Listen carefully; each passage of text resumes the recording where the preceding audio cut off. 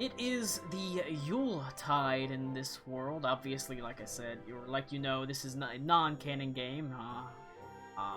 Like I said, the time you're in is technically March in the actual canon timeline, but within this timeline, you find yourself on the eve before Christmas or Yuletide in this world. You are traveling along a beautiful, pristine white road that has a blanket of snow across the landscape, almost making it look soft. The air is quiet and there's a gentle flutter of snow that falls from the gray skies above. As you travel along, you're quite wary. You've been traveling for some days throughout the cold, not really having much of a town to stop in. There's been a couple of wayposts and things like that, but you yearn for a real roof over your head, even if it's just for a night. As you walk along the well-plowed, well-traveled roads, easily finding footing within the divots of wagon tracks that have passed before you, come across almost a blight on the landscape, almost a darkness in the snow, and realize it's actually the brown of a wagon that has been pulled to the side. An older man, wearing what appears to be fairly nice furs. Older fellow sort of bumbles back and forth, rushing around, or not rushing around, but walking around, looking at a horse that sort of stands in place awkwardly, its feet sort of moving up and down as he looks at the feet, complaining to himself, saying, "What the heck's going on, girl?"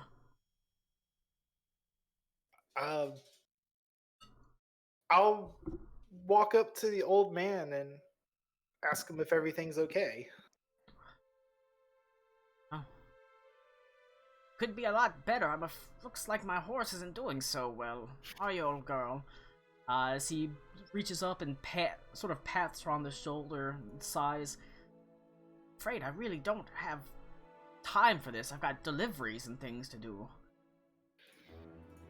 You mind if I take a look at your horse and see if everything's okay? I don't know my way around course. animals. Are we restarting? Yes. Of course. Go ahead and roll an animal handling check. Oh man, deja vu. I rolled an 18. Alright. One left. You can see she has picked up a rock in her foot at some point, sort of lodged slightly within the shoe. The horse is an older horse, well past her prime, large and stocky and strong, but in the twilight years of her life.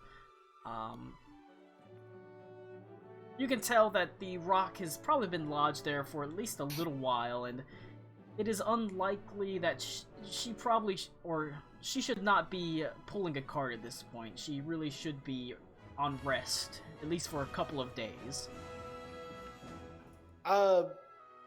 I dislodge the rock, and I tell the old traveler that it's probably best, unless he wants the horse to be hurt permanently, that it's probably best to take a rest for a while. It's not hurt very bad, but just for, just to be safe. Would love to, but I've got deliveries to make to the town ahead of us. Well, I happen to be a druid. I could turn into a horse and pull the cart for you. I really don't mind. We're on our way to the next town too. Well, as long as you don't mind, a druid, huh? Yeah. Watch. I've seen it. Oh, Jesus! As I very sickly transform into a very ugly horse that also has scales and a frill. Probably one of the ugliest creatures you ever seen in your life. Look what I can do! Wow. Not We so don't bad, get too so- many druids here on the northern coast, at least not this part. I mean, there's the crashing tide druids, but we don't get much of them around here. Well, you got two. Anyways, he undoes the horse, the older horse, and sort of pats her down. leads her to the back of the cart and sort of ties her up to the back so she can follow along behind, and you all gather around and hitch up the abomination lizard horse that is Karakwa to it. Yes. How horrifying. You begin pulling your way through the snow. You can see that the traveling is not too hard. Like I said, it's been a well-carved path, and there's been the road is well paved at this point. There's plenty of easy footholds and divots to find. As you travel along the few miles towards the town, the old man more formally introduces himself and his horse. His name is Milton, and the horse is named Fancy. He tells you that he is a delivery man, and he has been traveling for now a couple of days towards the town of Grace. A very sort of... It's a bit out of the way, but a fairly well-to-do town. Sure nothing bad happens in a town called Grace. Obviously. He says, it's a fairly nice town for the most part, although the mayor can be a real character. But that's not too important right now. What is important is that I get this medicine and everything else I'm delivering to town. As you continue onwards, cresting over a hill, you do see the town of Grace before you. It's actually fairly sizable. Probably a town of several thousand. Well located, sort of situated between several hills. All kind of rise up and block it from a lot of the wind and landscape and adverse conditions. At the center of this town, there is a large, quite steep hill that rises up to what appears to be a mansion. The mansion itself is dark and foreboding. It sits like a predator looking down at prey below it. You pass through the gates and the outer wall of the town, and Karakwa, he pulls slightly on the sort of harness to get you to stop as he sort of climbs off and begins going through the back of the cart. Sort of his eyes, he's sort of setting boxes to the side. He says, if you're so inclined to do good deeds, as it is the time of year to do so, there's a package you can deliver, and I'm sure the package would be well received. It's medicine for a family, specifically their young son. They don't have much, but they'd be more than happy to feed you and give you a roof over your head. Karakwa nods his head up and down as he is a horse still. We'd be glad to help.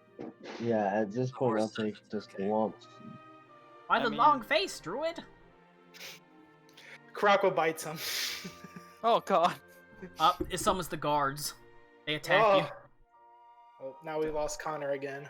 You shoot arrows at their feet and tell them to fuck off. They attack more. Of course. I'm afraid you're gonna want to head to Cheapside, to the House of the Cratchits. No. God damn it. I can't be mad about it. How big is the parcel? Surprisingly small. It looks like it's no bigger than like an earthenware jug. Maybe enough to hold a half a gallon of liquid. Okay. Whenever we get away, Colin, I want to do like a little kid on Christmas and rattle it beside my head if I can see if I can figure out what's inside. Roll a It's carbonated. It pops. It roll a spills perception everywhere. check. Game over. God, I hope so. That's not bad. 15.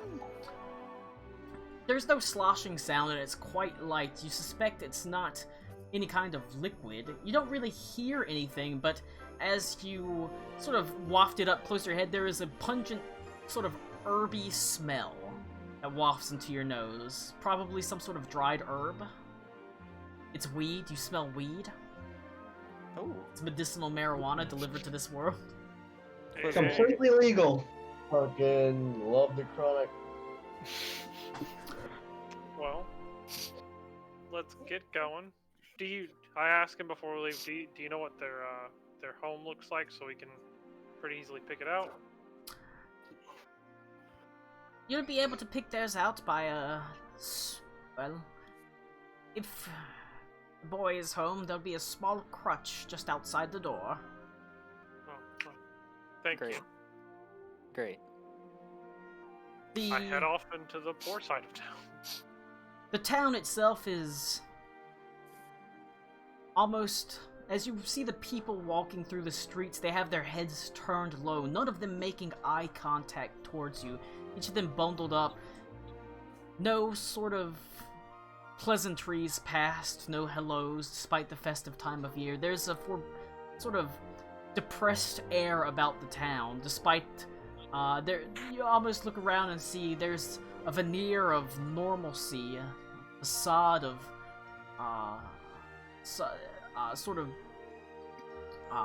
everything being put together, but beneath that, everything seems a bit run down.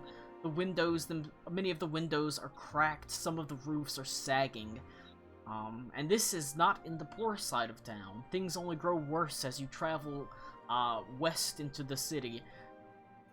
The buildings become little more than squat, cramped hovels, several of them with holes in the roof letting snow in.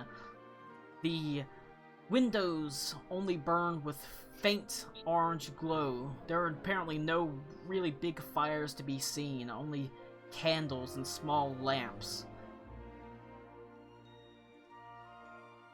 You continue into the cheap side of the town, searching every doorstep, and eventually you do come near the farthest of the far end.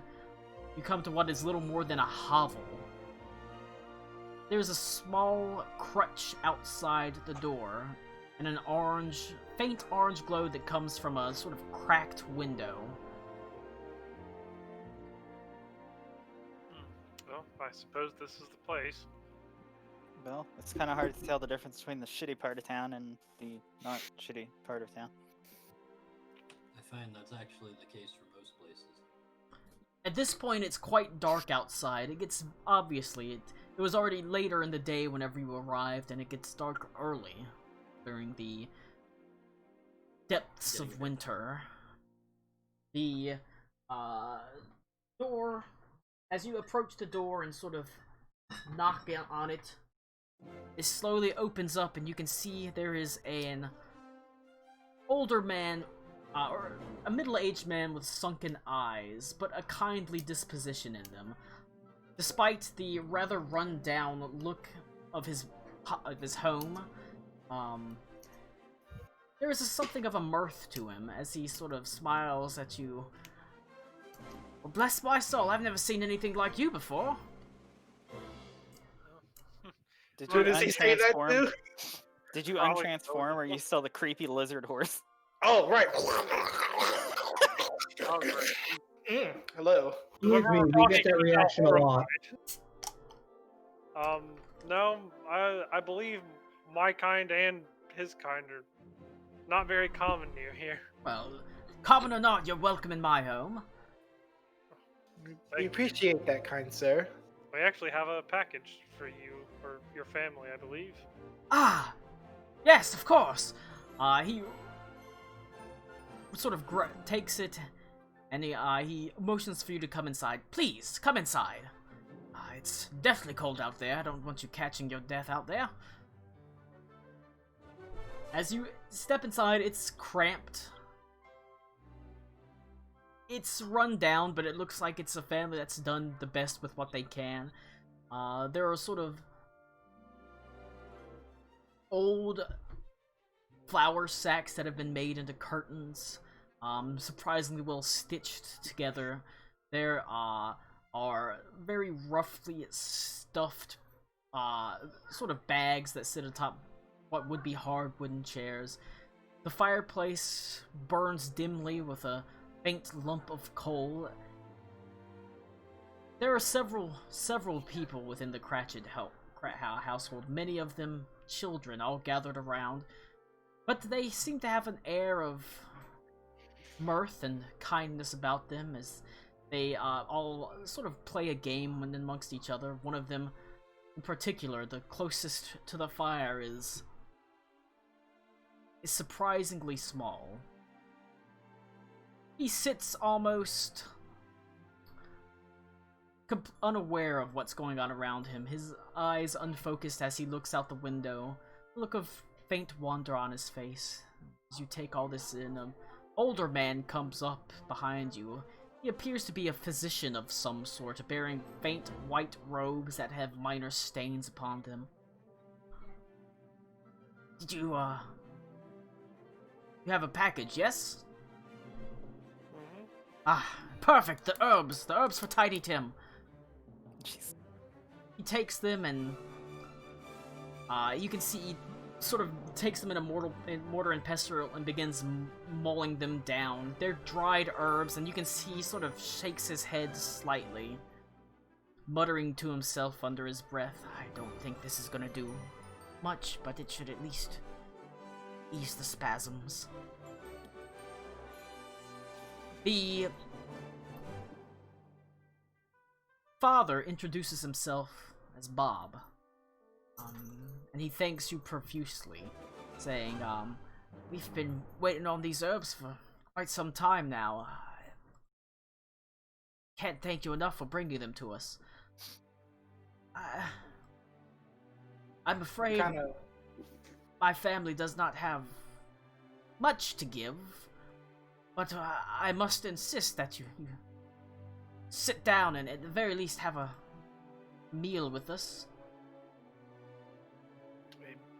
A warm meal would be more than appreciated right now. And good company, I assure you.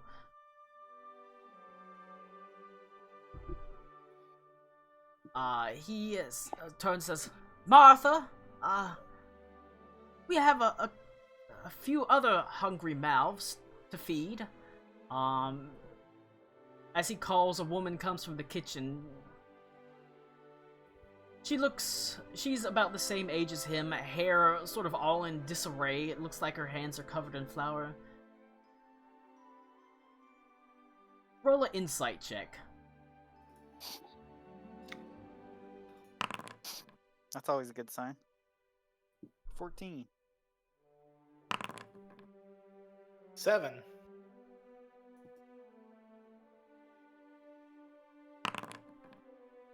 I mean, do you just want everybody to roll? Or... Everybody can roll an insight check. Because I don't see any reason why I I shouldn't. got 14.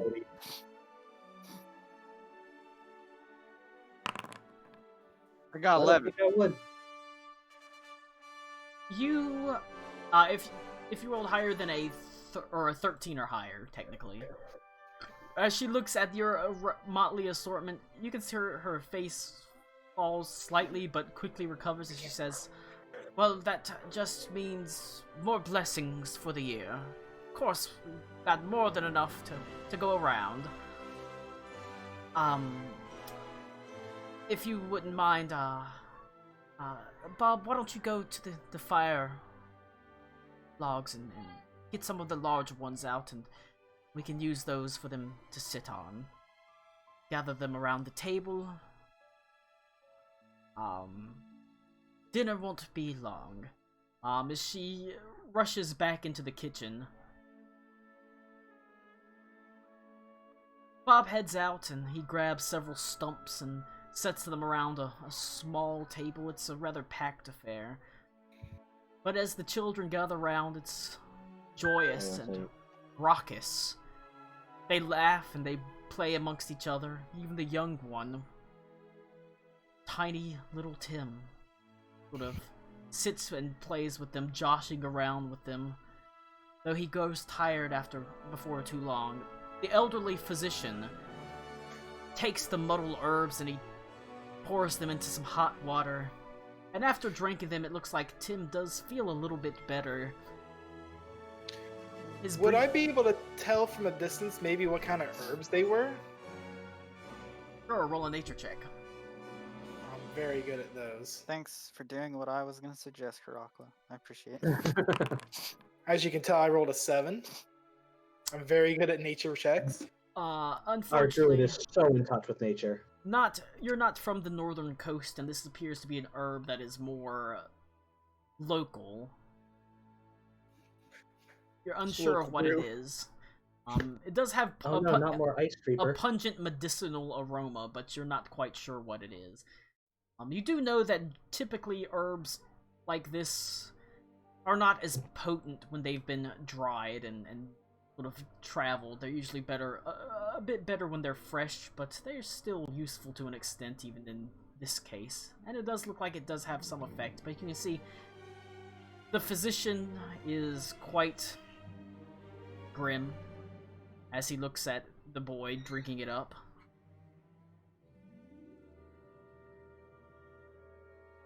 Oh no! Oh, okay, good. He's still with us. The meal is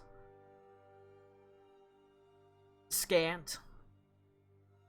A rather thin stew. It's warm and seasoned well enough, but you can tell it's meant to be spread across a lot of people. The Cratchits clearly do not have a lot.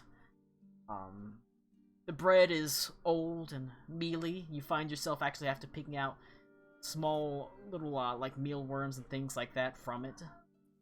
I just eat the worms. It's a Karakwa's delicacy for my tongue soul. darts out, grabs him. That's fair. It's been a long time since I had some mealworms. I mean, But the company is good, and the children are extremely entertained, particularly by you, Karakwa, and Alakul and Reed. As they seem to enjoy the size of the halfling. He's about their size, and yet a fully grown adult, and they seem fascinated by that. You want to have fun? I mean, at least you get to grow. Wow. Oof! it'd be real funny Wow, if this gets fucking sick and you're talking shit. I should pull out like my powdered iron and reduce Reed so he's even smaller after that one. Oh, it'll be like fucking Beetlejuice, the end of the movie, forever. where his head gets shrunk. After a while, the physician excuses himself, leaves, disappearing into the darkness. As the night wears on, the children play with you, and eventually there is a small dessert of boiled fig pudding that is set out. The pieces are small, but it is enjoyable enough to eat. And soon, before you know it, it's well into the late night. The Cratchits have been very gracious and kind hosts, despite not having much. Go ahead and roll a perception check, everybody. Oh boy. Oh, as a side note, Colin, if I could push the fig pudding over to the kids, I don't want mine. I just want the kids to have it. Bring us some figgy pudding. You've offended the whole family. They hate you. Excellent. Being kind to their children. 20, not natural. I rolled a 16. Fucking dark elves. Perception? Yes. Oh my god, this is good. Alright. 15, 17. Alright, you got 17. higher than a 15, or 15 or higher. As you are standing there, sort of enjoying the company of the Cratchits, slowly they one by one begin going to bed. Tiny Tim going first up to his room, and then soon all the rest, and you're left with only Bob and his wife. You hear what sounds like chains scraping along cobblestones from outside as Bob and Martha stretch, and Bob says, it's about time for us to turn in, but you're welcome. We don't have much room, but you're welcome to use it as you see fit. You've given us food and you've given us warmth. Thank you very much. It's Yuletide, and it's important to give rather than receive this time of year. I wish you good night, and I welcome seeing you in the morning. Same to you, my good sir. The two turn and head upstairs. Cool. I'm gonna run over the goddamn window. And I'm gonna like All right. go see if I can see what the scraping is outside. You. Joke's on What the you. hell's wrong with you? Now it's Smoke joke's on chains. you. Now it's the Santa Claus as you see the Santa Claus, the ladder rising up. Tim Allen is climbing up it. Turns out the white of this town is not snow, it's actually cocaine. I fucking hate you, Colin. Well, No. I die of shock in game. You Are we gonna you beat are up the Santa you are, Claus and put you him in are a bag? revived by cocaine. Shit. Shit, it was Tim Allen, Dragon Chain. Tim Allen is actually 300 years old. Cocaine is the secret to immortality.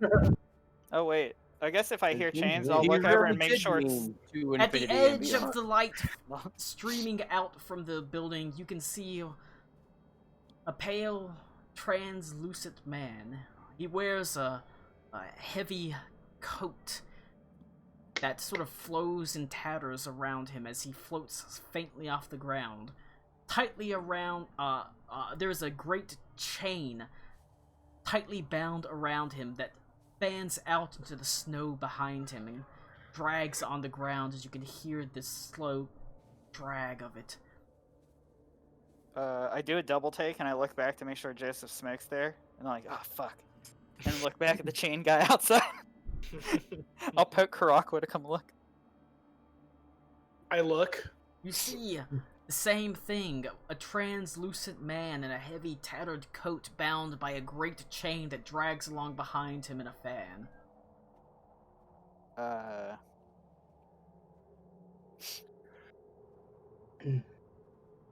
You guys gonna make any moves? That normal around here? I mean, Reed, how come cold look was at it this shit. outside? Very cold. I'll hold Reed up to the window like a kid. Jesus. No, I'm kidding. Just come look at this shit. That's Well, not fishing. On seeing it, I mean, I'll start to head outside. what? Okay. Why? well, I will shout, "Hail, Matt, sir!" What What, what about spooky ghost makes you want to say hi? what brings you out on this cold night? As you open the door, the first bell chime rings through the town as he looks up at you. As soon as that bell chimes, I fucking pull Reed in, I slam the door shut, I will roll a grapple check. that's fair. I'm like, no. This is Ghost. We don't fuck with this. I mean, you can try to pull Reed back inside. All You right. may try once. You may try once.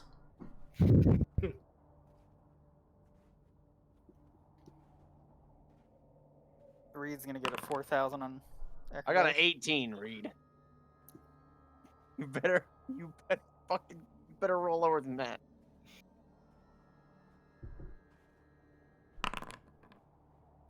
Fuck yeah, Reed is inside.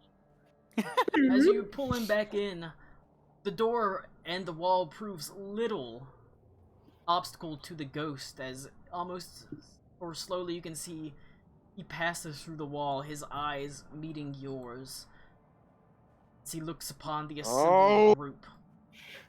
What, you thought the door stopped ghosts? No, I just didn't. God damn it, Reed. It's gonna fucking haunt us now, and it's your fault. Okay, We've we'll had have worse things happen to us. we'll have Reed distracted while we evacuate the family and ourselves, since he wants to talk to it. You have done a very kind thing this night. Very kind for this family. But there is still so much more that needs to be done within this town. So much more.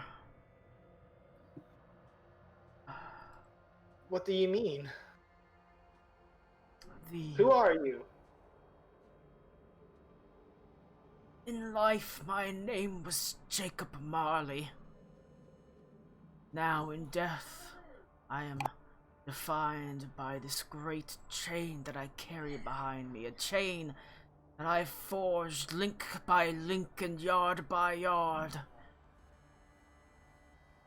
I'm afraid this town is doomed. Should nobody step in.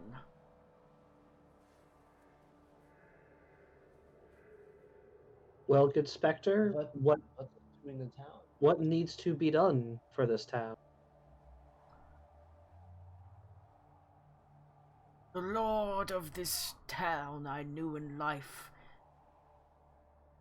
Ebeneezer was his name, and I committed with him every misbegotten act of greed, malice. There's those very acts that forced me to wear this chain. His eyes sort of seem to be lost. He looks past you in the direction of the mansion on the hill. It is too late for me, but perhaps not so for him. He has prepared for many years to slip the noose of old age. But to do so will cost both his soul and the town of Grace far more than the simple chains that bind me. But there is still a chance, if not for his sake, then for the town of Grace. But tonight, Scrooge will be visited by 3 spirits.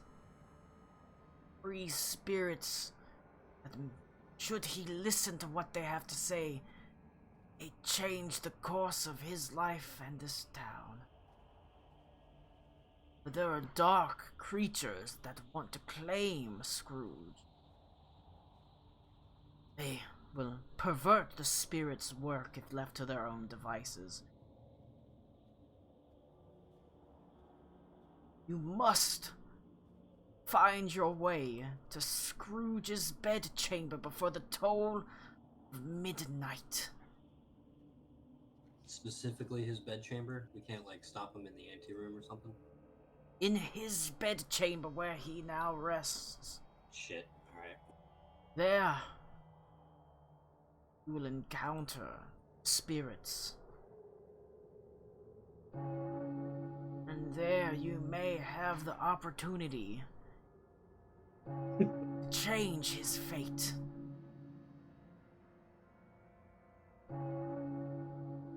Time grows short. The 11th bell nearly tolls. The time. You must go now. My good sir, you have my word that we will do our utmost to help this Ebeneezer. His eyes close faintly as the 11th bell tolls, and he seems to slowly back out of the room. And as he does so, you can see the door flings open as if a great wind has blown it open. And you can see out amongst the street not just the ghost of Marley, ghosts that seem to walk the streets, many of them bound with chains, lamenting the deeds that they did in life. But there are even darker spirits, grim, shadowy beasts that seem to loom over the town. One of the ghosts seems to sort of loom close over what appears to be a homeless man, reaching out desperately, hoping to help him, and yet the foul, dark shadow spirit pulls it backwards, preventing it from even having a chance to do so. It seems as if there's almost a war between good and evil in the town of Grace. As you head out into the snow, you have 1 hour to reach the top of the hill and be in the bed chamber Lord Ebeneezer Scrooge. And we know which house is his, the big house on the The big hill. mansion. Big yeah. mansion on the hill. The haunting of Scrooge Manor. There is it is an extremely steep hill and quite large. There is a road that runs up it and several kind of buildings that are along the way. What appears to be a couple of they almost look like counting houses. And you begin rushing towards it. You can see, however, as you get closer and closer, the roads are not so great. Falling snow kind of fills your tracks behind you as you pass through the town square, skirting a statue of a large sort of angel fountain long since dried up. The snow itself, as you approach the road up, the sort of long, winding road up toward the mansion, is filled with snow that's at least a foot thick. As you begin slowly trudging through the snow, you eventually reach the road that leads directly up the hill. The streets shine with fresh snow and ice. As you draw farther up the hill, though, it looks like it's not going to be much of an easy climb, as their first feetfall begins to slip as you manage to get up about 3 feet and just slide backward. It's more like a frozen river running from the top of the hill to the very bottom. Oh god. Shit. Okay. Reed, just run up it. I mean, I could. Well, we should I give it a don't try. have. No, I don't have difficulty with icy terrain. Maybe I can just drop you guys a rope or something. Yeah, I mean, as long as it's not too far. I can flying. also jump and try and skip past some of the stuff. I can use either produce flame to try to melt some of the ice along the way, or shape water to remove the ice and liquefy it and move it out the way of the road in front of us. Same. You can try all those things. All of them at once. Well, I think we should go with Karakwa, as most of what we have would only get one of us across. What Runa, if we just walk behind the fire Again, spear? just to make sure, he said he's there now, right? Yes, you have to be in his bedroom by midnight. Runa, do you want to help me remove the ice from this road? We can shape water as a team. Yeah, we can shape water and firebolt if we need to. I don't have firebolt anymore, sadly. Retcons! Maybe if you get it at the end of this game, it'll be a Christmas miracle. Oh my god. Yeah, I guess we'll shape water and try to make it easier for the rope crew, what have you, to get up. Right. Me and Karakwa shaping water. Begin You using and Karakwa? Me and Shape- Runa shaping water. shape water to begin nudging the ice to the side, or at least find a small path through the ice. It takes some time. The going is slow. And as you look back, you can see the area behind you very quickly begins to freeze back over, but for the most part, you are able to clear enough of a path to walk single file up those icy streets. You get maybe a quarter of the way up, and you find another obstacle standing before you. It looks like several carts that were probably at one point higher up on the hill have slid down to a small plateaued area, sitting across what appears to be the road itself as it narrows in a spot. You could try to squeeze around it, or you could climb over it, or you could move it out the way somehow, but it's currently blocking you through this small path.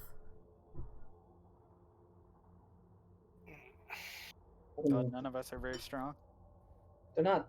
I mean, I they're am. just carts. They're not too tall, are they? This is No, the- it's not. this- It's not something that it's going to be super hard to climb over, but they This are is very the path- icy. This is the path to Scrooge's manor house, right? Yeah. Yes. Is it a walking path, or is this cart supposed to be here? It looks like, like I said, it's a part that is not a walking path. It was a riding path, but it's narrowed to a point that since Gotcha. the stuff is, since it looks like this was probably parked somewhere a little bit up, but the ice has caused it to slip down. It is now a frozen over cart that blocks your path. Hmm.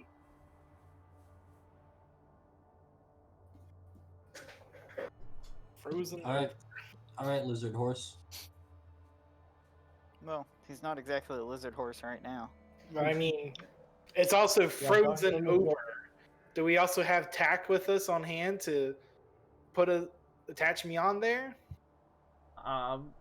You can see Probably there, not, but it looks like there is a frozen Wait. harness hanging Wait. in the around towards the back of it. You mean tack and barding isn't just part of a horse?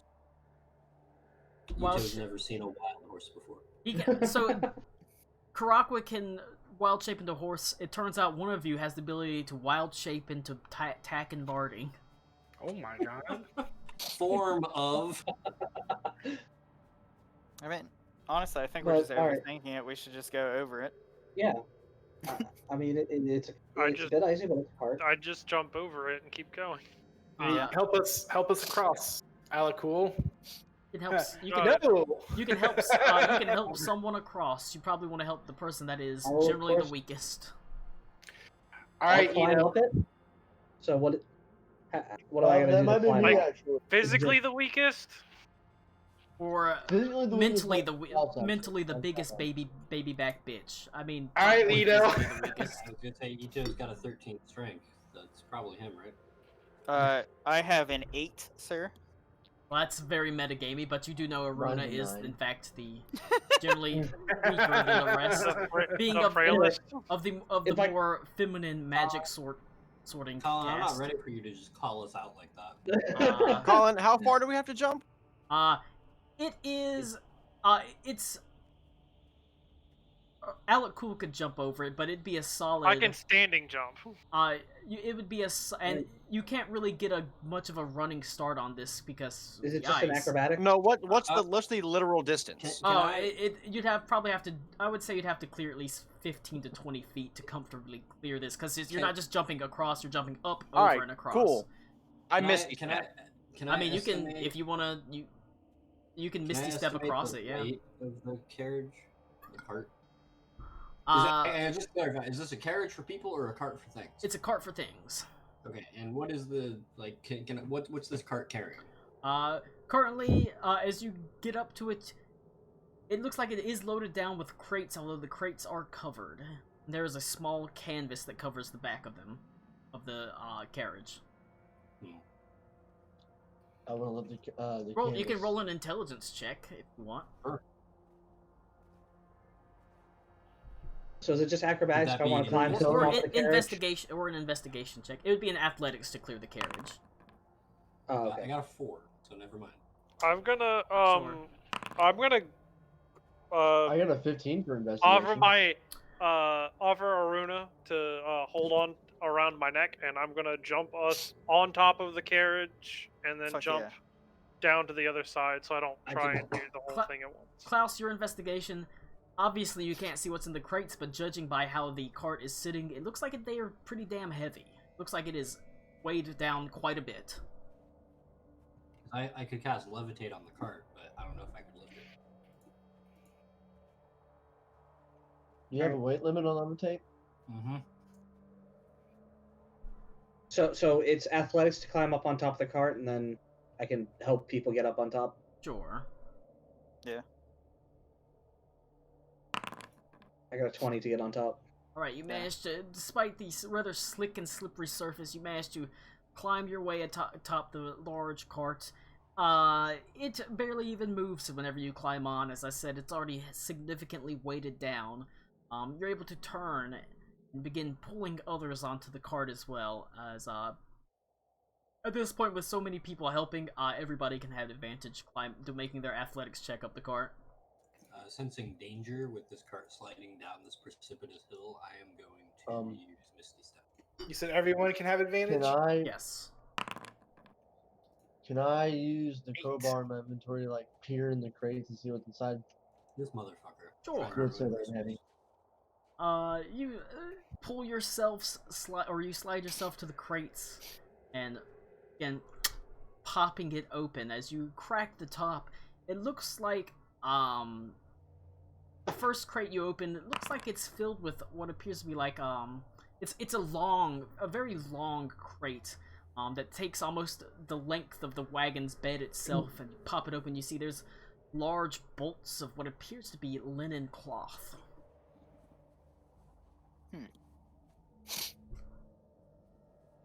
Wow. No, I forgot I got carried across like a Disney princess. Basically. Fuck yeah, dude. Since this isn't canon, I'll fall in love with Alakul and we'll ride off in the sunset at the end. A whole new world. You've got four-armed moonbug babies in the future. Oh boy. They're like the fucking Hollow Knight. Why did the music change? Music hasn't changed. It didn't? It's been off, and it's been ice cavern for a while, or frozen waste for a while. Oh, mine has been off and kicked on for all of a sudden. Well, Alright. I'd say you all managed to scramble across. It takes time, though. Time you're not really sure that you have, as you're only about halfway up the hill at this point. As you look up at the looming specter of the mansion and the rising road above you, you continue carefully but diligently pressing onwards, making your way up the hill. As you get to another one of these steps, as you realize that the road down almost has tiers, has lengths of steep slope, then it tears out, and lengths of steep slopes, and it tears out. You can see the road before you is still slick, but there is an alleyway off to the side. It's dark, but for the faint glow of what appears to be a torch from somewhere down deep within it. It's a little bit tight, a little bit cramped, but judging from the fact that it's covered in dirt and no ice, it looks like it may be an easier ascent than just trying to climb up the road itself.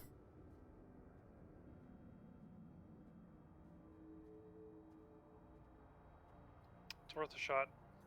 I mean, Yeah. We don't really have time to waste. We gotta try something. if you'd like to go down that road, I'll continue to try up the tiered slope. Alright. You can reach trying up the tiered slope. Give me a Yes. a nice acrobatics check. That's a 24. Alright. You continue sort of scrambling your way up the slope, sort of very slowly and carefully making your way towards the summit of this great hill. The rest of you, I think it's pretty much the rest of you, right? Head Yeah. into the alley, hoping for a shortcut. So, silly question. There's 1, 2, 3, 4, 5, 6, 7. I can cast fly on 3 people and have them just Super Mario cheat code their way up there. They can attempt to carry someone, yes. No, I meant I can cast fly. I have 3 Yeah. 3rd level spell slots. I can cast fly on 3 people. Yeah. It would take approximately 20 to 30 minutes to do so. I mean, we've already spent about half of our time, so. Yeah, you've already spent half an hour or so getting up Well, there. It's a concentration. You'd only be able to cast it once on someone. No, I would cast it once on someone, watch them go up there, and then cast it on another person. Oh, I see what you mean. But it would take like 15 or so minutes. You have that going on in the back of your mind as the group say their heads down this alley, and as you walk through it about halfway, 3 silhouettes appear ahead of you, outlined by dim light reflected in a torch from a nearby building.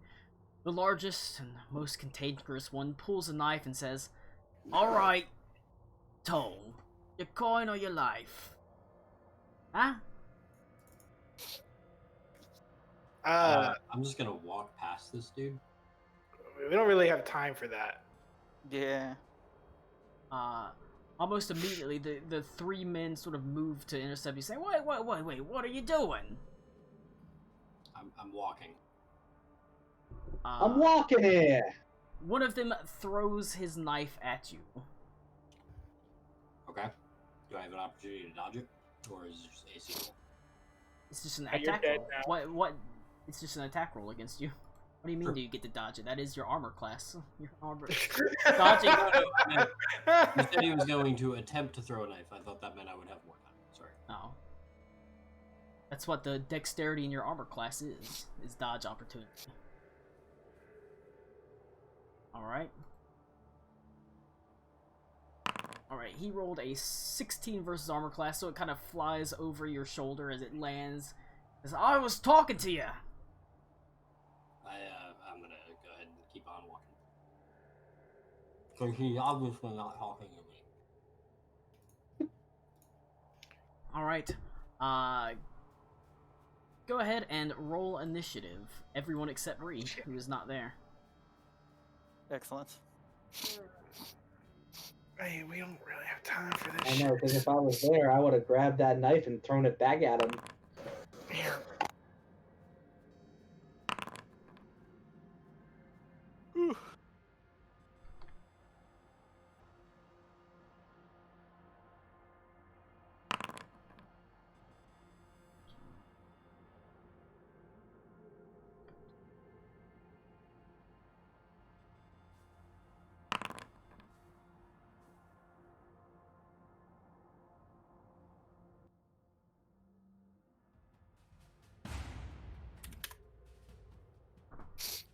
Okay.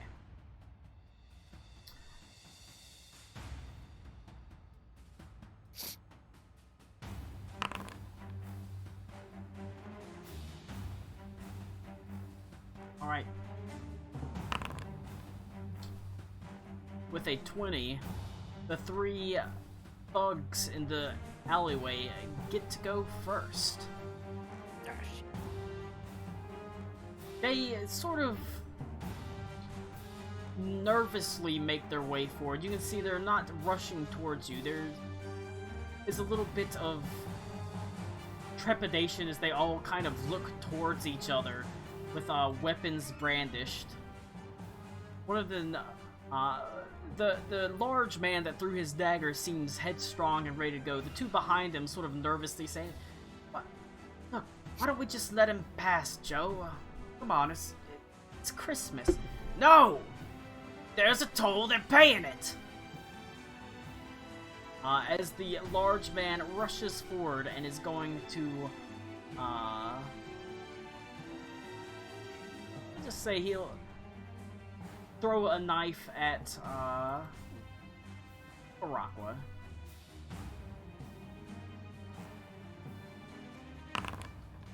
How many of those do you have? 17. I just want to know so I know when I can really ignore you. Wow. 17 to hit Karaqua. We start combat, 3 people leave. Karakwa is not there. It flies Neither over is Karak. It flies Neither over is Karak. It flies over Karakwa's head, and lands in the darkness behind him. These guys are clearly not a big deal, and 2 of them are already apparently terrified. As it goes to you, Ito. Okay.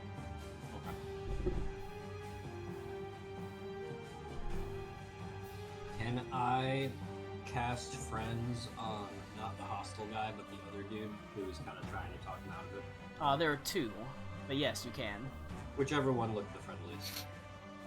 Neither of them look friendly. Both of them look nervous and more scared of what's happening. You can, if you want, roll an insight check. Sure.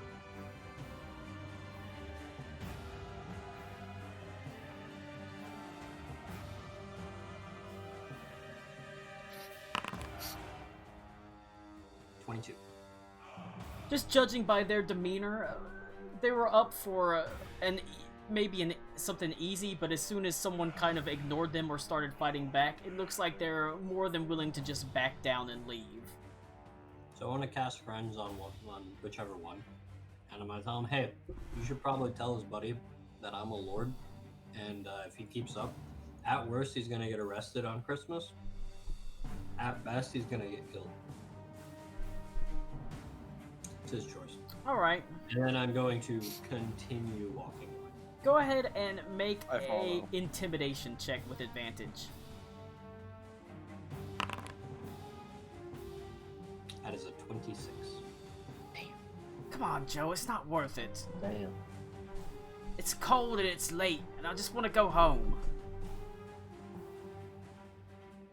Ah. Fine. You're lucky, but we're gonna let you go through this time. Consider it a Christmas gift. And they three turn and walk away, disappearing down the alleyway. As you've managed to diffuse the situation well enough, intimidate them down as they turn and leave. The large man goes and he picks up one of his daggers and puts it away and heads down the alleyway, disappearing into the darkness. Hope he finds a better use for that knife because he's a really terrible shot. I mean, this is hard to say from a level 9 character to a challenge rating 1/2 guy. That's why I didn't want to fight him. You do manage to pass through there, find yourself catching up pretty quickly to Reed, who managed to scramble his way up. The final quarter of the hill is in front of you. You can see it's as the alleyway kind of dips back into the main thoroughfare. This part in particular is sort of actually almost, it looks like it, several switchbacks that are running up towards the mountain with small buildings that line it. It's quite steep, but you're almost there. There's a 10-foot wall around the manor that is roughly half a mile or so ahead of you. Go ahead and give me one more athletics check, or in this case, an acrobatics check to leap from roof to roof across the switchbacks. Oh boy. I didn't catch the skill you said. Athletics, you can. It's this time it's a either or. You can do acrobatics or athletics because now they're the way that the road is arrayed before you in this sort of winding fashion that is closely tight knit buildings leading up to the entrance of the a wall that sits around the mansion. You can actually jump from roof to roof. 24. And Might I would not like be to bad. help. Alright. other people if needed. If I failed that, I can get a D8 on that. So am I still separated from them right now, or? 10. No, they caught up with you whenever you passed your check and they passed theirs. God, what took you guys so long? I see it's still round 1. No, Can- we Oh, beat no, the no, bad no. guy. No, I just They got told them to go they got help themselves. intimidated and backed down. Oh, okay. Can I just Okay, so jump if this a, without making a 10's check, not enough, Colin? I got a 15. Yeah, you can use jump to clear it, but Ooh. the big thing is it's not a group check. Everybody has to pass or it slows down. That was Yeah. a terrible one. I got 15, which isn't too bad for me. Acrobatics or athletics? Either or, Either. in this case. I'm gonna try acrobatics. I'm a little bit better at that. Same. Ooh, Like same as me. I got a 2, which is worse than a 1 for a half. Alright. You continue scrambling up the last leg of the winding road. Some of you taking to the rooftops, the sort of squat rooftops to leap across them, leaping up. The DC was only at 12. I missed it. Unfortunately, Wait, I As- said I was gonna jump first and try and help people up. Can I help people?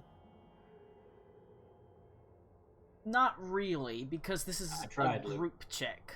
Or it's not a group check, it's an individual check, and you're all doing it at the exact same time right now. That's fair. I tried, Luke. The Reed's foot slips off the edge as he sort of as he leaps from one roof to the other, and unfortunately scrambles down a little bit. I need an actual target. I can't like ghost chain dart a chimney or something. Well, you sort of struggle for a second, and the rest of your group manages to turn and lift you up, but it's a matter of losing some time as they have to do that. As you continue rushing onwards, they are able to help you, but it is a loss of time essentially, as they have to turn and help you up. The gate, or the wall itself of the mansion looms before you as you look up at it. It's the manor itself is surrounded by a very large 10-foot sort of stone wall that's slick with ice and snow. The road actually runs up to what appears to be an iron gate.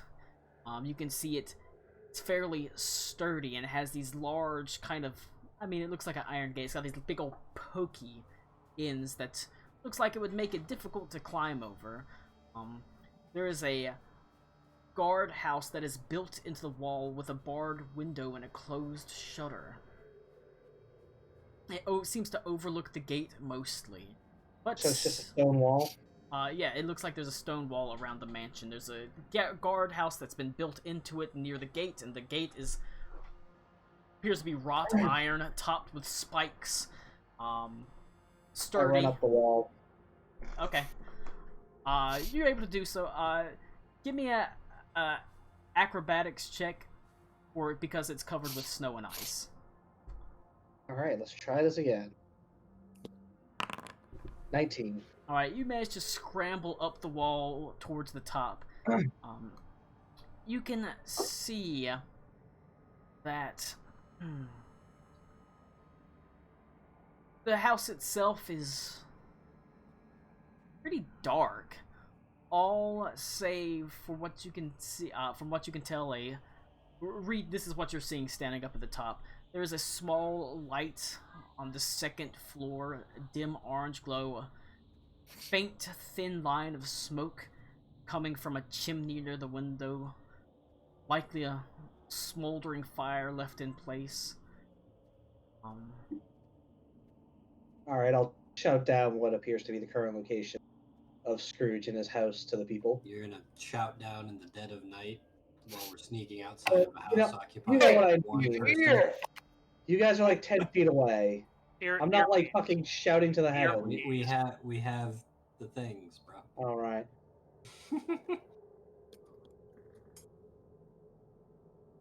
But, alright. You said there was a gatehouse? Yes, there's a small gatehouse with a shuttered window near the gate. Is there a door I can get through if I jump down onto the opposite side? Yes. Alright, I'll go to the gatehouse. Is there any way to open up the gate? It looks like there is a heavy iron padlock within that's wrapped around the gate. Well, it's not chained or anything. It's a locked gate. You know. Okay. However, looking at the gate, you don't see any. It looks like the gatehouse, guardhouse, has likely been deserted for a while. Okay. You want me to pass you a lockpick? Sure, I can give it a try. I sort of love the idea of Klaus just sitting there chuckling to himself at our feeble attempts to break and enter a building. Actually, can I use the help action and help him pick the lock? Sure, Patrick Swayze ghost him as you wrap your arms around him from the other side. Oh, God. No. So what is it? I point out what he's doing. Sure. What is a lock picking check? Is that Dexterity Thieves Tools check. So I don't know if you're proficient with Thieves Tools. Actually, I am. Yeah. All right, so it's just a Dexterity check, add proficiency. Okay, so Insights into Sus. Yeah. plus. So that's 15. Yeah. It's a fairly well made and sturdy lock, and it does take quite a bit of concentration, and it takes a couple of minutes, but with the guidance of Klaus, you feel that faint click, and all of a sudden the you not get bad. the door, the gate sort of slowly. It doesn't like open all the way, but it just opens a little bit as a wind sort of slightly blows it open, giving everybody access through the gate as they sort of slip and slide on the icy surface, making their way past the great wrought iron contraption. You look up at the great looming house before you, and like I said, you see the same thing Reed saw. Faint orange light in the second-story window, a small curl of smoke rising from a chimney near it, and How the high up is that window? 12 o'clock starts to ring as you realize shit. you have to rush. As the second bell chimes, you scramble up run. the right doorway. Give me an athletics check. Can I run up the wall and run in through the window? Sure, you can try to run in through the window. Are you saying you're going from the window to the wall? Well, the wall to the window, but so Hey, 18 athletics. I mean, is Yeah, it still no. just gonna be the same thing? Are we all It's rolling not- that? It doesn't Yes. Colin, is that still gonna be the same thing? Am I rolling athletics or? Oh yeah, you're I crit it. okay. Yeah, just the athletics check to roll the wall because everything's covered with ice. It's not as easy as just running straight up. There's a little bit of a check involved, but you're Oh, then able is to do that so. acrobatics or? For the climbing of this is an athletics check because you're Okay. not jumping up. You're just a straight climb. 22. All right. As the fourth bell chimes, you scramble up to the doorway. Alec Cool sort of falls behind us a little bit, but Joseph Snoke whips a chain behind him and allowing him to grab it as he yanks him forward. As Reed just straight up scrambles up the sheer vertical face of the building, seeing the window before him that glows faintly. You can see the door is closed and shuttered. Well, it's not shuttered, but it's closed and locked. You can barely make out what appears to be a man sleeping in the bed behind it through the frosted panes. You get to the door, and it is locked. Hey guys. I'm up. Nope. Guess what? This is a Christmas game, motherfucker. I cast knock. Alright, Son of a bitch. the door, Merry Christmas, Son of Aruna. a thunder. the door I immediately, think door was Tommy's trigger word. the door immediately opens as you wave your hand in front of it, casting knock.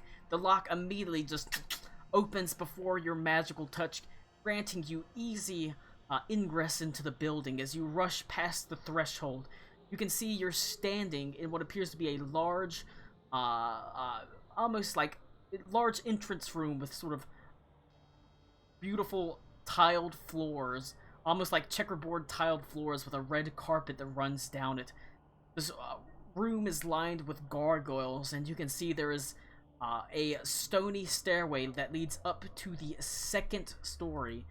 As you continue, you rush to the second story. Rushing up the stairs, you hope and pray to find the right door. As you begin opening them wildly, eventually, however, roll a perception check. Is this for the people inside? Damn, smoke Damn. fucked that up. Don't worry, the rest of us did real Perfect good. average. I crit the fucking last one, and then I rolled a 1 on this one.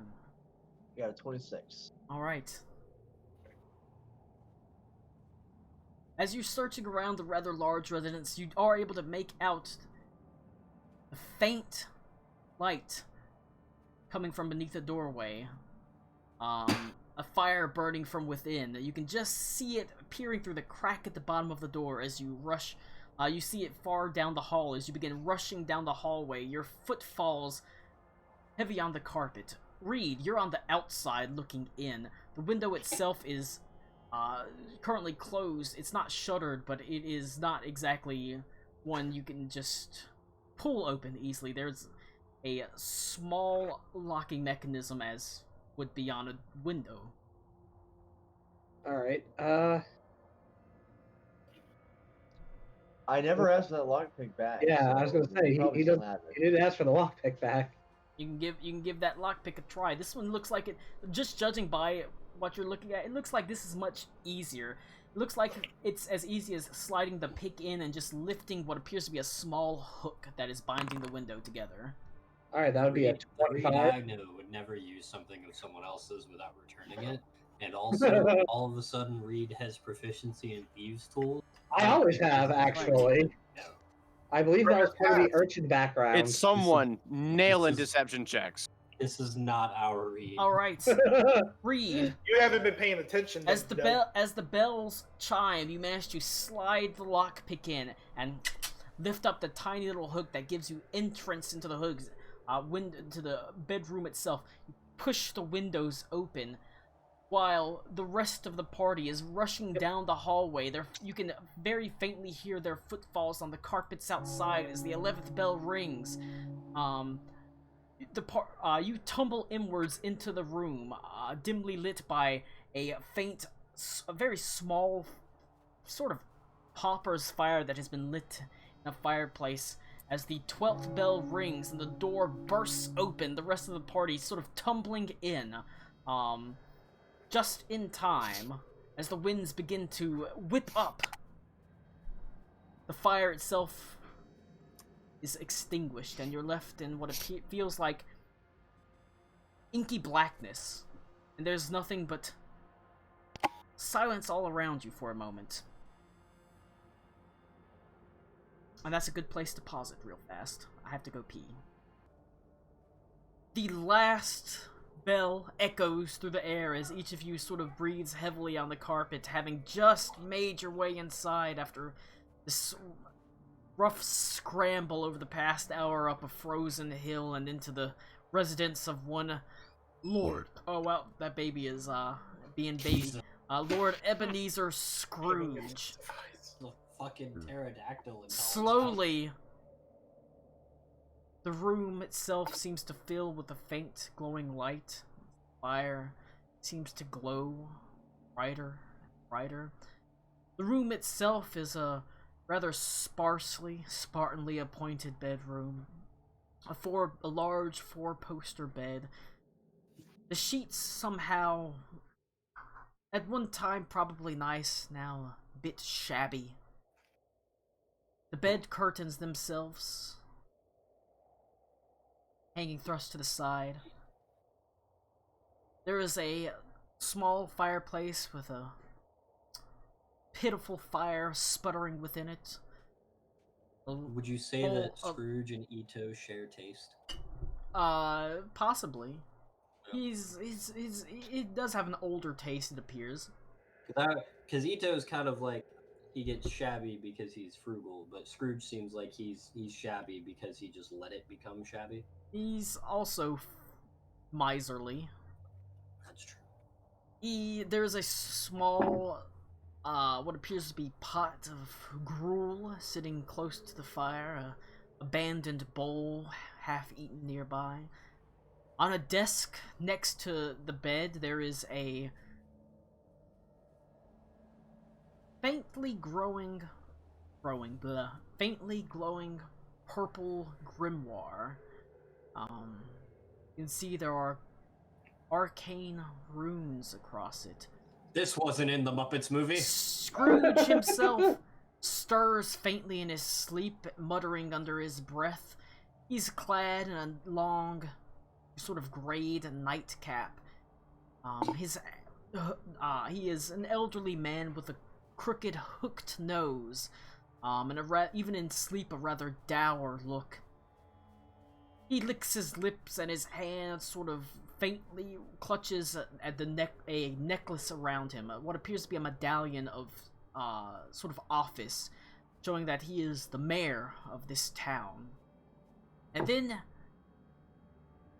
you realize that the light in the room is too bright to be coming from the pitiful fire, and it only seems to be growing brighter and brighter. Everything grows but Reed. Everything grows, but who knows? Greed is growing brighter and brighter as he slowly learns more and more confusing. Reed, your heart grows every day.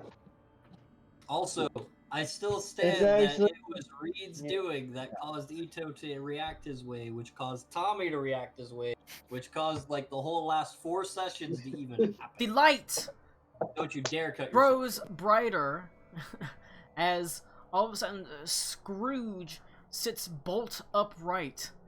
And he seems, as you're sort of all gathered around the bed looking down at this man wearing a nightcap and robes and his medallion, he sputters in a hoarse voice, "How did you get in here?" Window. We are Before the you adventurers of Christmas past. Before you can even The say Adventures anything, of Christmas. the Adventurers. adventures. Oh. But before you can say anything, you hear a voice that says, "I am the spirit of Christmas past." It's clear and beautiful as you realize that standing fairly behind you near the corner of the room is a beautiful young Aladrin woman. Her face is calm and serene as a lake on a windless day. She wears a flowing sort of white gossamer robe that flutters along her as she moves towards him. Her feet seem to almost glide along the floor as Scrooge sort of falls backwards.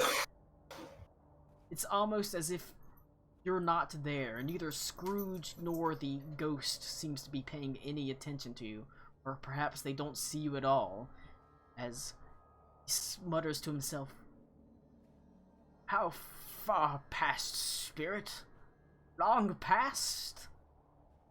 The spirit glides over to him, standing next to his bed with an outstretched hand, and says, "You're past, Ebeneezer Scrooge. We must away." And as you turn, you can see her. You turn. Her eyes settle on your forms, as if she knows you're there, but you're unseeable, invisible. There is much work ahead of us this night. Scrooge cautiously takes her hand, and as she lifts him from the bed, he steps before his own bedroom door. "It's through here, Ebeneezer." "What, my hallway? What, are you going to show me down to the bottom level? Tell me, spirit, why do you..." But he's interrupted as the door sort of slowly opens and you don't look into the hallway that you pass through, the hallway that you scrambled through. Instead, it's bright and sunny past the door. Light streaming into what appears to be a schoolroom. Desks lined upon the walls. Again. Guys, I have concerns He sits. because either they're ghosts or we're ghosts. In which case, Possibly. there are problems. Klaus would like to point out that we're not that lucky for Ito to be dead. That's true. Slowly, Solid reasoning. you can see it is a schoolroom. It's basically this layout, but currently, most of the seats sit filled with students, all between the ages of 8 to maybe 12 or 13. The teacher himself sits quietly writing a few last notes as Ebeneezer Scrooge stands there completely slack-jawed, his face fallen, his eyes wide as he mutters, "I remember this place. Used to attend here. Spirit, why have you brought me back to my old school? You intend to show me every moment of my wasted youth? Humbug, spirit!" spirit itself says nothing as the class gets up to leave. They all begin filing out, all save one young boy who remains seated. Of imperial nobility? Shut up, Connor, while I describe the scene. The boy seems too long, too lanky. His arms so almost mismatched. His sort of seeming to be uncomfortable in his own skin. Boy at the cusp of awkward manhood. As he sits there, the teacher walks by and says, "Come on, Ebeneezer. Time to head out." And passes by him. The young Man, I can't believe. Ebeneezer sits there, sort of nods his head, but returns to his writing as the ghost and older Ebeneezer sort of slowly walk past him. Fan, as he turns, and for a moment it seems like he's looking right at you, but the door opens. And in there, standing in the doorway, is a young girl, clad in a bonnet and high-waisted gown. Roll a perception check.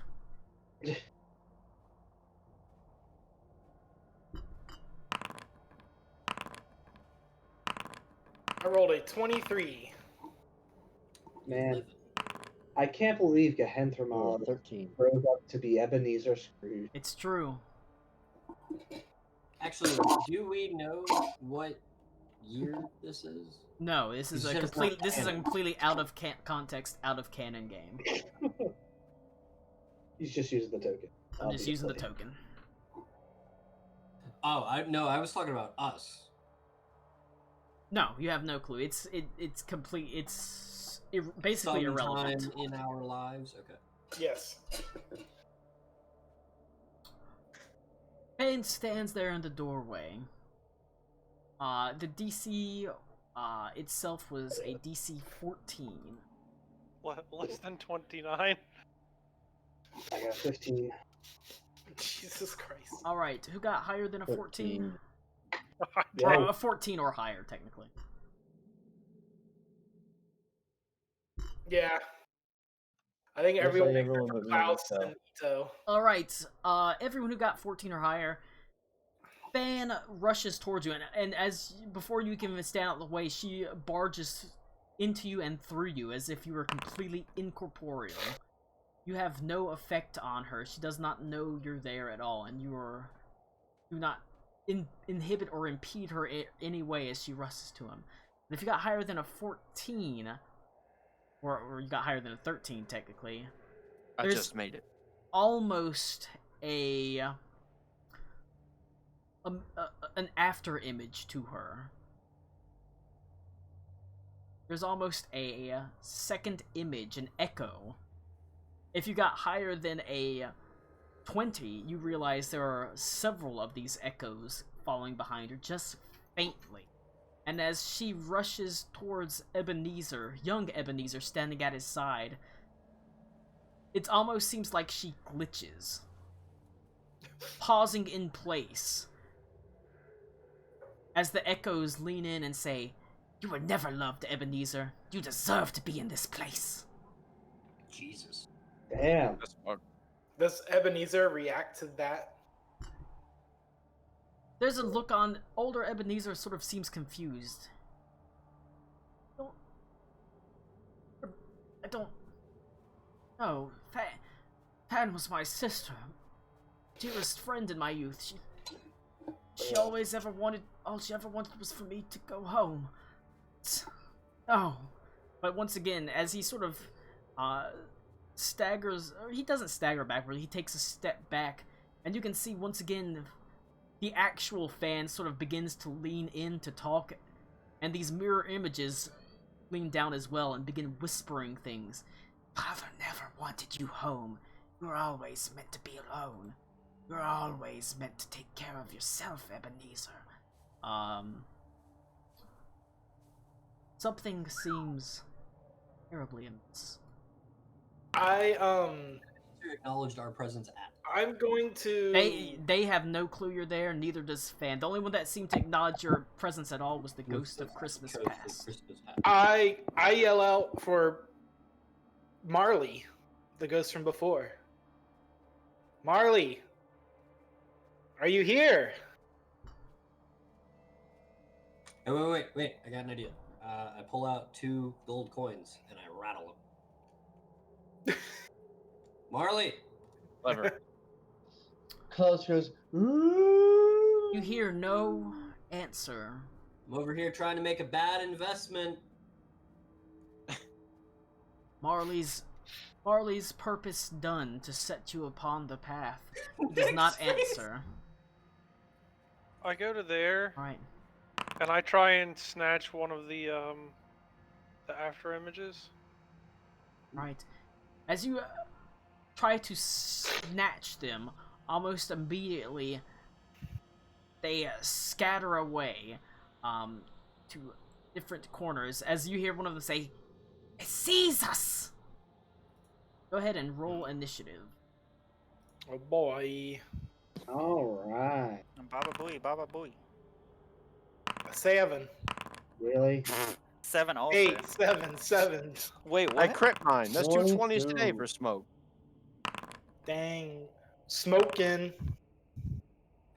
Yeah. Stupid Alright. slow Smoking in lizard. the boys' room. All right, Ito. All right, Connor. For your interesting Marley thing, roll a persuasion check with advantage.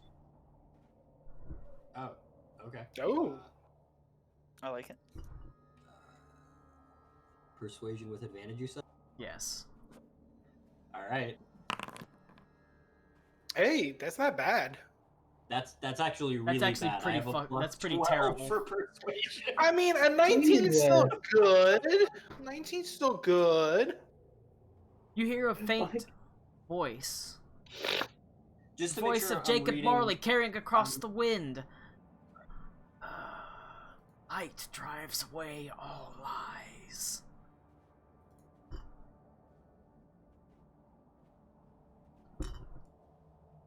Do I hear this or does everyone hear it? You hear it.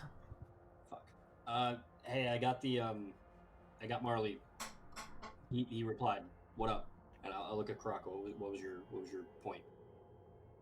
I didn't know where you were going with that. I just wanted to help you out. I just wanted to know what's going on.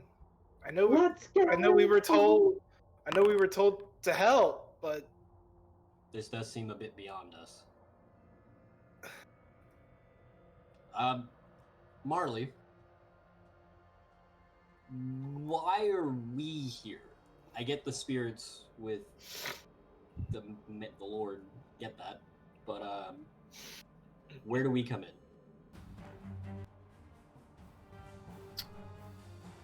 No answer. that's not surprising. That sounds about right. You know what? I take my 2 coins. I put them in my pocket. Aww. Marley goes, well, fine, fuck you anyway. Marley, Disappears. Marley was gonna spend those coins at the freaking Ghost Pepper Factory. And just to make sure I was following the guys in the 4 corners, those are the after images? Yes, they have split away, each of them a vague shadow, currently in the form of Ebenezer's young sister, Fan. Alright. As the wrong pop out. There we go. Starts with Klaus.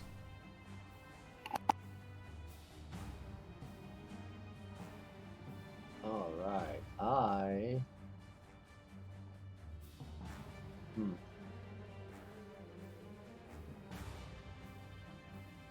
guess I'll move up to the middle of the room here.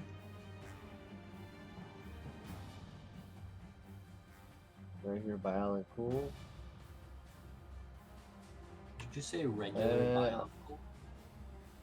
No, it said right here by There were no Alan regular Cool. Bionicles. Fuck, man. They were all extraordinary. I do want an cool bionicle bow now. Thank you. There's been some shit I like will cast Chaos Bolt on the top right guy. Get chaos bolted, you little bitch.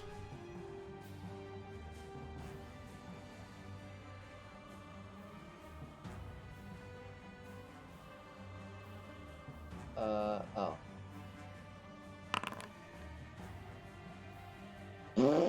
It's not good. It's not good. That's, yeah.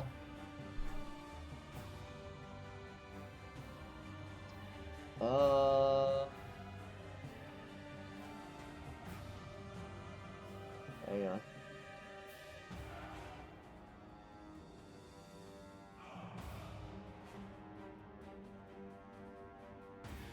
Ah, damn it, it's only when the ability checks.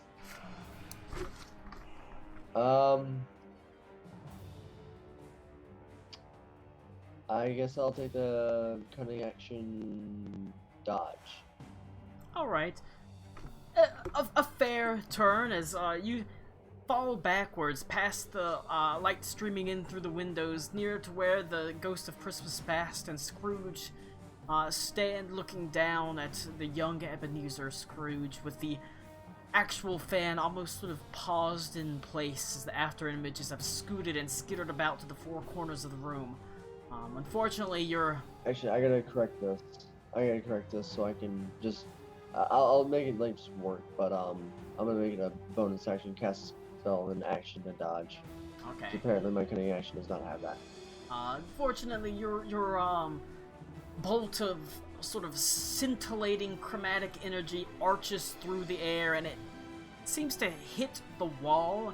It doesn't do any damage. It almost just disappears into a like a burst of sparks that sort of fly away. You know, it was a good try as it goes to Joseph Smoke. Mm-hmm.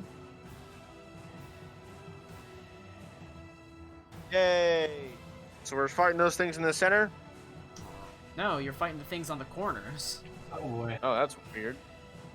Alright then. The ones that have Alright. a red border instead of the ones that say NPC. Cool. We're gonna stand in formation. And I'm gonna hit this one in the top right corner Okay. with an Eldritch Blaze. Eldritch Blast.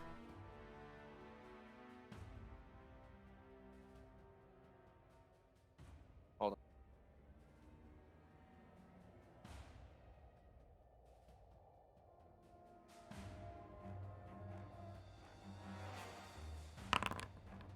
$16 to hit. 16 to hit. Does just manage to hit the diminutive form of the young girl. I got another 16. Damn, hitting the young girl. Obviously, All the right, they second both went 16 for that one. will also hit. That's 13 and 11 force damage.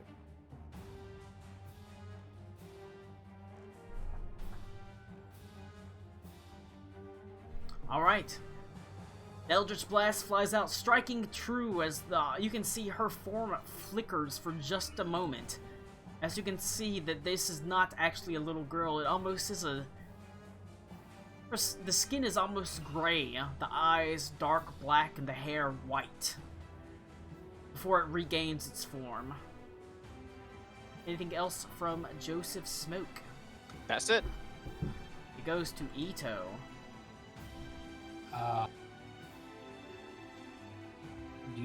You said one of them stopped looking like a little girl. It flickered whenever it took damage, and then reverted back to form. And the Ebeneezer and company are just standing there completely oblivious. carrying Pretty on. much. It's almost if they do not see you. Is like I said, they moved through you. The only one that seems to have any. It's clear that Scrooge did not notice you. The only person that seems to have any idea that you exist at all is the Ghost of Christmas Past. Gotcha. Okay. I'm gonna 1, 2, 3, 4, 5. And I'm going to. I'm gonna ask him, what are you doing here? What about this person? Ito, as you rush up to the form of young Fan, standing before it, she transforms. She is no longer the young girl, growing taller, slimmer, her hair lightening from a chestnut to a almost platinum blonde, as you now are standing in front of Amelia, your fiance.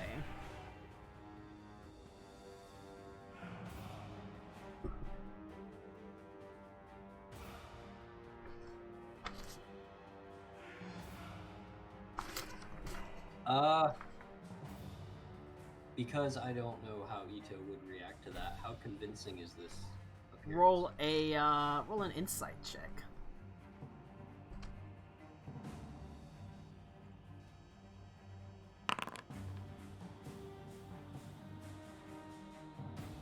Nine. Extremely convincing. As she looks, even a perfect imitation of a voice, she says, "What's wrong, Avendor?"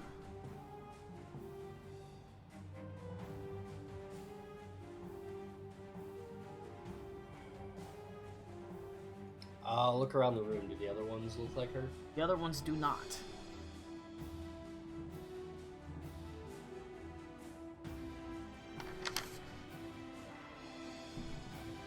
I'm gonna walk over here. Alright. Opportunity attack, or It's going to reach out and make a sort of a. It's going to make a slam attack against you. Let me check what this is.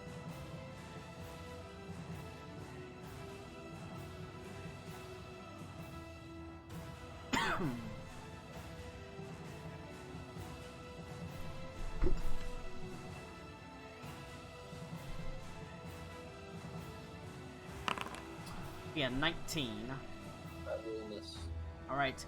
But I'll The serene Amelia, someone you've known to always be calm and demure, who would blush at even the thought of calling you Ito, swings wildly at you as you run away.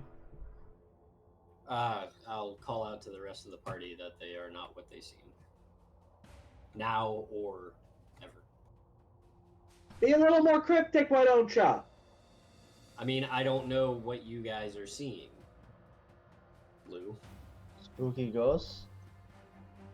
Spooky, scary skeletons. I just know Sending that my shivers wife down is that not- spine. She's not your wife yet, she's your fiance. Whatever. This could be in the future, I don't know. Could be in the past, when you were actually an old man and a dead man. It. Alright, Oh, goodness me. going to go to the Doppeldieners. This one is going to run up to you, Aruna, Phenomenal. and as it does so, it's no longer in the form of young Fan, no longer the girl in the sort of high-waisted dress with the sort of dark brown chestnut hair. It seems to transform.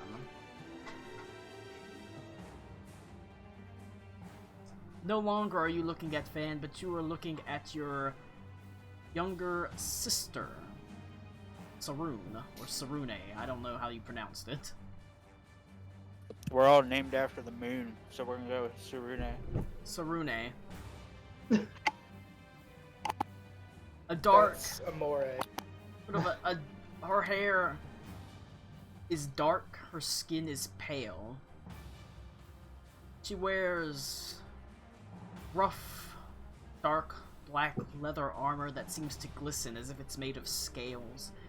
She has a necklace around, or a medallion around her neck that actually appears to be almost like a purple ring with a dark circle in the middle of it. And it's going to make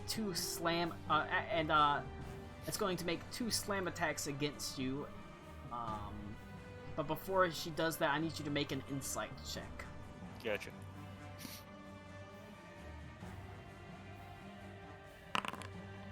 That's Right. pretty good. You can see the faint cracks in her disguise. So she does not have advantage on her slam attacks. Gotcha. Attack number 1 is a 23 versus armor class. Oh yeah. For 7 points of damage. Yep. The second attack is a 21 versus armor class. For 6 points of damage. As you stand there looking at your sister Sarune, but different. Darker somehow. Not the happy girl you saw before. Go ahead and actually give me a religion check. That's interesting. Yeah, 11. She does not bear the emblem of Selune, she bears the emblem of Shar, the dark side of the moon, the dark side of Selune. Oh, shit. Yep.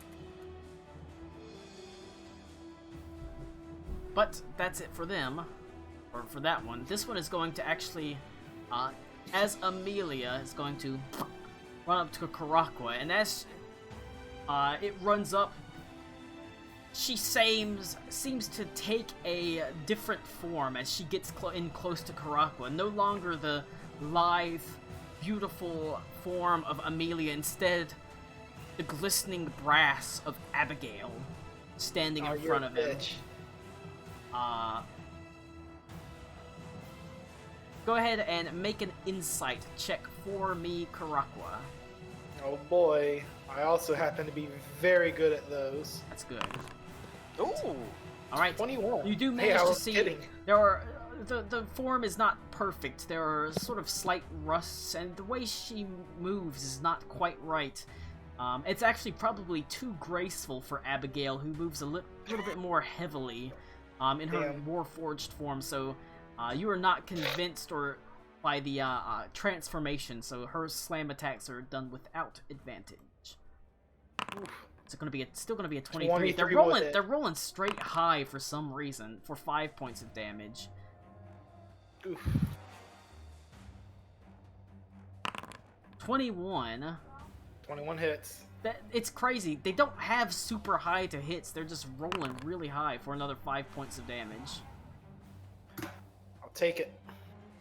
I have taken it. This one's gonna start trying to run through here. You see, as soon as it gets there, it almost draws back, passing to the light. There's a faint sizzle as it takes a leap back and ends its turn right there.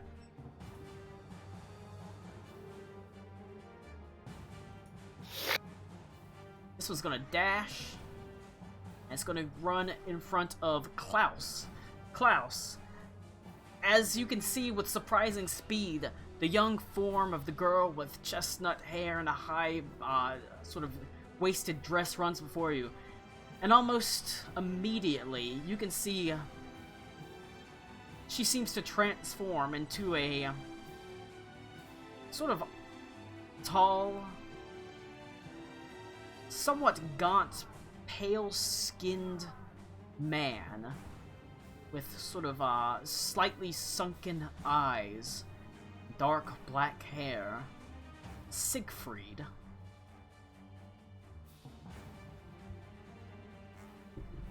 Oh shit. What are you doing here? Go ahead and roll an insight check.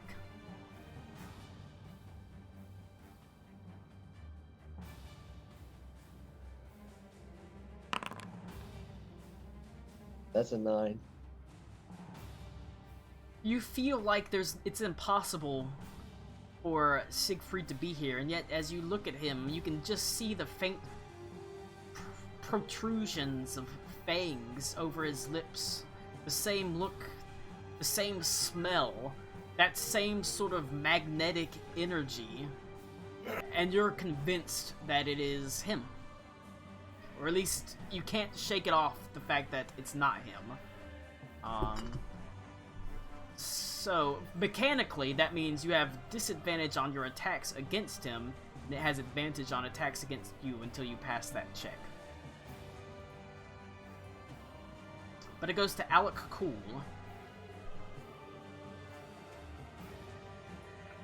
Alec cool. Alec cool. He looks cool. No, he doesn't. He looks weird. He's a bug. Alec cool. Looks like a bionicle. Shit, that's cool. You move Get farther. to here, Yep. and I open this door. The doppelganger immediately sort of staggers backwards, the light pouring into him. Boy, it's almost like there's a mechanic to this fight. Yeah, man, it's like you've Oh been dropping a lot of hints As you can see, its form that I totally did not pick up on. Its form disappears, no longer Fan. Instead, this sort of strange, gray-skinned, dark-eyed, alien-looking form as it staggers backwards, its skin slightly searing. Is it my full action to open the door? No. I'll let you do that as a bonus action. Okay. It's only a full action if there's something that's preventing it from opening. And then I stab it, I guess.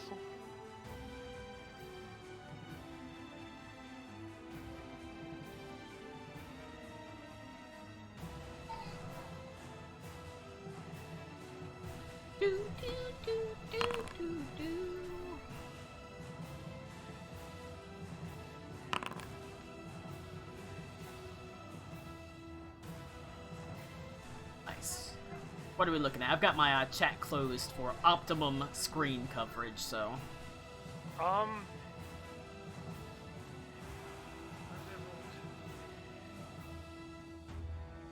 What? Why did it do the damage like that? I couldn't tell you. I couldn't even tell you. I think it thought it was a crit. Because it does say critical at the end. Is that your sneak attack damage? 2d6? It does have the sneak attack damage added onto it. It does, but I shouldn't have the sneak attack damage.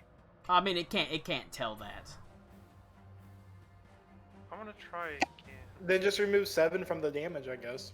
No, because it rolled 2d8 and it's a 1d8 weapon. Well, yeah, I think, like I said, I think it thinks it thought it was a crit or something. It's set for a crit. Okay. So it rolled 2 for, that's why it rolled 2d8s for the crit for the attack, and then 2d6 for the sneak attack as well. Yeah, there's no situational bonus. Normal roll. Ow. Then the damage. It's So, weird. Yeah, 1d8 plus 1 plus the mod plus my 1d6 for the thing. And then it says at bonus. Oh, I hit critical hit, that's why. Oh yeah, it Okay. says critical, yeah. Okay. Don't know why critical hit is the fucking... Because that's how crit, I Just think, the usually works. Is you get 2d8. 12 damage. 12 damage. No, but I don't know why crit is the option that it immediately puts your cursor on, because I was just like, yes, I want to do the damage. Alright, you can, as you run up to it, opening the doors and turning with your icy shotel, it glitters and you can see it tries desperately to take the form of the High Priestess of the Mantis Queen from your hive, but it's unable to do so with the light pouring into it. You can just see it it's almost this disgusting, bubbling mass of chitinous skeleton and grayish skin that it eventually fails in actually achieving as you're able to slash into it. Cool. Alright. There's nothing Happy else me? from Alec Cool. It goes to Reed. Okay. Well, obviously, seeing the mechanic of the fight. Okay, we're gonna go. It's gonna be 15 here. I'm gonna strike out with the ghost chain dart. Yeah.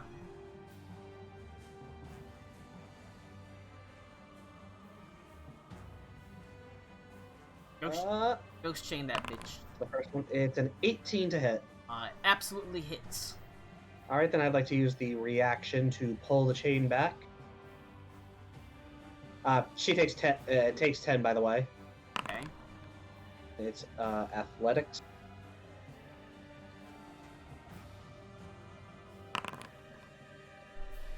Oh wow, nope.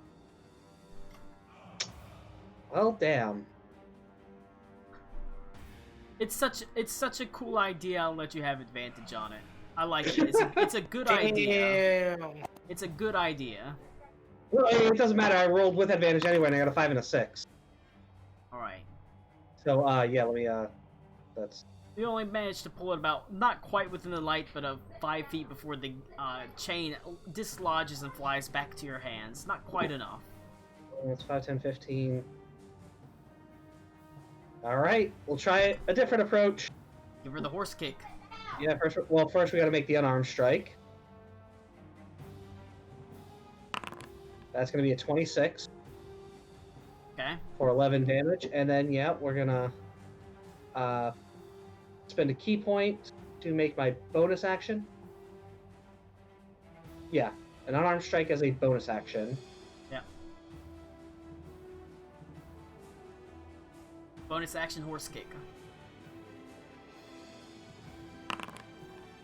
It's a 13. 13 to hit. Not quite enough. As God damn it. unfortunately, the strange version of Abigail manages to dodge to the side, despite the fact that your foot impacts slightly on her, and it doesn't feel like you're hitting metal. It almost feels like you're hitting flesh. It's not quite enough to knock it backwards or find a good hit on it. Well, that sucks. I'm sorry. I failed. That's the end of my turn. It goes to Aruna, confronted by the visage of her sister Sarune in the guise of a worshipper of Shar. Look, I'm gonna use this cool feature you added, Colin. I said something in Elvish. And then I'm gonna reach into my gnomish utility belt and I'm gonna pocket sander. Give her the pocket sand. Because I don't want to hurt her, but I want to get away from her. Traditionally, what you say to someone in Elvish, I reach into my gnomish utility belt and pocket. Pocket Yeah, how do you sand. say Shisha in Elvish? Let me see. Pocket sand is a. I've got a little bag of sand, but it doesn't give me good details. Oh yes, no, it's in the magical item depository that I keep all the stuff in. Oh, okay. They must make a DC 14 dexterity saving throw. Ooh, they're pretty good at those, so we'll see, I guess. I figured. Yeah, they're actually quite good at. That's okay. Oh, an 8. They're blinded. Hell yeah. And as the fake sister is blinded, I'm gonna run to this fucking window and open it. All right. And cower. It is going, as you run by, it's going to take a swipe at you with disadvantage because she is blinded.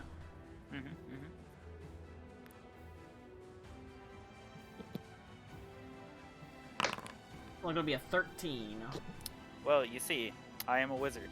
And you are mage armor, I imagine. I did not mage armor, so 13 armor class. Oof. God, L2 mage. Does manage to hit if you are not mage armored up, unfortunately. I am not currently. Damn. For 7 points of damage. Yep. However, still blinded until the end of its next turn. I hear a baby. The baby! The baby! Karakwa. Yes. Oh my gosh, it's finally my turn. Abigail stands before you. at least a visage of Abigail, a grim mockery of Abigail. I know that's not real. I know it is just a fake. That being said, you have seen, you can see every now and then the sunlight does peel onto the bronze or skin of Abigail, and it causes it almost to sear and burn. Sear and burn, you say? Sear and burn. Well, you're very lucky that I don't have fireball anymore. You'll get it again one day. One day.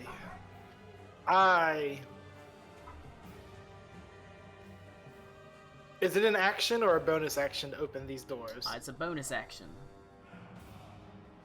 I use my action to sprint. And I'm going to sprint over here.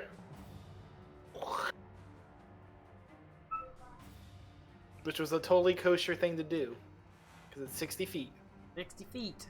Let's see. 1, 2, 3, 4, 5, 6, 7, 8, 9, 10, 11, 12. Perfect.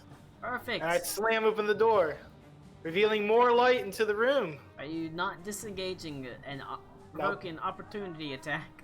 Yep. 14 total. Does not hit. Alright, unfortunately, the grabbing hands of Abigail only find the black scale mail of the armor that was given to you by the previous Zephyr Quintessent Filament. I slam open the door. Right, filling the room with more and more light. The room is becoming filled with more light. Dun, dun, dun, dun, dun. That's my action and my bonus action. Alright. It's going to go to Klaus. Oh, that's the wrong thing. At the top of the round. Alright, You are standing can I make another there. insight check on the... Yes. Alright, hopefully I make it.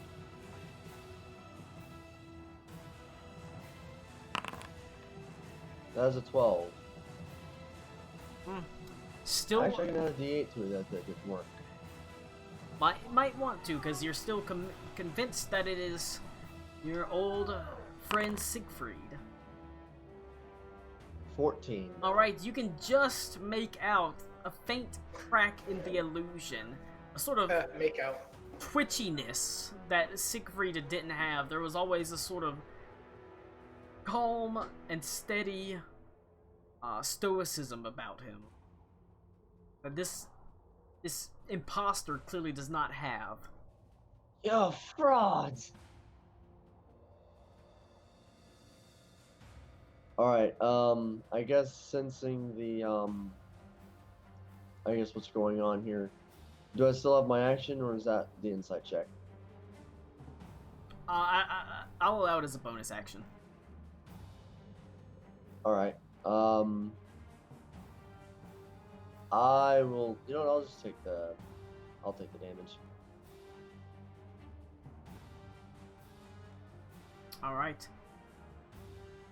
Hang on, I don't think I can make that one. 1, 2, 3, 4, 5, no. I might be able to make this one though. 1, 2, 3, 4, 5. Yes.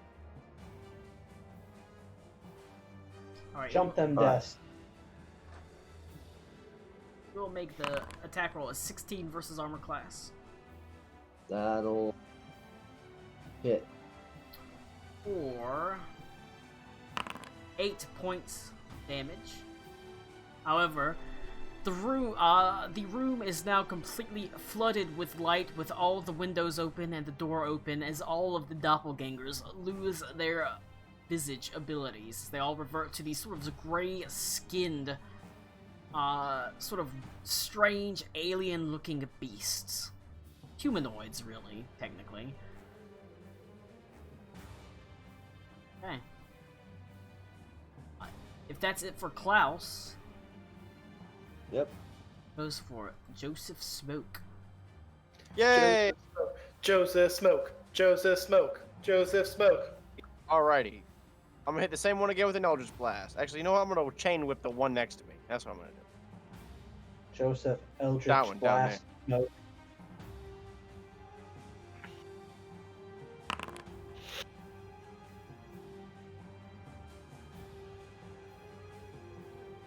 And then, but that's a crit one. Beautiful, beautiful first roll for those bindings. Hey! That's better. That's 9 damage total. 3 of it cold, if that matters. Does not. Okay. That's 9 damage on the second. Alright. Goes to Ito. They've all been revealed for their true forms with all the sunlight streaming into the room. Oh, that's a ghost. That's not my wife. My wife's not a ghost. I can get rid of it.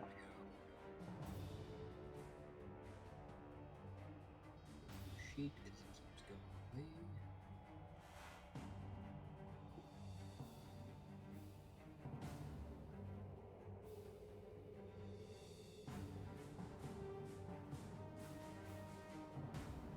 I don't know why it posted the thing. Sorry about that.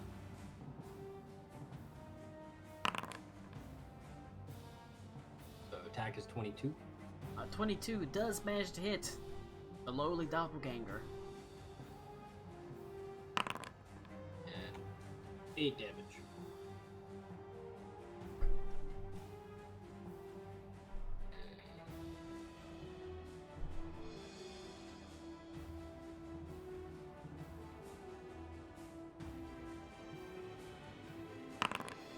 That's a 21. And 10. So 18 damage. Alright. The ashen form of the Ashen Inquisitor darts about, swirling in a fashion about the sort of strange imposter, cutting it into it deeply as it takes a serious amount of damage. And that's I will use a bonus action for inspiration on Oh, thank you. Get inspired. Get it, elf lady. Colin, I think I screwed up my character sheet somehow. Give him the stump. How'd you screw it up? I don't know.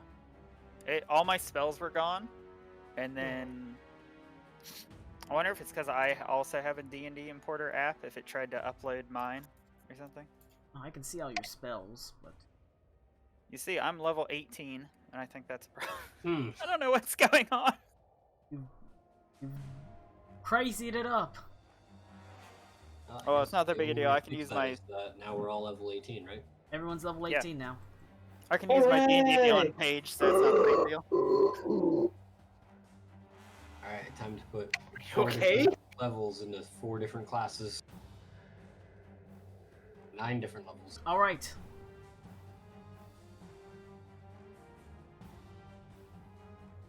That's it for me. Bam. Level 9 again. Okay. Thank you. The... Alright, bring back that. Okay. After Ito goes to the imposters, the lies. As in the room filled with sunlight, they each take 10 damage.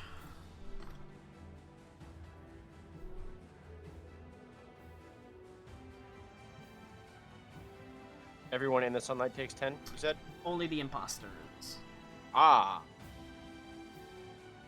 Alright. This one that is still blinded sort of is gonna stagger forward towards you, Aruna. And is gonna try to slam attack into you. It has disadvantage.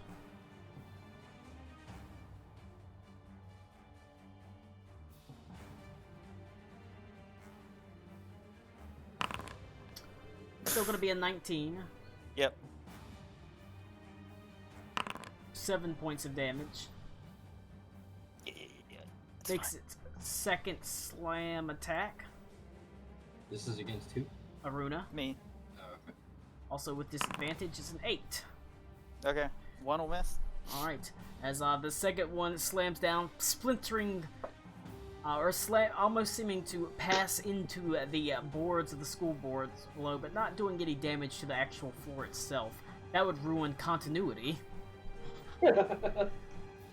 Alright, it goes to this one in front of Alec Cool. No longer able to take its form. It's just a straight up doppelganger / lie. Technically they're called lies. Gonna make its slam attack against you. The 22. See. For 10 points of damage. And its second slam attack. 17. Nope. Alright, the second attack misses you, as once again you're able to dodge to the sunlight. Its hand reaching out, you can see it sears as it reaches out towards you. This one, over here,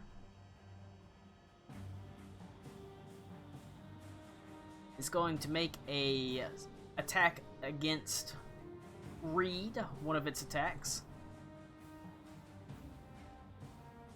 It's gonna be a 10, as Reed is easily able to dodge the sides. It turns around and makes a swing at Ito.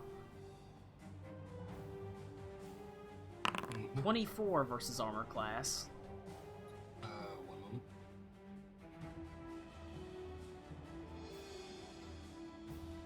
Rebuke it or whatever. Ah, okay. I can only make it up to 24, so it'll hit. 4, 5 points of damage. Bludgeoning damage. As it swings once at Reed, and Reed is easily able to dodge to the side, but it quickly kicks out backwards, managing to catch Reed just in the chest. This one right here is going to pop up to Joseph Smoke. Slam attack number 1. Yeah. 15 versus armor class. That ain't gonna fucking Pretty touch low me. roll. Second attack. Oh, only gonna be an 11, as they just bounce off the armor of Joseph Smoke futilely. Pathetically, as it goes to Alec Cool.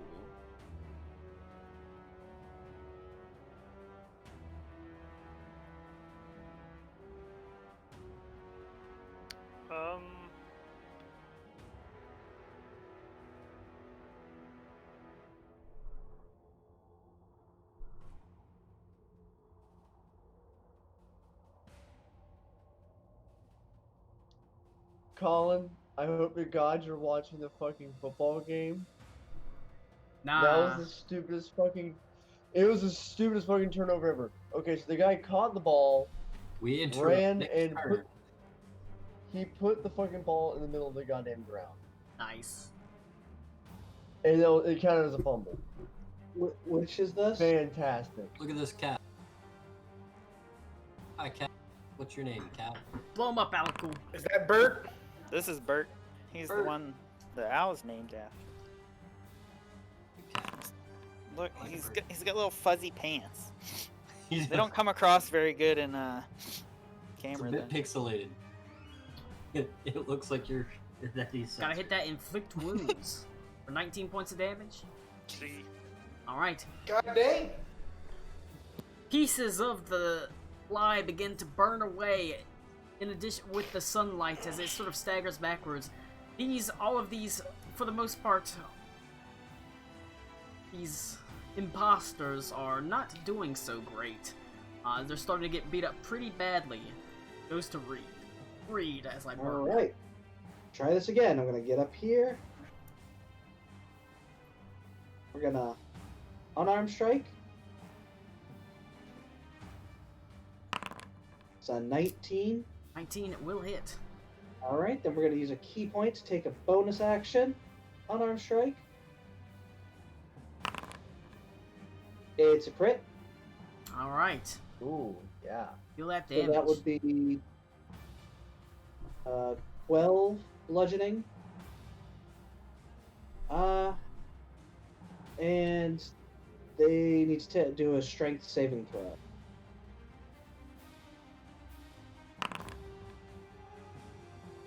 All right, that is nowhere near my. All right, I believe they I got go a 15. flying for- backwards, Okay.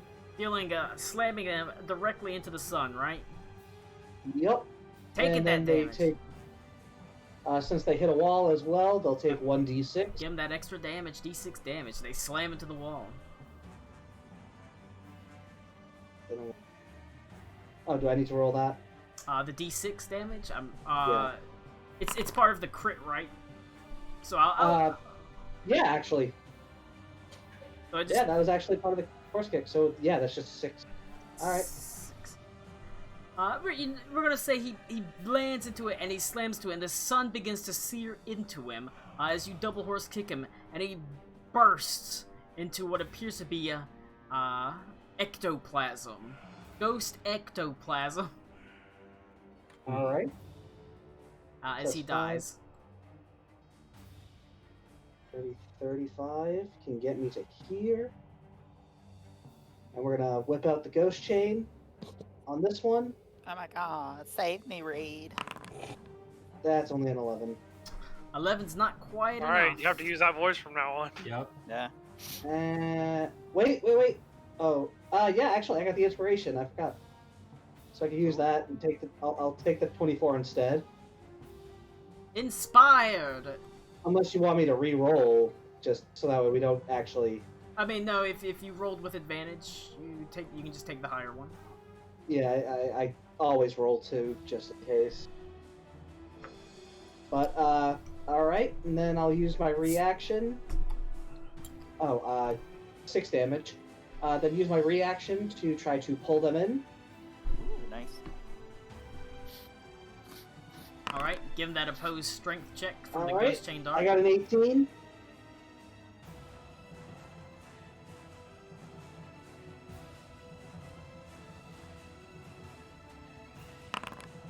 All right, you yank him closer, down into you. As you yank him into the light, as the skin begins to sear. See, aren't you glad I gave you all this cool battlefield control stuff?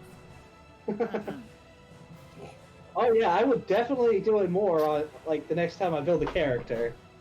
All right. I definitely want to do more with interception and pushing people around. Yeah. He gets pulled towards you with the ghost chain as he stumbles into the light. His skin is searing, burning. All right. I still That's the stand end of my though. turn. It goes to Aruna. Actually, I can move. So, here. Goes to You w- Aruna. You wouldn't fucking believe how much Reed just made it set. Oh wait, can I get in the same square as him since he's a halfling or not? Technically, no. You can't can end in move- you can well, move no. through him, but you can't end in the same turn as him. Sorry. Actually, no, I don't think it works that way. It only works the other way around. Is I can move through them. Well, yeah, you can. He can move through you, but you can't in the same turn in the same square. Not to make you feel bad, Lou, but I was totally gonna get behind it and I'll say- arcane breaks it through the wall. Generally, I will allow you to allies to move through their allies' spaces, as Okay. if like they're sort of shunting to the side or moving to the side. You just can't do that with enemies. I mean, literally, my Okay. other idea was kicking them through the window. I was gonna do that too. You kick Okay. them both through the window, and you get to enjoy the fact that I bothered putting trees and a stump outside. Hell yeah. You know, fuck it. It's a fun game. I'm gonna grab it by like the collar and do the fucking like Aikido takedown where you drop back and kick it Throw! through the window. All Try right, to- that is a grapple check, Fuck yeah. but I like it.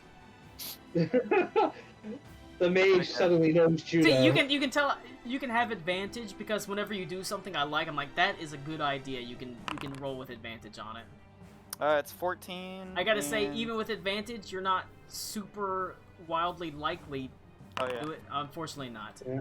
They do Well, have. you see, I have this bardic inspiration, so there's Oh. a chance. There is a chance. Oh my god. Oh my god! One. It works. Yeah. Oh, wow.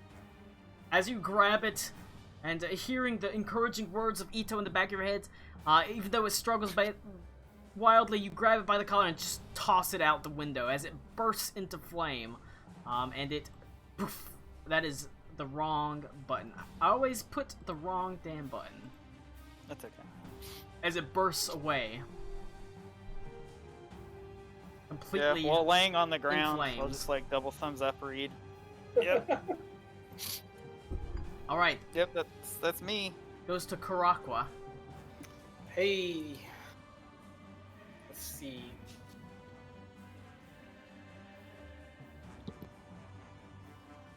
Jesus. So this one's fully in the light. Are you standing on one, Aruna? No, she just threw one straight out the window and killed it. Just yeet. Literally yeeted it out the window. 1, 2, 3, 4, 5, 6. This one's fully in the sunlight. That one's I'm dead. going- That one's dead as shit. It's hard to Oh, see it's it because dead. it's fully in the sunlight, but it does have the skull light. Oh, The skull's hard to okay. see because it's the sunlight. okay. I'm going to cast Produce Flame on this one right here. Give it the flame. Normal. 21 to hit, That'll hit. and 10 damage. All right, it slowly begins. The flames begin to lick away, darkening the grayish skin to a smoldering black.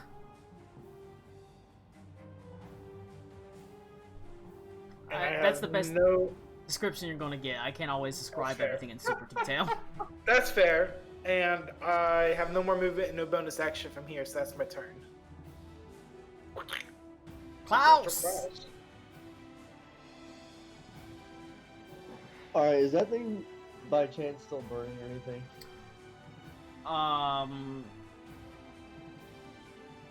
Well, were the fires lingering in the It is. capacity? The flame is remaining there for the duration, right? For 10 minutes. There's a fire there, I'm pretty sure that is how it was. or it's in. Karakwa, What? It's in Karakwa's hand. is the Karakwa's fire got a still flame in his there? hand. No, it's in my hand. Yeah, it's in his hand. It's in his wildfire totem, Oh, which is in damn. his hand. Yes. Alright, well, I'm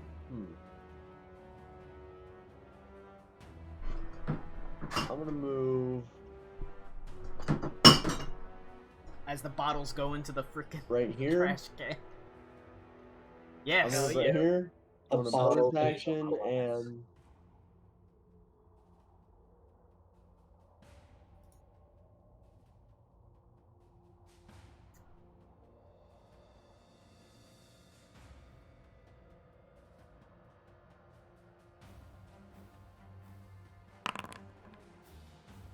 that's a 23 to hit. A 23 is gonna hit.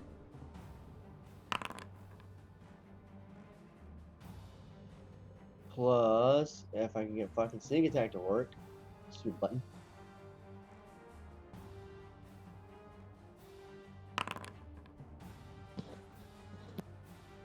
So that's 19 damage. Right. The psychic blade darts out at the perversion that dared to grace himself with the visage of Siegfried. Bearing itself into his shoulder, it staggers backwards as this purplish psychic blade disappears. Anything Is it else still for standing? Klaus? Still standing, yes. Alright, if it's still standing, I'm gonna use my action to take the stool that's knocked over, I'm gonna throw it at it. And say, here, Crockway, here's some kindling. I like it. Have a seat! Huh. Jesus. That is an just improvised straight D20? weapon. Give me a D20 plus, in this case, probably strength or dexterity. Alright. Don't think you're proficient in improvised weapons, though. Nope. It's a 14. As it hurtles through the air and slams into the back of its head. Just enough as it deals a D4 damage, but it stuns him.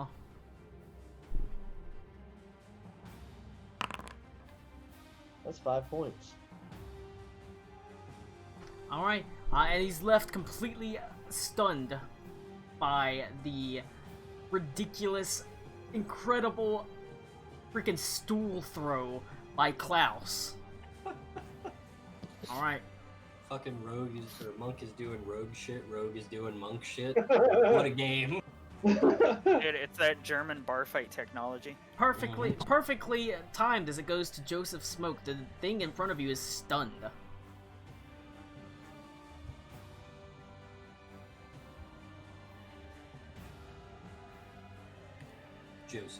Joseph Smoke. Where were you? Joseph He's just Smoke. so elated. He's just so elated from the barstool toss. He's fucking The screaming. incredible barstool toss. Alright, we're gonna hit him with the Von Richten's bindings. Give me 1 second to smack my bitch up. You got that. You got that advantage because he's stunned. Oh, hell yeah. I didn't crit. You We'll did take it, that Matthew. first. Alrighty, that's attack number 1. Attack number 2. Alright. Let's just roll. Alright, cool. The 2 19s. That's fun. Those both hit, right? Yes, both hit. Okay, so the first attack, that is 14 damage. Second attack, that is 15. Alright. Enough to finish this one off. Yay! Hey, it's fucking dead. As it, still stunned from the, blow of the chair, Joseph Smoke, you take Von Richten's bindings and begin bludgeoning him. The chains crashing across him, turning his grayish skin purple and blue as great bruises and welts spread across him, and he falls over to the ground, dead. Get shit on. Goes to Ito.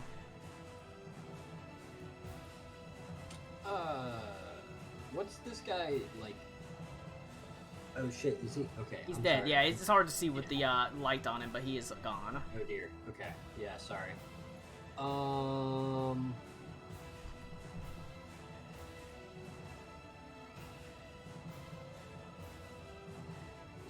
Anything to cross the stools, or can I just walk? I'm just letting the stools be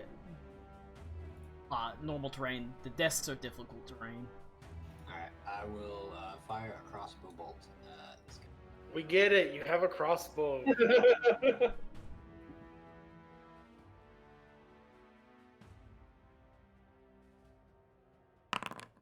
As a 20 A 20 will hit and a foe. for 4 damage. God, crossbow users are like the vegans of archery. God damn. Alright. What does that even mean? Because you won't shut up about your They gotta freaking tell crossbow. everybody. Always with the They're guy no with the better than crossbow. you. Vegan. 24 will hit as another dart flies out.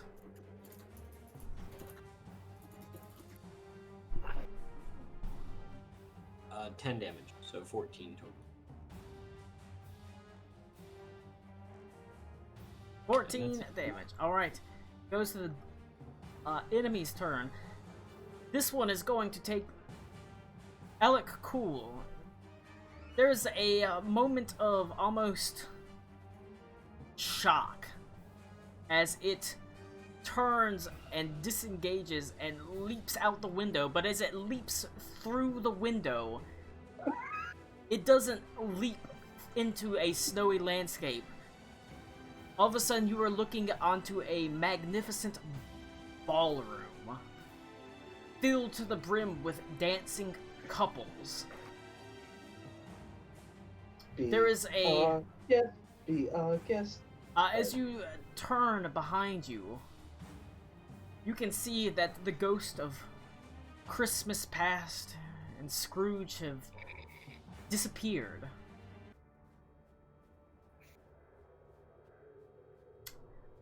The schoolroom itself seems to darken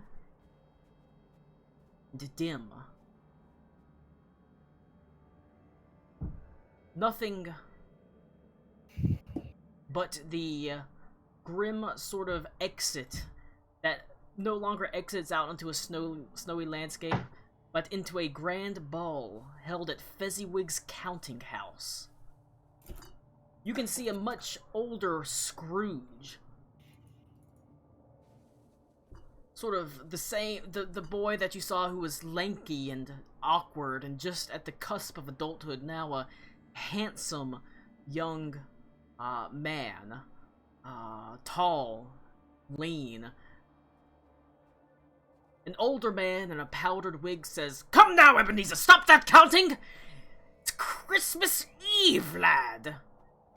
As Ebeneezer quickly sort of begins putting away his gold. Off to the corner, you can see the beautiful, luminous Aladrin standing there with an elderly Ebeneezer Scrooge, who looks dumbfounded at his old job at Fezziwig's counting house. He stares aghast at the portly man with a red face, dressed with a huge smile. "Old Fezziwig, alive! I apprenticed under him for years. We would throw the grandest of parties. Oh, how we danced and sang. And it was just a bit of his money. Just a bit of his money he used to make the time so happy. Make our burdens so light.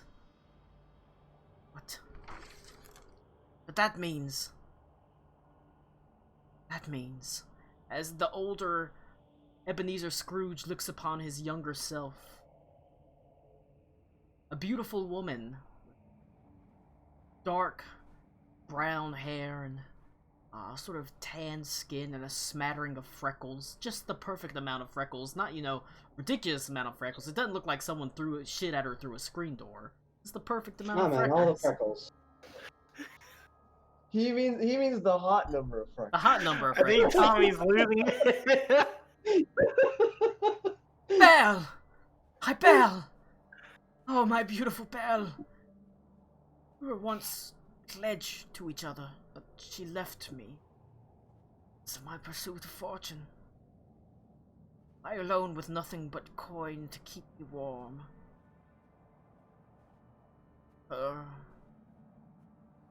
Happy now.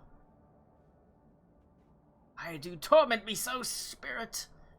But the spirit merely motions for him to look on at the festivities. Roll a perception check for me. Hey. Is that everybody? Everybody. No. Everyone except for Ito. 19. I perceive shit. 25.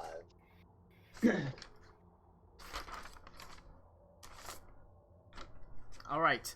If you got Goddamn notes. higher than a 18,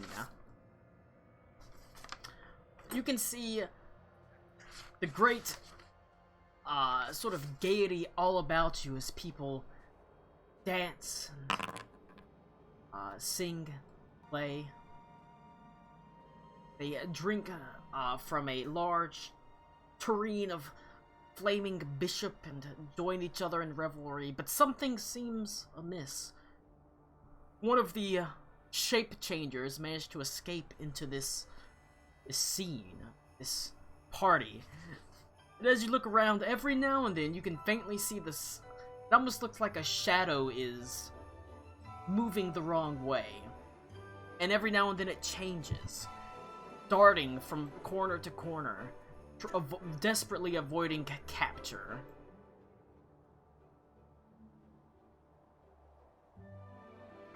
How would you like to try to capture it? I got fucking chains of a dead guy. I'll fucking wrap that bitch up. Let's go. Sorry, I don't see it. What would... Damn. What would attract that ghost to us? Just real quick, I don't know if I'm just now thinking this and I'm dumb, but if you have your character page open and you double click the black bar at the top, it minimizes it into a little one, and It doesn't you do- double click it again and open it. Oh yeah. Alright, Wish there was a way to Sorry. pop it out. I can Uh, actually get that for you if you want. It's a would module be called great. Pop Out. Because Just double click your character icon. Because then I could have that on a second screen. No, he means like pop it fully out of the window. Yeah. Ah. Okay, so it's darting around. It is. It seems to be specifically avoiding the group itself, darting from shadow to shadow. And there are lots of If shadows I to can- dart into. If I can get some eyes on it, I'll cast Fairy Fire now. I believe I have Fairy Fire prepared.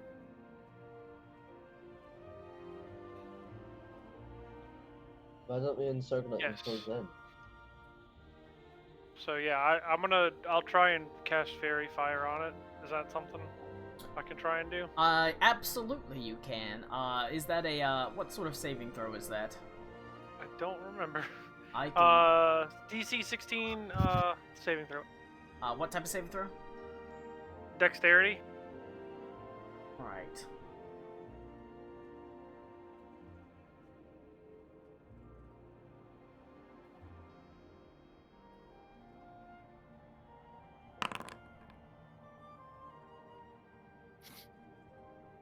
Alright. That's less than 16. With a terrible failure. I didn't mean to actually place the thing, but he's in it. I need to, Fire. alright, you do manage to catch him. You're actually surprised as the fairy fire does not seem to affect any of the other people or revelries. Like I said, you seem almost as if you are separate, unseen, unknown. But the shadowy form of the lie is outlined, and it's no longer able to hide as it continues darting from sort of shadow to shadow back towards the room, but you're able to begin cutting it off now that you can completely see it, and soon it's backed into one final corner, hidden away, and yet, as the group surrounds it, it stands no chance. How would you like to deliver the final blow? It's not going to get away from this.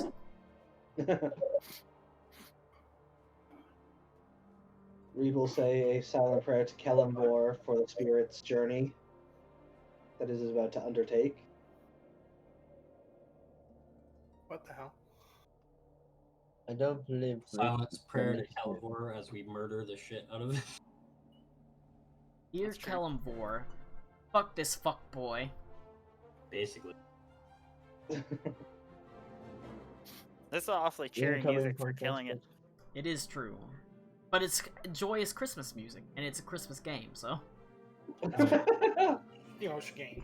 Alright, Murder time. since Reed's the one that stepped up and said it, Reed's the one that delivers the final blow, as you can just yeah. barely make out the form of it, outlined by this sort of glowing fire.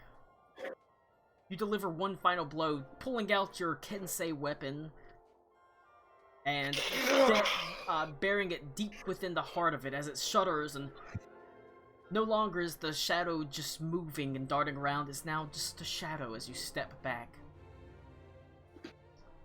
The sounds of revelry almost seem to die around you. The flickering light turning from orangish, warm and orange to a cold blue. You turn around. No longer are you looking in Fezziwig's counting house amidst a Yuletide Eve party. Instead, it's smaller, darker. You can see the ghost of Christmas past and older Scrooge looking at... It's almost like looking into a mirror. As you see or it's almost as if Scrooge is looking into a mirror. He looks at a very slightly younger version of himself, 7 years younger to be exact. His hair still has faint wisps of darkness in it, faint streaks of the color of it as it was in his youth, but it's largely turned gray. His nose gaunt, or his nose crooked, his face gaunt. Marley, no longer dead but alive in this vision. you don't mind me, I think I'm going to retire early today. I'm not feeling so well. As Ebeneezer Do we says, see yes, yes. Marley anywhere? The ghost of Marley is nowhere to be seen. Nowhere to be seen. Very well. Very well, Marley, if so suits you. As Marley stands up and begins walking out the way, he clutches at his chest and just collapses forward as Scrooge stands up. There's two voices that cry out in time, Marley! As both the young Scrooge and the older one sort of rush forward. There's a fucking fire alarm test going off, okay. Sure, why not? As he sort of rushes forward through the doorway of his office into the hallway where Marley collapsed, you see that Ebeneezer Scrooge does not pass into the hallway of Scrooge and Marley's counting house. Instead, he stands in a beautifully appointed, warm house. There's a large tree with candles in it that glow brightly as he looks a bit confused at what he's walked into. Presents in brightly colored wrappings sit beneath the tree, and the laughter of children echoes off the walls, and for one moment, Scrooge is just completely confused, befuddled by what surrounds him. But as he turns around, you can see he clutches at his chest, fumbling with the medallion that sits around it, the sort of mark of the station, as his mark as mayor. A beautiful woman, older now, Belle, his love. She walks into the room, a wistful look on her face, slightly teary-eyed as he sees what became of Belle. Beautiful family, a loving husband, and a humble house. And the crestfallen look on his face is the last thing you see as darkness sort of closes in on you as you feel as if you're tumbling away. Cold air whipping about you, swirling snow stinging into you, pellets of ice as you tumble, whipping through the air. And there's a sudden lurching stop as you find yourself laying on the floor of Scrooge's bedroom, looking up at the ceiling, the ghost of Christmas past having disappeared, and Scrooge sitting up in his bed, sort of fumbling with the medallion, a look of shock and nervousness on his face as if he's waken from a terrible, terrible dream. Must have been something I ate. What a strange dream. He sort of remains awake for a moment. And eventually, he lays back down and descends into slumber. But not for very long.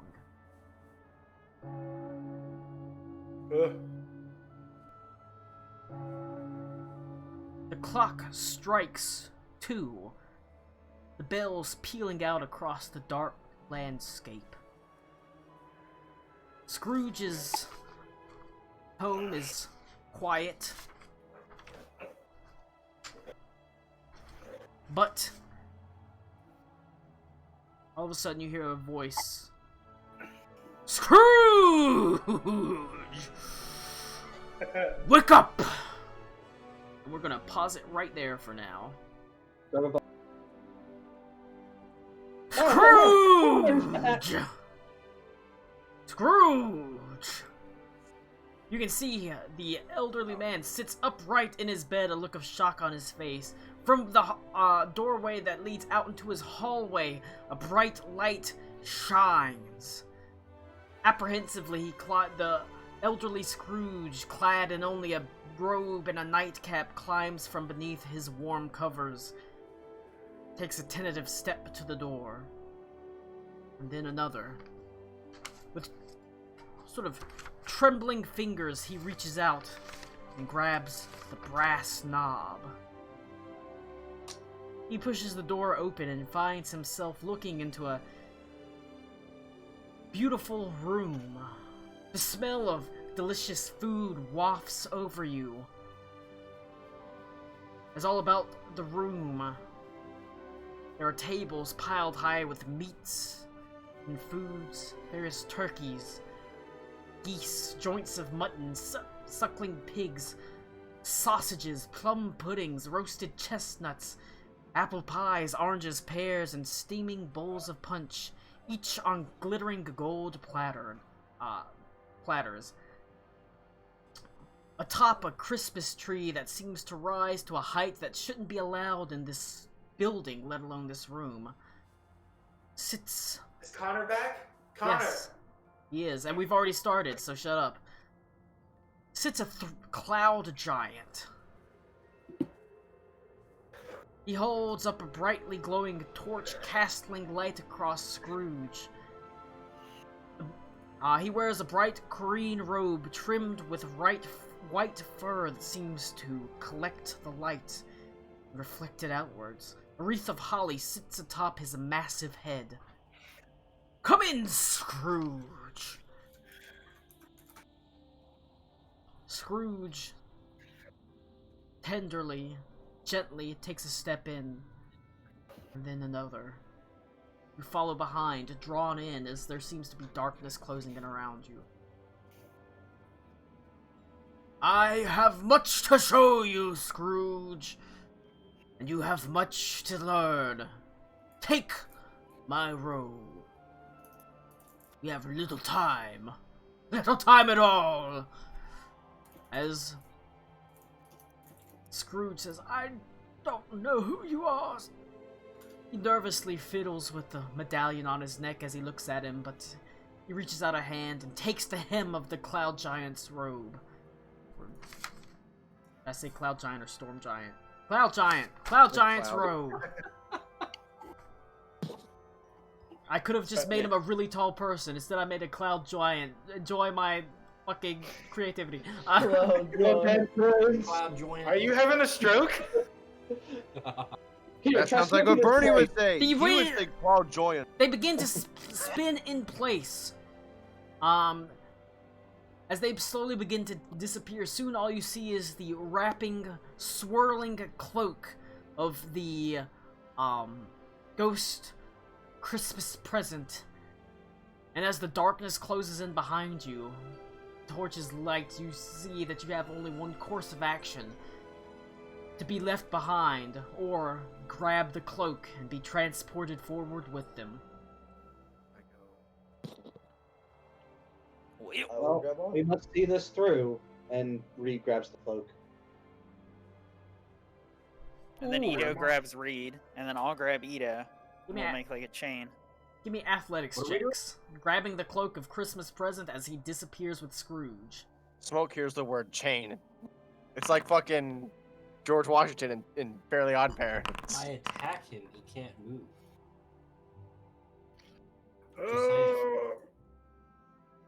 Just pointing that out there. Oops, Got wrong one. 15. I attack the ghost of the Cloud Thirty. Giant, the ghost of Or Christmas acrobat. present. Let's see how that works out. Athletics or acrobatics? Acrobatic, or not acrobatic, athletics. It's just it's holding on for dear life. 3. Alright, is this... Oh, damn it, I was gonna say, does no one beat the wizard for once? 23! Finally, come on! I want to fall in the sweet release of death. Reroll Can't wait another for Lou to character. play a barbarian or some shit. Play a rage mage. I've got the things mostly made up. Hey, I already called that. That's a lot of not great rolls, honestly. I know. Collins. You- I mean, you slowly crit, lowering yes. the DC. You crit, yes, but you everybody else I've still did got- not Oh do man, great. you all suck. Woo! I got an 8 on that, so I get an extra +8 if I failed, which I probably did, because a 13 is pretty fucking mad. Alright, you feel the darkness whipping around you. The wind grows, or the air grows from quite warm and pleasant to bitterly cold, and soon you can feel the snow swirling about you. The light begins to seep in, first gray, then light, sort of bright white, as you actually feel yourselves yanked away. Since this was a group check, and most of the group actually failed. Yeeted away. What was the DC? The DC was 20. Oh Oh, shit. damn. Oh, That is a very high DC. I'm heartbroken. You were yanked away as you tumble away and land with a poof in the snowbank in sort of the town itself, the town of Grace. You can see it's, from what you can tell, maybe early morning. There's a light snow that falls on the air. You can tell it's cold, and yet the cold does not seem to bother you. It seems immaterial. As you sort of slowly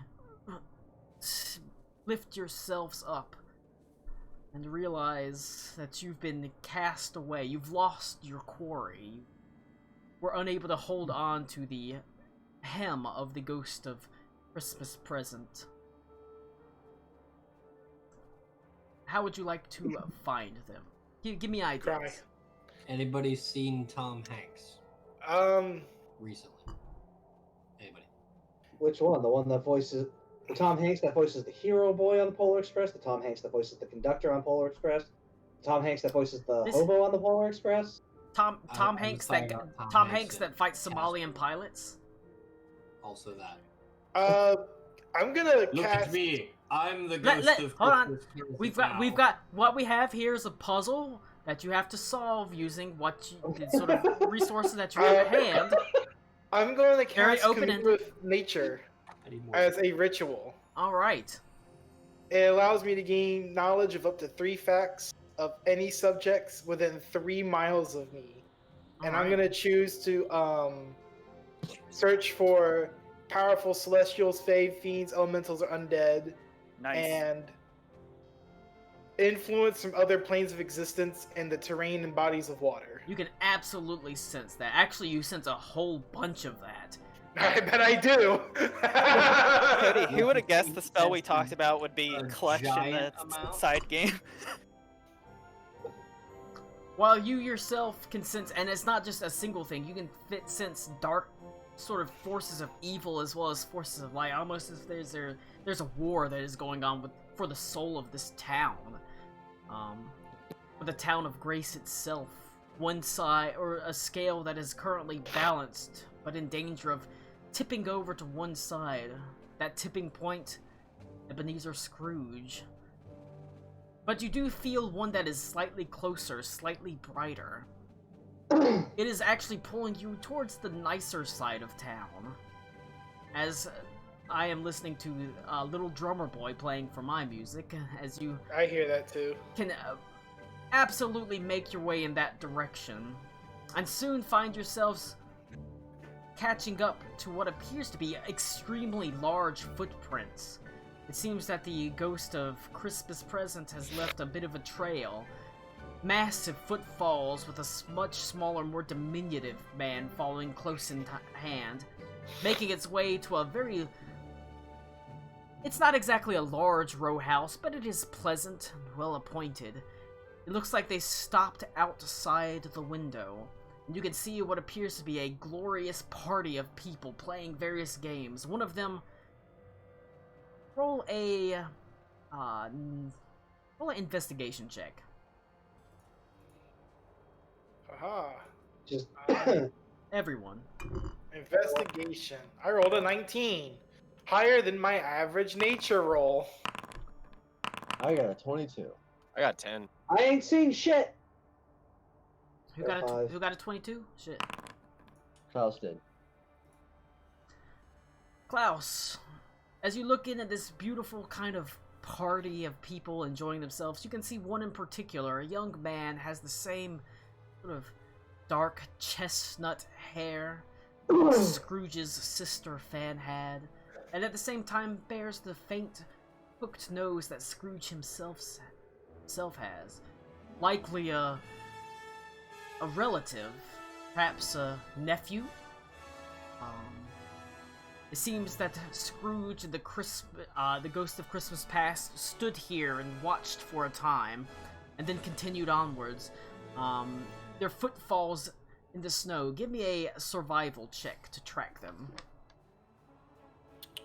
Just me? Anyone. Like I said, these footfalls are moderately prominent, although as they pass through different parts with dirt, they become a little bit harder to track. It can be whoever has the highest survival if you want. Damn. I think Yeah, I should fell be in hole hella right now. cool, yeah.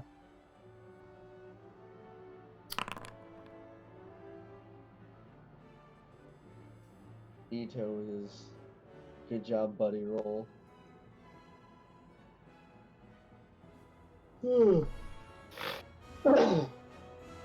Alright. I got a 28. That's a high skill check. You're able to easily pick out the footfalls of the Cloud Giant even after they pass through the snow into sort of the harder cobblestone streets and cross ice as they make their way west into the poorer part of town. It feels like you travel hours, but it may very well be moments as far as you know. But you do see them as night is beginning to fall, and darkness creeping across it. Standing outside the very house you visited or the night before, the very house of the Cratchits. As the giant stands there, looking down at Scrooge, who looks through the windows of the warm house, listening to the joyous sounds of a loving family from within, something that he's never known. The crutch sits outside front past the door, the crutch of Tiny Tim.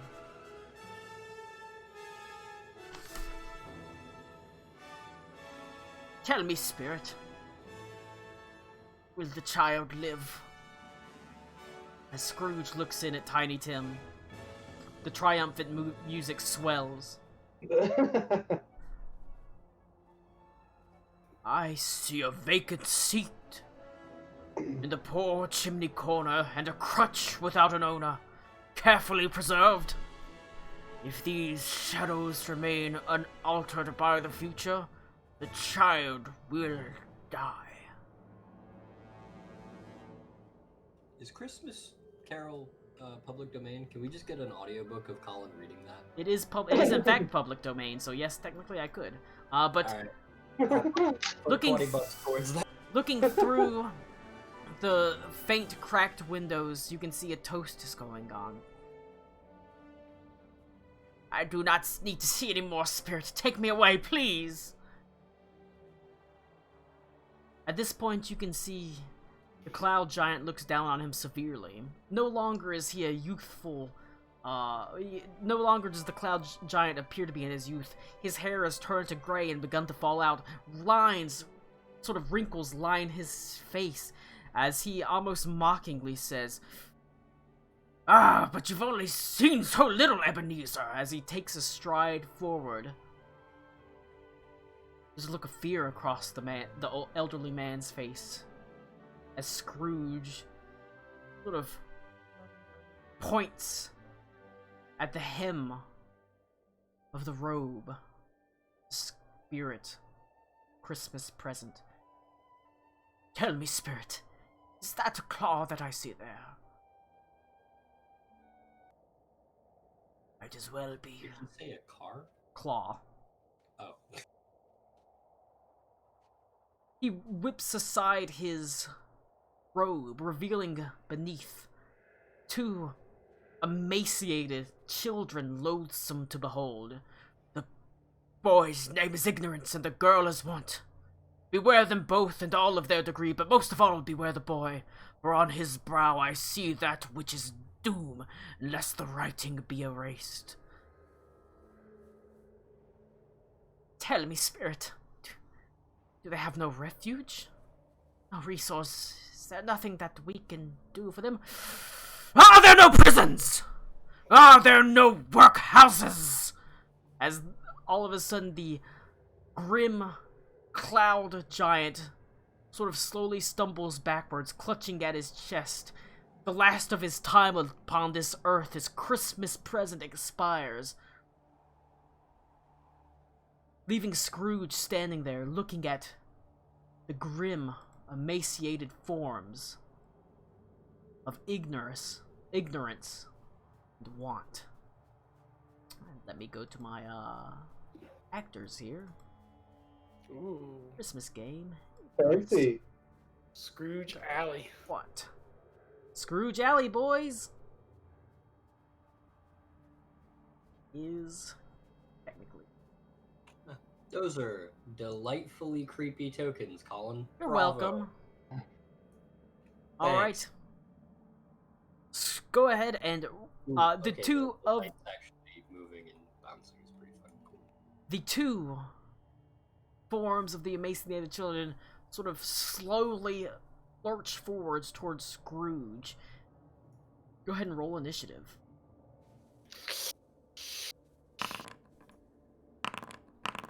Let's go beat up some kids. Oh my god, I rolled an 8. They're Oh, not 9. children, they're anthropomorphic personifications. I mean, exactly. You're not wrong. Connor. Shane.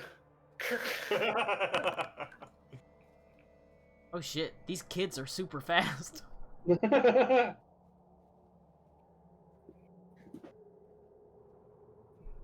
Thank you. What's Humans Ito's are initiative? Favorite movie. It didn't roll? Okay. It might have rolled, but if you rolled it, you didn't roll it off the combat tracker. 22. There it is. What's your initiative bonus? Plus 3, I think? Oh shit, we No, need a no, it's plus 5, Oh, okay, you go first then. I think. Hang on. You have a +3 Yeah, and a plus +2. All right, that means you do in fact go first, as theirs is only a +3. And just to make sure I heard you right, the cloud giant vanished.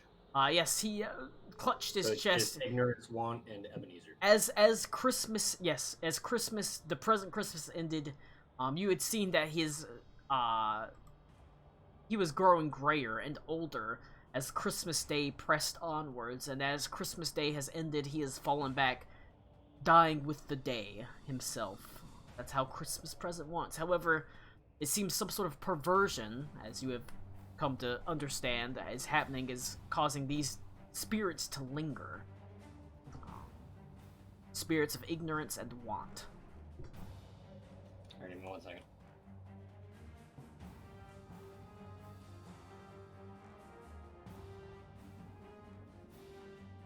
I'm going to cast. Sorry, I stole the spell book for found who's weird.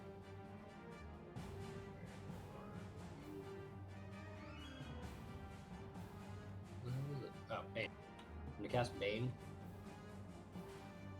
Selecting both of them. And they must make Charisma saving throws, DC 16. Right, they're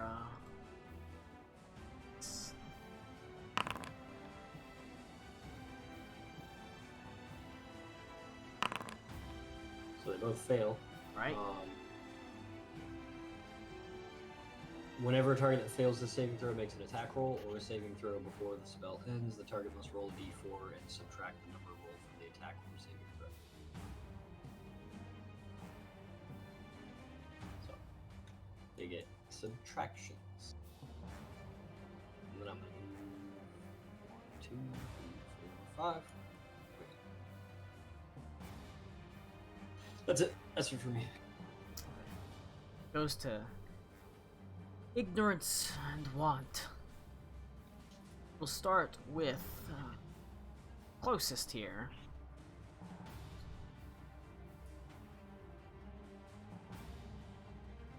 It's going to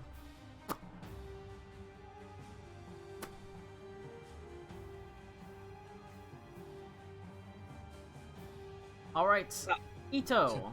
Joke's on you, I'm already retarded.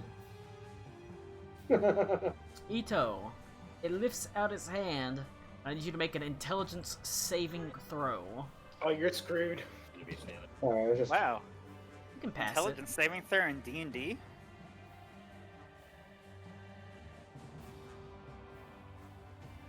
I clicked it. it. I believe in you, Ito. Let me click it again. Mind sap, the mind flayer emits. Oh shit. I'm clicking the intelligence saving throw +1, but it's not bringing up the dice roll. Try clicking on the saving throw DC intelligence thing on the mindset. Yeah. See what I okay. did there? Oh, that's cool. Yeah, I rolled it, yeah. So all you have to do is... Sorry, total. I didn't know that was a thing. My bad. Yeah. So, I can roll. do you want me to click it? Oh, yeah, go ahead and roll. Does it matter which one? Is he doing it twice? Oh, no, I was just showing that you can roll. Oh, okay. Alright. 18. I mean... And I doubt it, but if this is related to disease, It is not. Okay, didn't think so. Alright. So it casts Mindset. Yeah. However, you are able to by and large, dodge the effects at it, as you can feel it pulling at your brain. The effects of ignorance trying to suck the mind away from you, but unable to do so as you manage to resist it. However, it goes to what? I take no damage? You take no damage. It's a save, or it's a complete save. This one is going to move What the hell? back here. I think Alakul just cast Fireball at his feet. Nice. What the fuck happened? He pulled a Fabul. Alakul cast shitting his pants. No, that's targeted on myself, not that big of an AoE. That's me farting. Alright. Want is going to reach out, and a arcing ray of sickly green energy lances out at... Who's it gonna be? We're gonna make this nice and even. We'll decide from the D6. Alec Cool. It's probably actually Sure. better than someone else. Make a Constitution saving throw.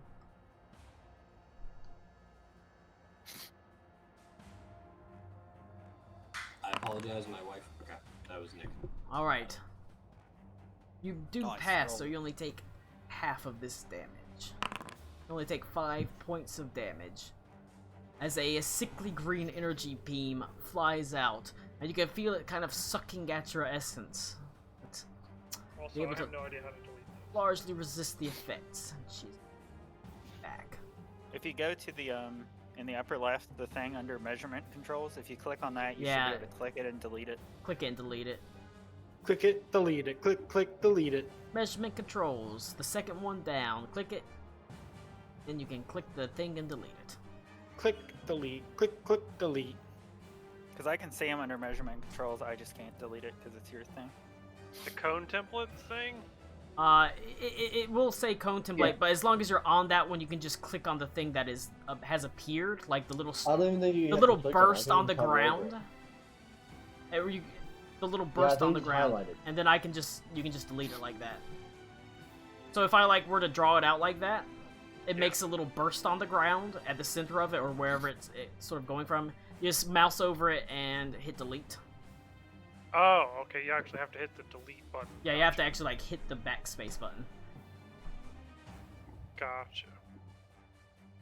All right, it goes to Klaus.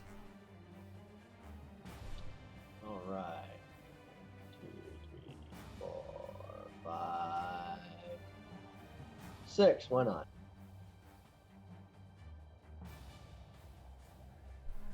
Bada boom.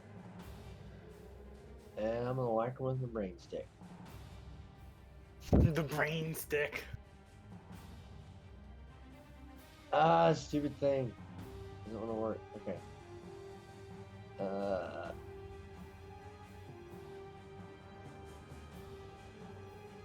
Advantage. 19 to hit. 19 manages to hit.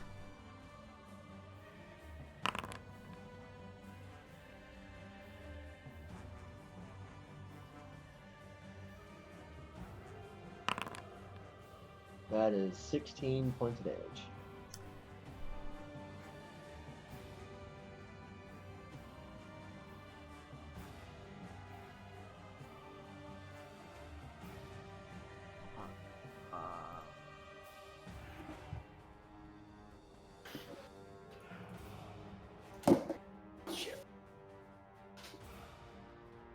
There we go, that's what I wanted.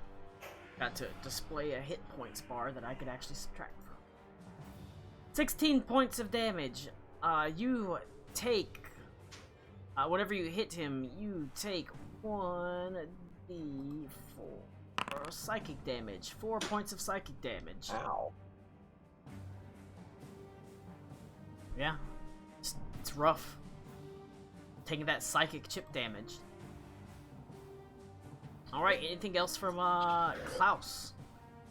As you rush forward and psychic blade him in the tiny emaciated form of ignorance in the back. I'm done, yeah.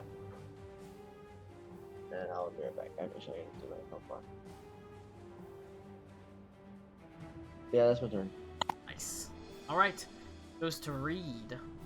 Alright, we're gonna go ahead and 20. I could not get up to her, so we're just 15 more to slip on through there. I guess we'll just continue to beat down on this guy. Start off with an unarmed strike. That's a crit. So, full damage would be 12. Then I'm going to swing him with the kunai. Yeah, right. It's going to be a 28. He takes 10. Alright. That's 22. You know what? I'm going to go ahead. I'm going to use a key point. Oh, shit. I need to be rolling his fucking psychic damage every time you hit him. Yeah. Well, You hit him so we're gonna twice, do it. so it's a 1. Yeah, twice so far. And it's 2 points of damage so far. Okay. So that's a 20 on the first flurry. He takes another 11. Alright. Another 1. Keeps rolling the 1s on that d4. Of course, it's Hell not meant to be yeah. a lot of damage. And that's a 23. He takes another 8. Alright. So altogether that's 12, 22, 30. He took 41 off me. Right. You take another 4 points of psychic damage. That ends up being 7 points of psychic damage, I think. Yep. As you continue pummeling into the emaciated form of the young child Want, as he sort of staggers backwards. Alec Cool. There's nothing Yes. else from Reed. Yeah, that's the end of me. I'm gonna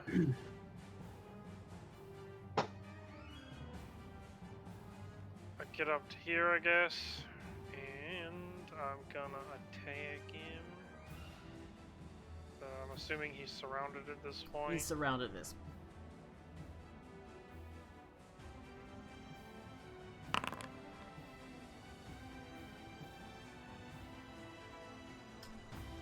The ice shuttle slashes out, bearing itself into the shoulder of him. You took 3 points of damage from that attack, though. Okay, and then I get the sneak attack with that, because now it's not calculating it, of course.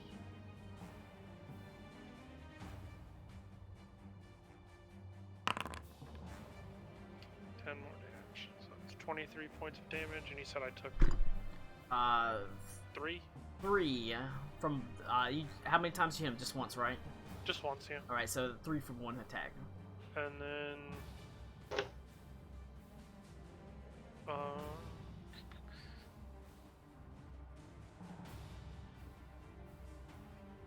I'm gonna use my War Priest feature.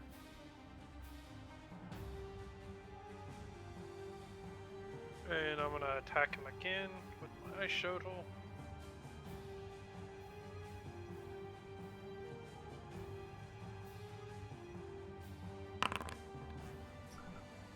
a hit, a powerful hit. Right. For 13 points of damage, you take 4 points of psychic damage as you lash out at him. But he is beat up terribly badly at this point. Barely standing, his diminutive child form slumping over. That's it for me. It goes to Karakwa.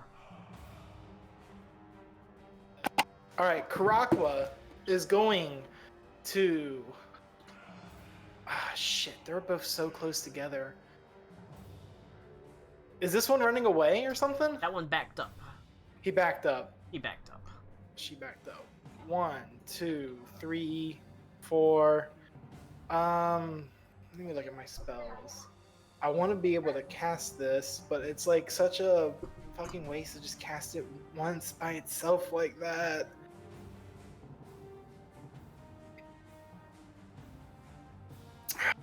I hate this fucking spell.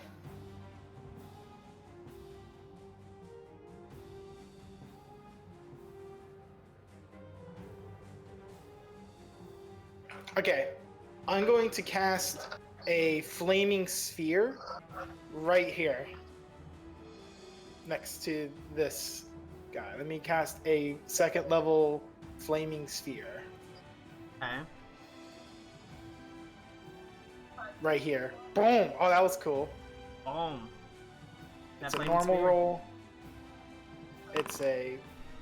Oh, that's in my dexterity. Whoops.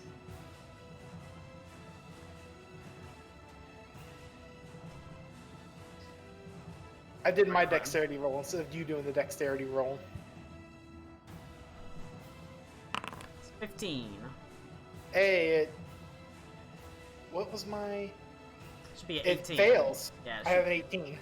Damn, dude. So it takes 2d6 fire damage on a failed save. So it takes 7 fire damage. Whoopie fucking do.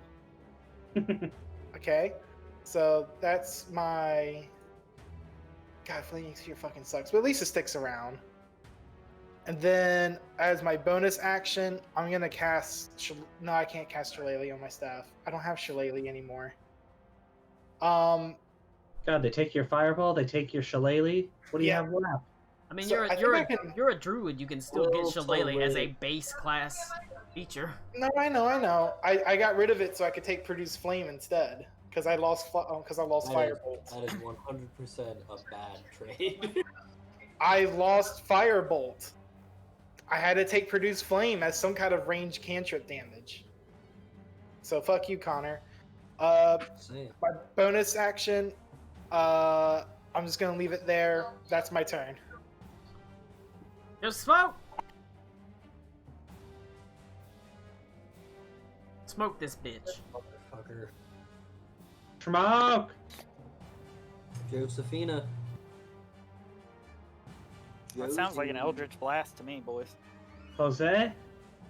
Jose. Oh shit, it's me again. I was eating chicken Alfredo. Oh shit, it's me. I was eating chicken Alfredo. Motherfucker. See, I said Eldritch Blast and he appeared. It's how to summon a warlock. Take your turn. Yep. Okay, I got you. Do ya? If you had us, you'd have been here.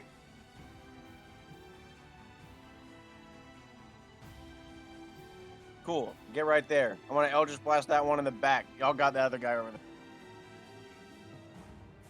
All right. Eldritch Blast. Eldritch Blast. That's a 24 to hit, Colin. It hits. Second Eldritch Blast. That's a 23 to hit. 2 hits. That's 8 and 12. Nice.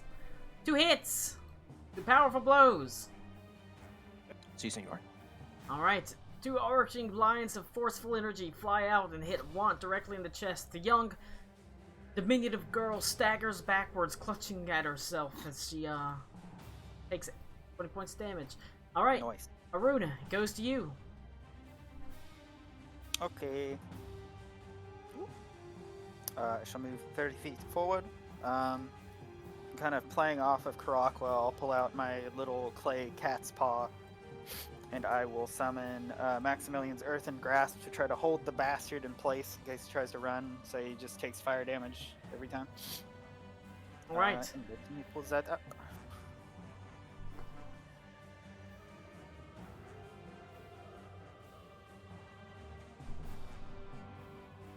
Yep. It is a DC 17 strength saving throw to escape the grapple. Would you believe that Want is not good at strength or constitution? That is a fat 0. I would say that fails. Ooh, wow. Alright, she is currently grasped with the arms of the Maximilian's Earthen Grasp. It's a medium-sized hand made up of compacted soil and gravel and snow rises up, wrapping itself around the small child and crushing her.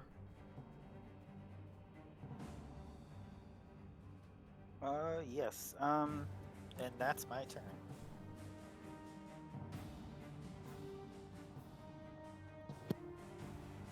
I'm going to, in the interest of, keeping this easy, remind me to refund you a Bigby's hand spell levels, because I'm just gonna cast. Ah, fuck, it didn't give me the spell template. I've got a spell template for some of them, I swear. Oh yeah, I guess it also takes damage. I forgot to roll the damage. It should not be 2d6, 2d6. It should be only 2d6. So 7. 7? Yeah, 7 bludgeoning. 7 bludgeoning points of damage, alright. Fairly powerful, grasping, freaking blow as the hand erupts from the earth, wrapping itself around the poor, emaciated form of the essence of Want. It crushes the poor little girl in her grasp. You've successfully, Murdered his young Got it. child. Got it. I already yeeted my sister out of a window. You can't hurt me anymore, Colin. You got a Bigby's hand on the ground. Well, she's a worshiper of Shar apparently now, so. God, I hope not.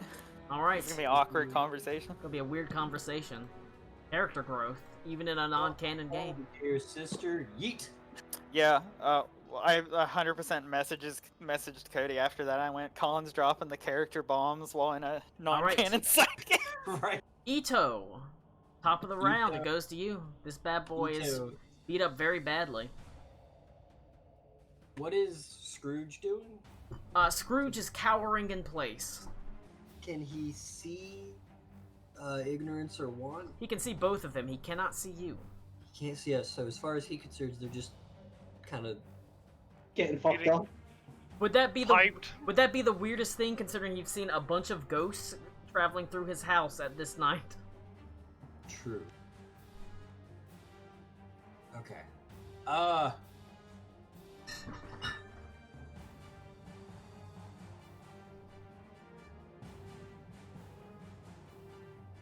It's only probably this character I really too much.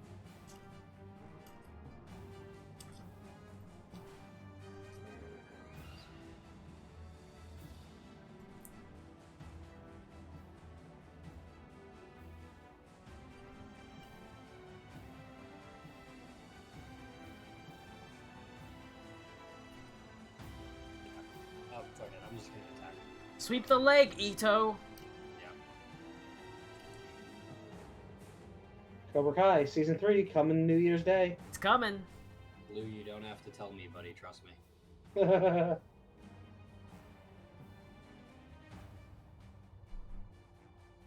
No mercy, Ito. First attack. I guess it's advantage. He is surrounded.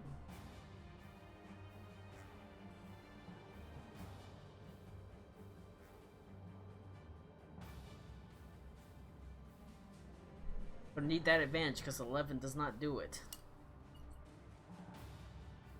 Alright, we're gonna ignore that roll. And I'll do this one as a standard roll, and we'll do the best of those two. 24. 24 is a lot better.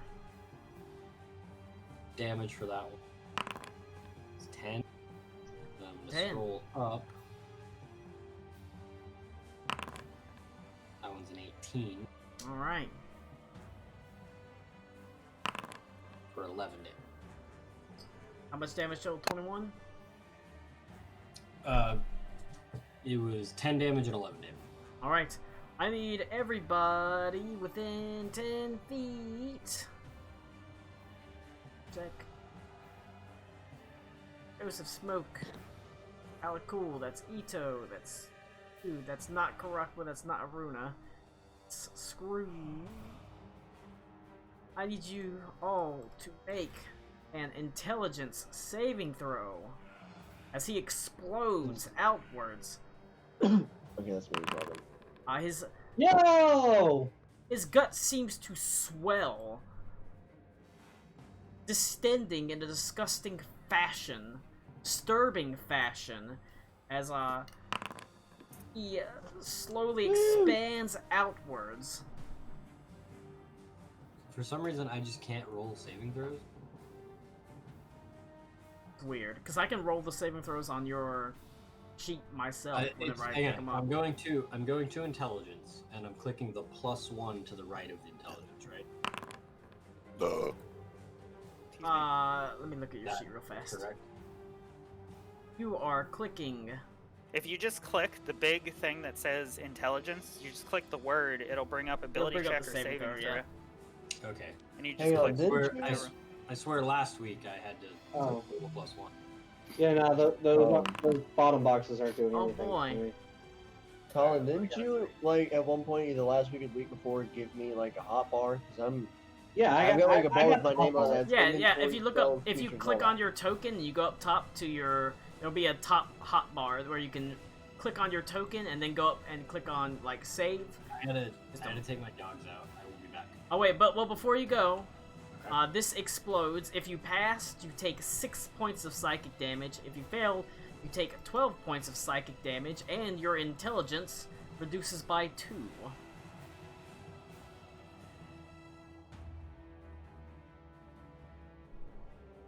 Okay.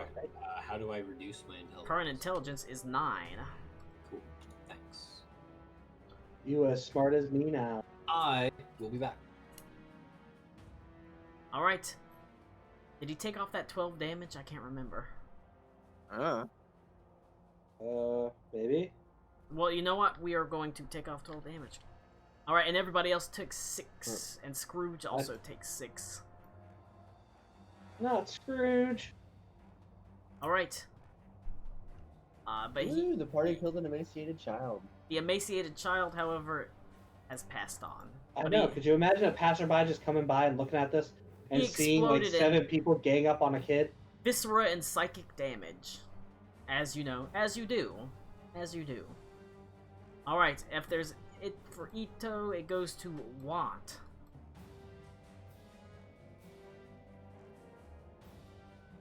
Want will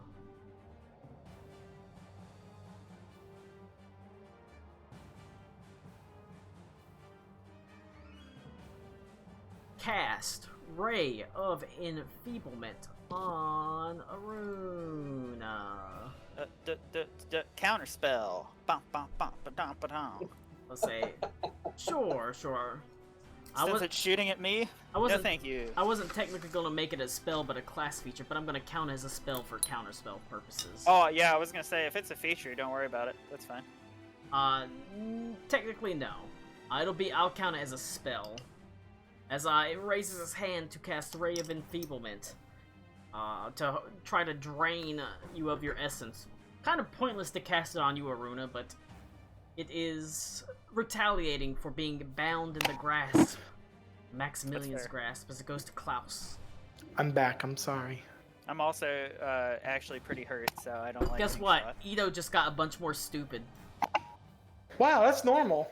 No, like legitimately. He lost intelligence. He lost 2 intelligence. Oh, no. Kill him, Klaus. They're held down by a big fuck-off hand. Alright. I'm gonna move right there. And, is she like prone or grappled or something? Is that what was the hand doing? The hand is Grapple. It's Current. holding her dog. Said her roommate and her dog are coming. So. What the fuck is Cody doing? I don't Yeah, I know. don't. What? I'm sorry. Whose roommate and Whose dog? roommate? We Dog's just hear coming? everything you were saying. I had my mic off. No, you didn't. We heard everything. Whatever. Don't worry about her roommate or her dog. They're coming. Is she hot? I've never met the roommate. I don't know. I hope so. Is she Is single? her roommate hot? Is she single? Is she single? The guys want to know. Does she like D&D and musicals? Does the she, hell? does she like Fiddler on the Roof? What are we talking about now? Does she like Moulin Rouge? I'll ask her when she gets here. All right, come on, Cody. It is Klaus's I am turn. sorry. I thought I had my mic. I did have my mic off. I guess it still went through. It went through. Sorry. It went through a mic. It didn't go through that mic. I don't think. That's really weird. Yeah. It shouldn't do that. All right, Klaus. Want is So bound. is that- What is Maximilian's autograph do? Grappled or restrained? It is. I believe it's the grapple. Let me check. Oh, it is restrained. It Okay. says to break out the restrained target. Restrained. A restrained creature's Alright. speed becomes 0 and it can't benefit from speed. Attack rolls against the creature have advantage, and creature's attack rolls have disadvantage. Disadvantage on dexterity saving throws, so you have advantage on your attacks. Damn, that's crazy. That's pretty really cool. strong. Thanks, GM Yeah. Screen. Yeah. New thing I got where I can look at these disgusting children, emaciated children tokens. Every time you get on, you'll just see it fade away before your stuff loads up. Alright, I'm gonna try and roll it, but I don't know if it'll do really damage. Oh, never mind. It doesn't. Okay, never mind. I'm dumb. Got that advantage. 18 to hit. 18 to hit does hit. 4. Right, and you I'm gonna take. keep trying to click on that button. Ooh. You take 4 necrotic damage, but it's halved because of the Eye of Vecna. Ooh. That is 16 points of damage. 16 points total. Yes. Alright, so you took 2 points of necrotic damage total.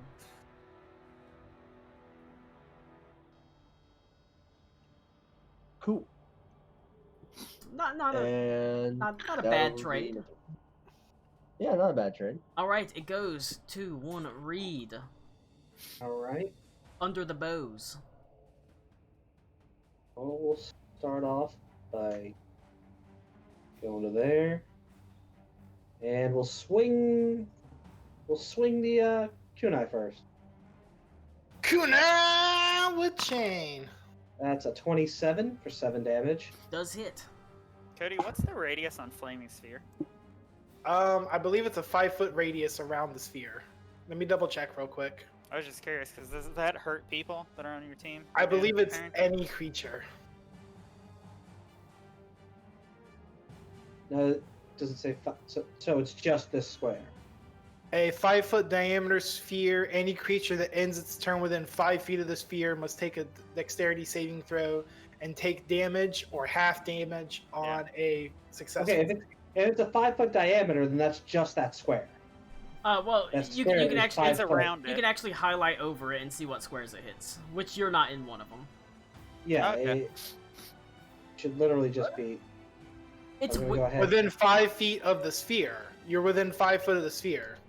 That's the weird thing about the measurement of 5th edition Hold in on. spheres and It squares. says a 5-foot diameter sphere appears in an unoccupied space. Any creature that ends its turn within 5 feet of the sphere. So any Yeah. square around this is going to get hurt. It's time. Do we let's figure it out right now. Do we decide what we're getting via the templates or via the actual measurements? Because right now it's using the double movement for diagonals template, basically, where a diagonal would be 10 feet of movement technically. I would say if it says, I'd say like all these squares around it would be. Yeah, I was gonna say, if it hit the enemy earlier, it should hit 5 feet around it, because it's not on top of it anyway. Yeah, well, it can't be in that square. It has to be in a square next to it.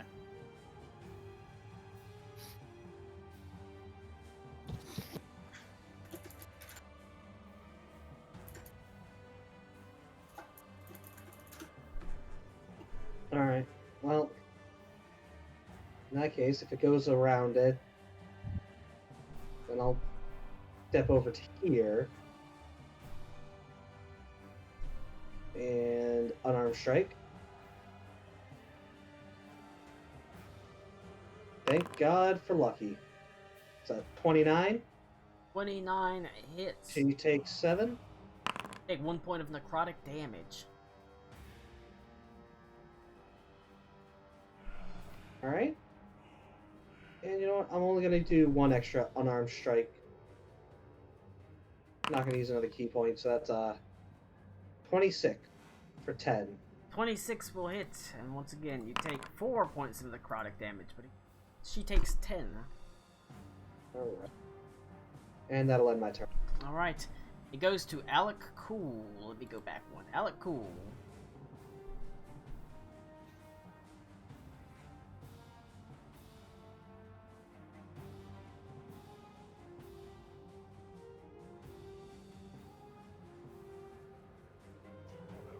I get there, I'll fucking stab her. Fucking stab her. I'll stab her good. Yeah, fucking stab her with advantage, bro. If you end your turn there, you're gonna have I don't take care. damage. Okay. 23 will definitely hit. What's that, 13 points of damage? You take 3 points of necrotic damage as necrotic energy lashes out at you, but the ice shotel buries itself into her. She's barely standing. He takes 10 more points of damage. Alright, I need everybody in 5 feet to make a Constitution saving throw. Nice.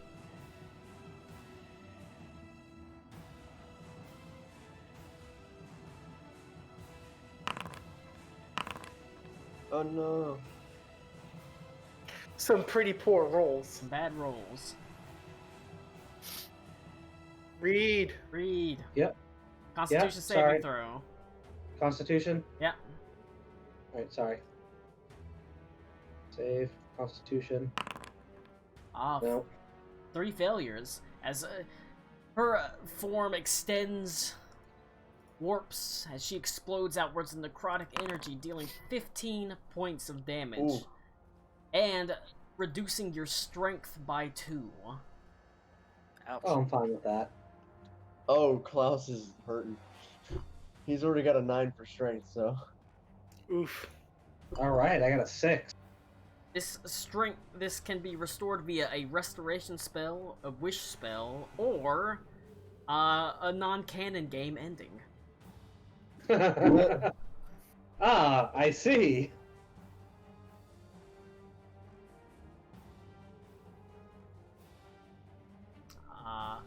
Can you lower your strength, or do you need me to lower it?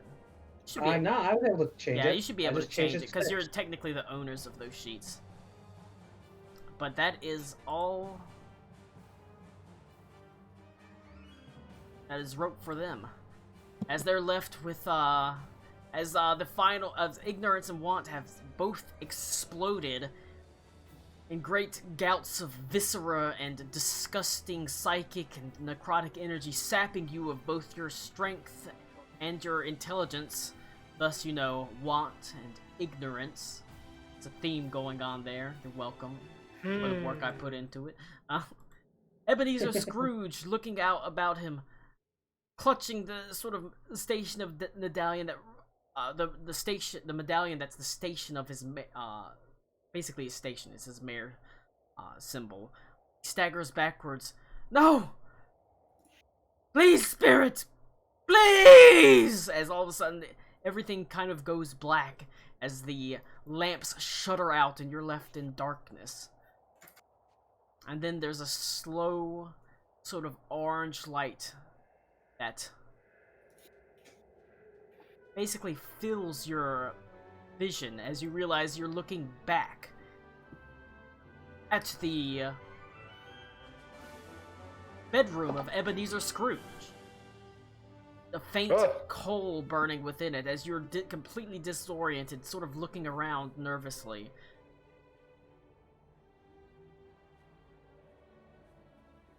A couple of moments pass. You can see Scrooge turns fitfully and the glowing purple light that emanates from the book on his table, and the orange light from the small, scuttled fire that sits within his hearth.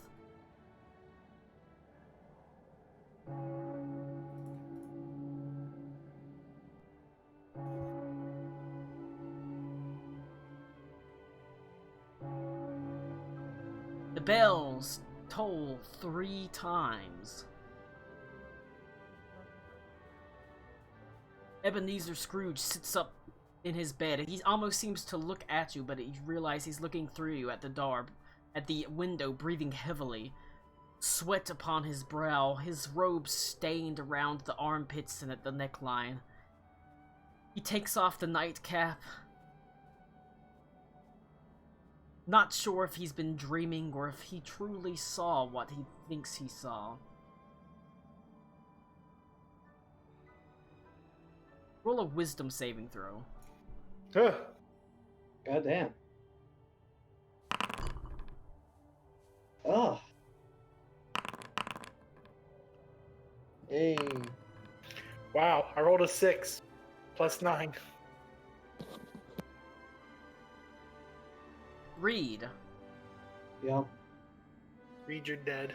within your gut, there is a roiling fear which causes you to shrink back as it looks almost like the shadows sort of coalesce into a vague form. The ghost of Christmas yet to come. As these shadows take form, a bony skeletal hand reaches out at Scrooge, who shrinks back into his bed, saying, "It is you I fear the most, Spirit.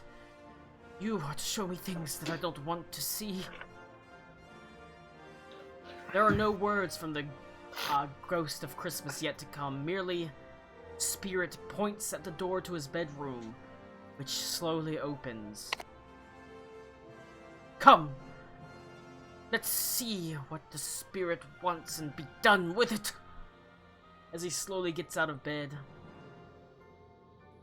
he staggers through the doorway, and you can see the ghost of Christmas yet to come pauses for a moment, looking in your direction, then turns, walks through the door.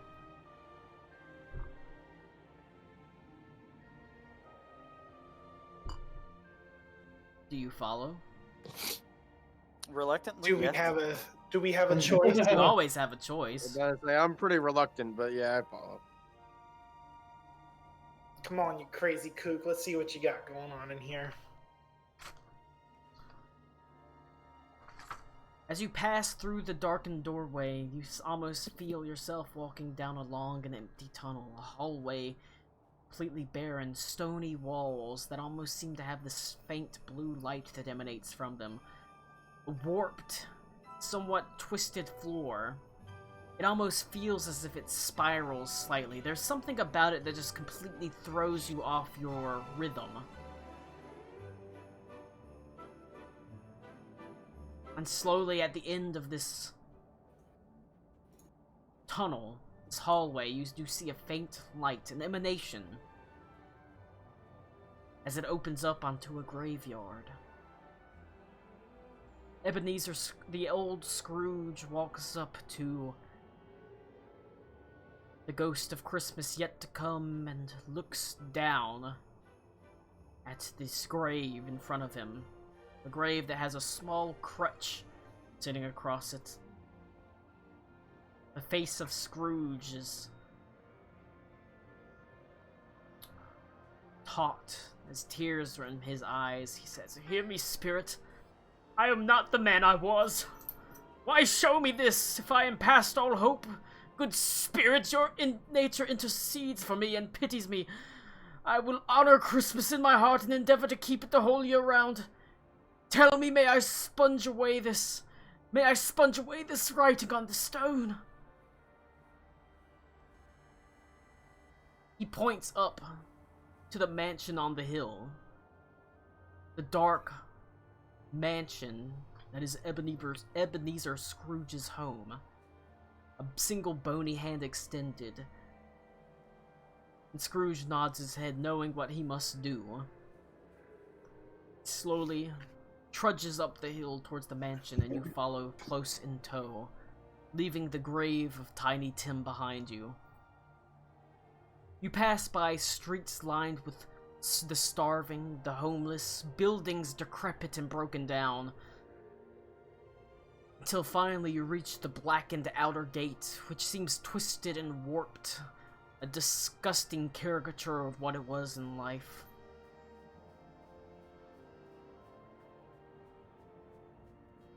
You make your way up, higher and higher, until eventually you reach the doors of the great mansion.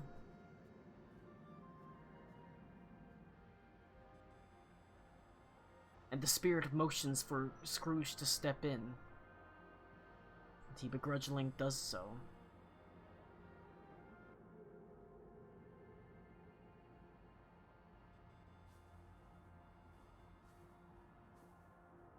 Is this what I become, spirit?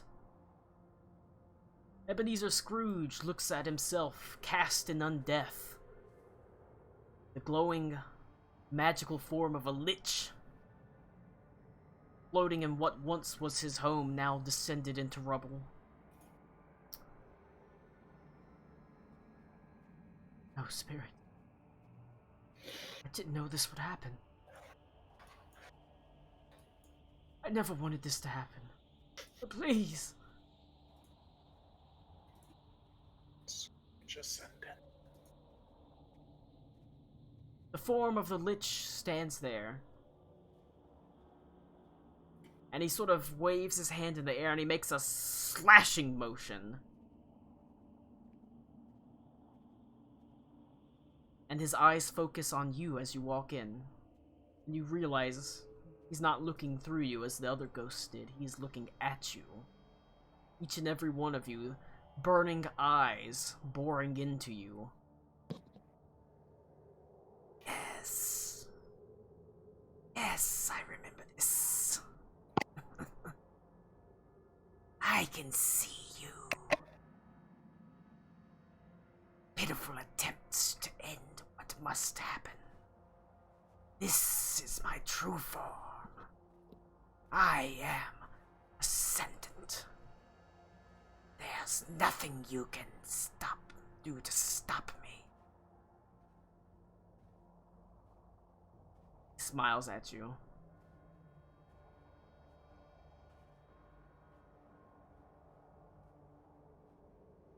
I shall kill you. Go ahead and roll initiative. You may try to kill us. Nice one. I did it! I finally rolled higher than some people in initiative.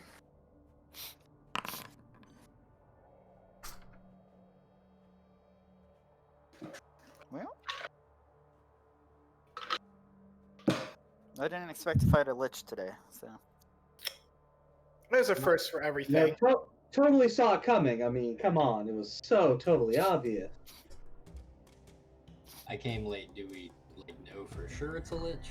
Oh You yeah. said it well.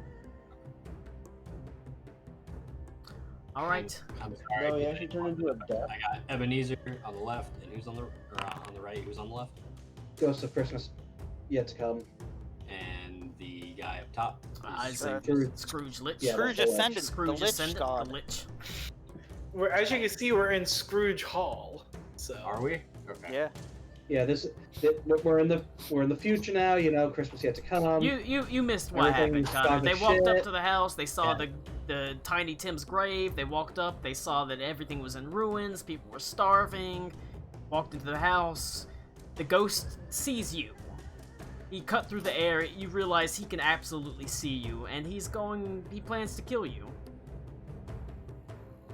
Righteous. I plan It's to. going to be hard to kill us when you will never, exist. It's an interesting quandary. Alright. Ito. It goes to you. The room is lined with red light, except for the faint emanations from atop. A spell book sitting atop is basically this is upstairs. This is a spell book sitting atop a table that has a purple glow about it. But it's upstairs. It is slightly upstairs, yes. Okay. And again, because I was walking my dogs, are we fighting Scrooge Ascendant or are we fighting the ghost? You are fighting Scrooge Ascendant. Just wanted to make sure.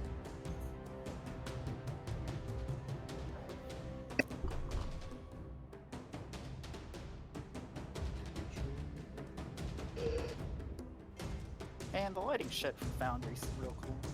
It is a lot better than Roll20, by the way. It is really fucking cool. By a huge margin. The flickering is pretty awesome. Man, it's so much fun because we're doing a dungeon crawl in the other game, and no one has dark vision, so they actually only have... they can't see shit in the dungeon because of the lighting. Enjoy your torches, bitch boys. Yep. I love that you can put torches on people too. It's so good.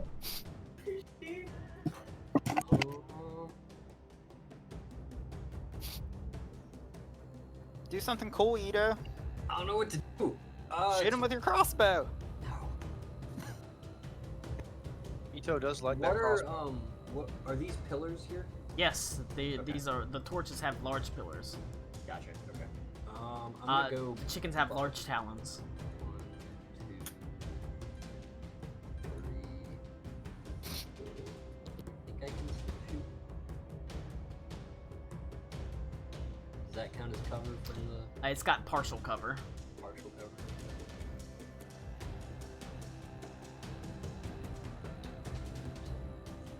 Okay, that was only 4. So You're in, boys.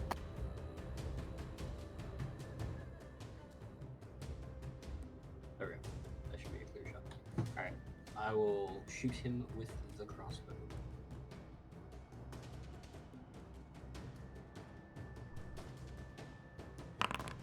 That is a I'm very 16.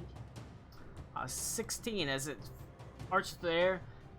It hits his mage armor and just deflects off into the distance. Annoying.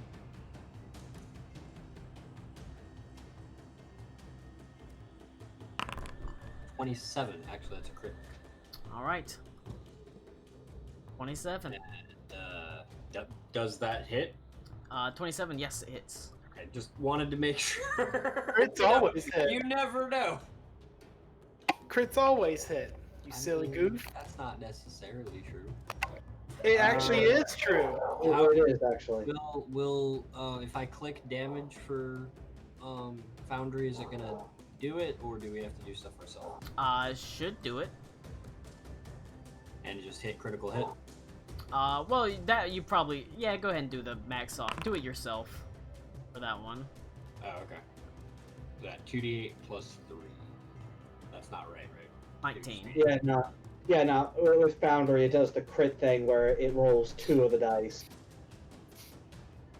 So you know your attack is usually 1d8. It just rolls 2d8. Correct. I just want to make sure we're just doing max damage possible, right? Yeah. Colin. Yes.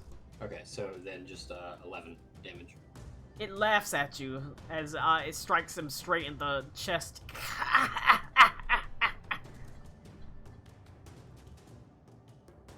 I'm gonna bonus action and inspiration onto Aruna, because that worked out last game.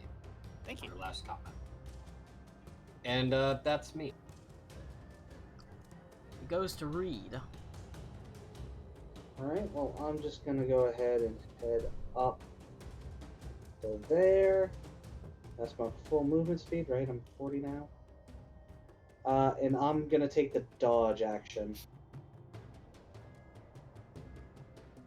All right. And you know what, for the hell of it, can I even? No. Yeah. Alec cool.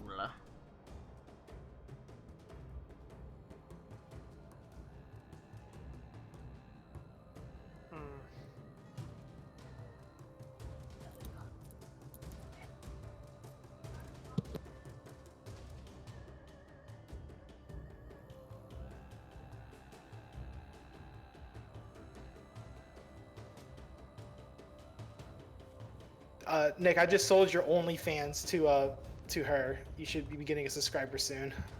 Woo! Who's her? Sweet. Nice. I'm the only one allowed to be subscribed to his OnlyFans. You can give her my number, Cody. She can have personalized videos. Cody, you can. You know how like yeah. you piss someone's name in the snow, you can shit Nick's over and here hang like out. I did shit. Cody, you can give her my number, 3 inches. Damn, big boy over here. Nick, shit on this guy like you do in your diapers.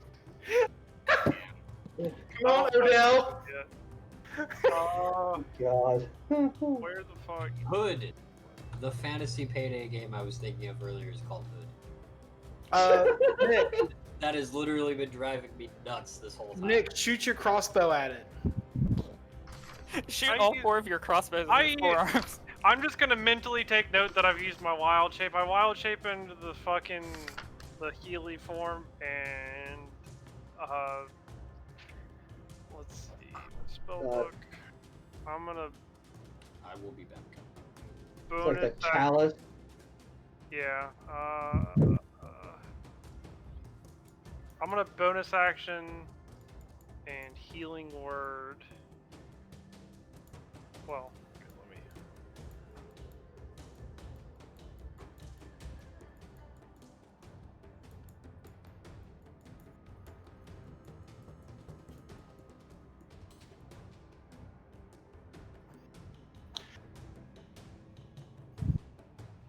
What you measuring there, Aruna?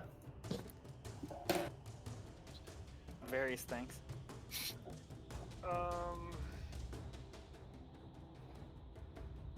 So I'm gonna healing word on Reed. That does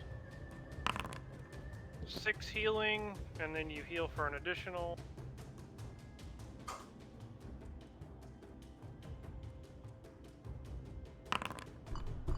Wow. You heal for an additional 4. All right. 10 total.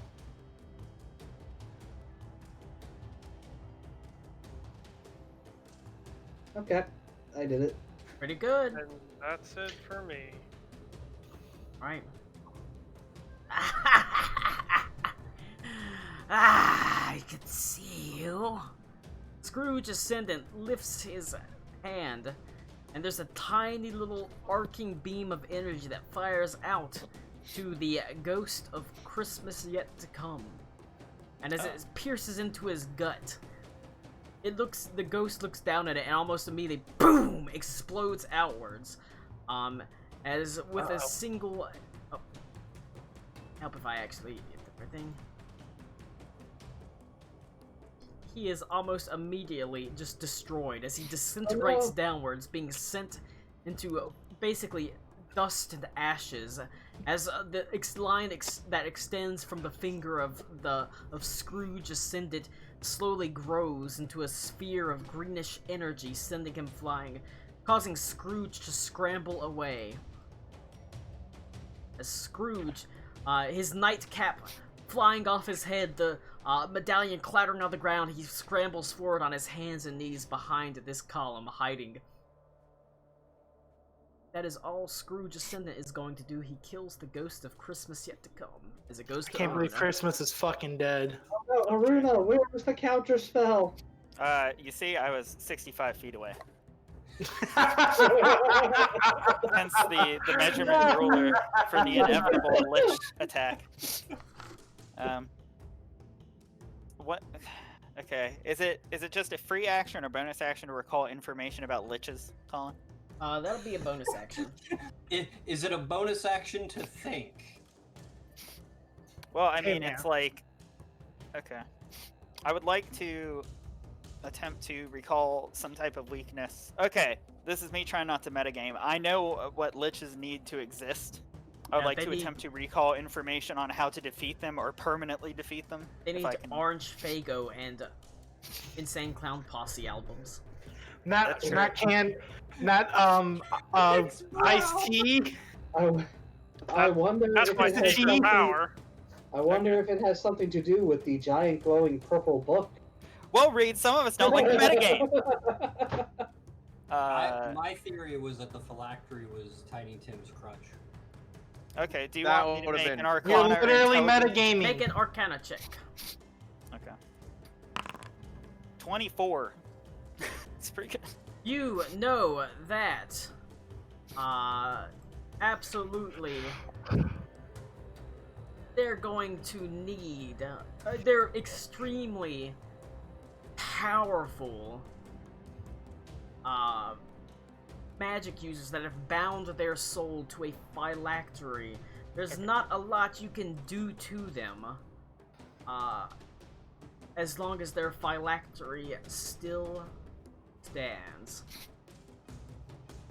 Okay. Okay, so it's just a glowing spellbook in the background. There is a glowing spellbook up on the dais, up on the background. Okay. 5, 10, 15, 20, 25, 30. I'm gonna actually go over to Scrooge. And can I, if this takes an action, it takes an action.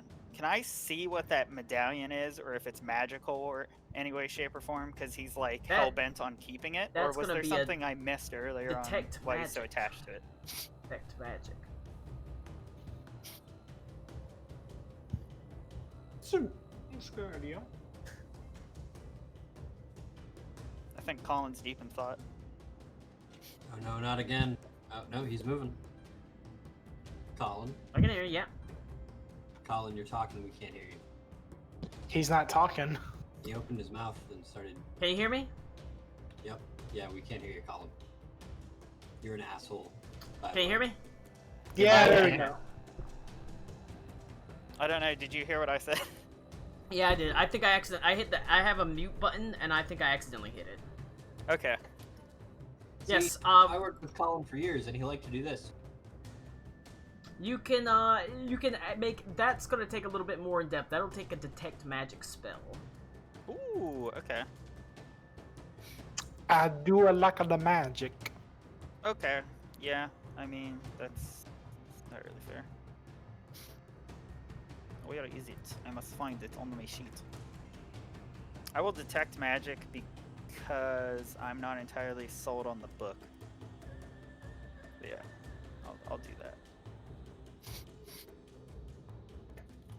That'll be my action.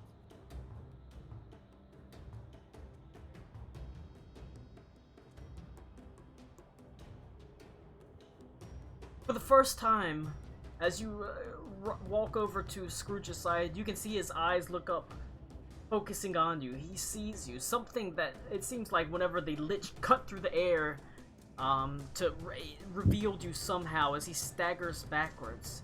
And yet, all he can do is see you. As you reach forward for the talisman, your hand passes right through it. You are still but figments to him. However... Uh-oh.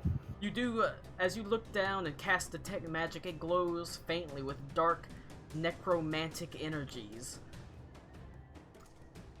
And indeed, you look over to the Lich and see he still bears the same talisman around his neck. Okay. Indeed, it seems like it's not the book, it is the medallion that sits around his neck that is the phylactery. And worse than that, it's already, even on elderly Scrooge, it's already begun its transformation, pulling his soul into him, or sort of sucking at his soul. Okay. Roll a free action Arcana check. Nice. Ooh. 14. It's a pretty good Arcana check. At this point, looking down at him, you know that it's bound to his soul so much. If past Scrooge's phylactery is destroyed, the medallion is destroyed, it will kill Scrooge. His soul has been bound to it already that much. Okay. Okay, well, I did an action, bonus action, and you said that's free action. Yeah. So, can I call something out or not? If you're just yelling something out, it's a free action. Okay. It's the necklace. The necklace is the phylactery. We have to destroy it. And that's my action and everything.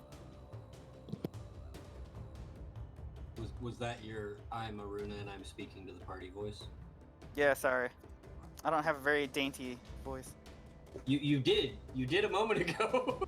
Oh, yes. Oh, Kana. Oh, Ito. Let Nope. me bang your wife. Nope. Take me back.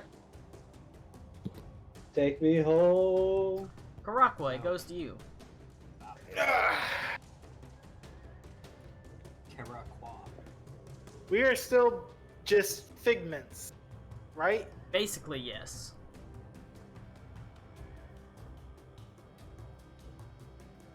Don't sell yourself short, buddy. They don't call me skinny penis for nothing. Some people call me Pringles dick, but I never really found out why. Don't really have a Pringles dick. Let's keep my penis safe and tight. I keep my dick inside a Pringles can because it keeps my penis safe and dry. That's in my fucking Instagram bio. Wait, My wait, Instagram wait, bio. sorry. My Wait, Instagram bio says Max, did you my just dick is non stuck in a sequitur hashtag of Pringles non can. sequitur? The what? As you get closer, you can now see Karakwa Scrooge draws away from you, clutching nervously at his robe and the medallion. Scrooge. Ebeneezer. It's not too late. You can change the man that you are. You can stop this from happening. This is not the future for what. This is only what can happen, not what will happen. Roll a persuasion check. Oh, because I'm really fucking good at those.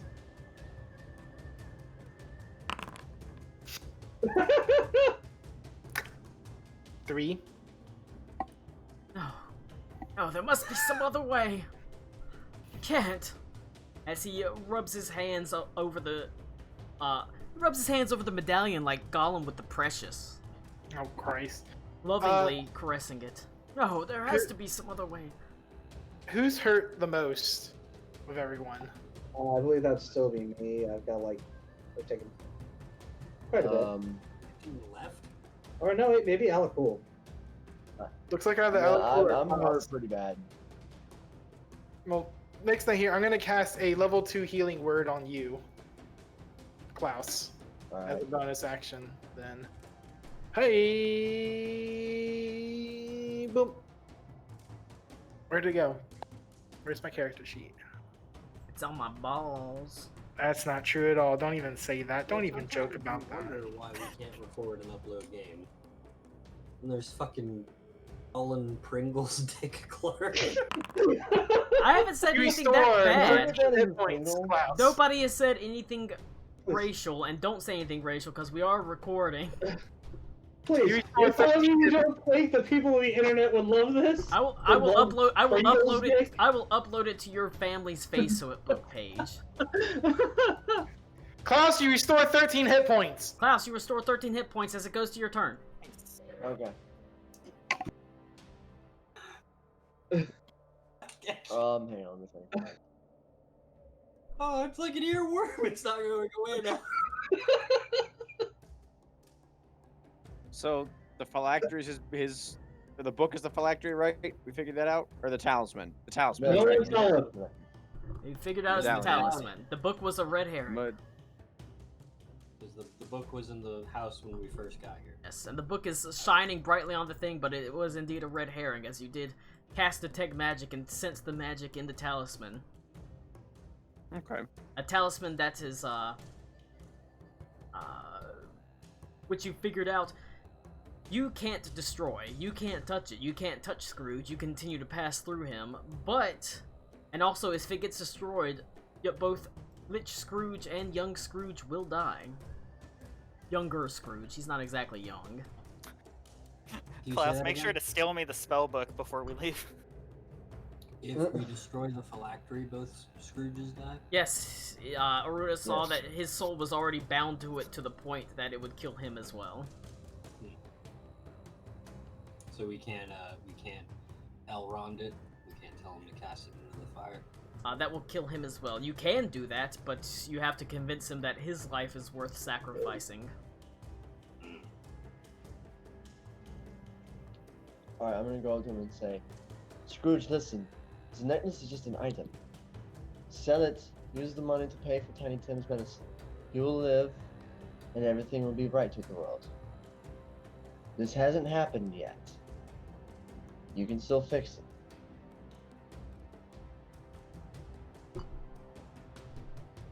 it. What does the medallion look like? It is Has a that s- it is a symbol of status, a large gold medallion that has what appears to be a crown upon it, symbol of a mayordom or being a mayor. Okay, I didn't realize that was the same medallion. It's his badge of office. Yes, it's the same one he was fiddling with when you first saw him in the bed. It's the same one I've emphasized that he fiddles with throughout the entire game. Gotcha. Yeah, I tell him, whether or not you have the necklace does not make you any more or any less the man. You can use the funds Roll a persuasion check. more wisely. I'm still trying to do it from fucking D&D Beyond. Yeah, that pop-out mod will be Ace's column. I'll that have didn't to see work. how it works. 12. No! Trying to trick me. This is all some sort of dream! Did not work. Well, I tried. Joseph Smoke. Hey, I'm out. Josephina Smoak. All right. So, where's Scrooge at? Where is that mother? There he is.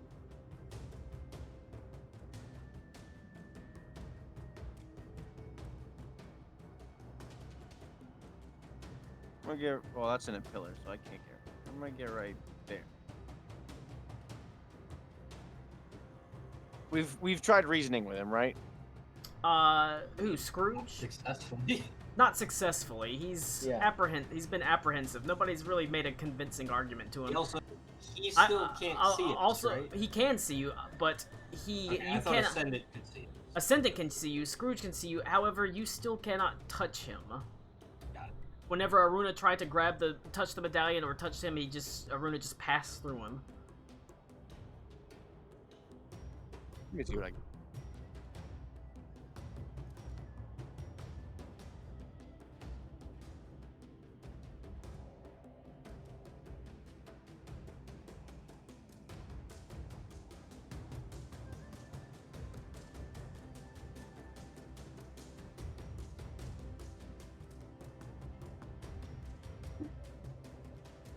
Okay, I have some cool RP stuff that might work.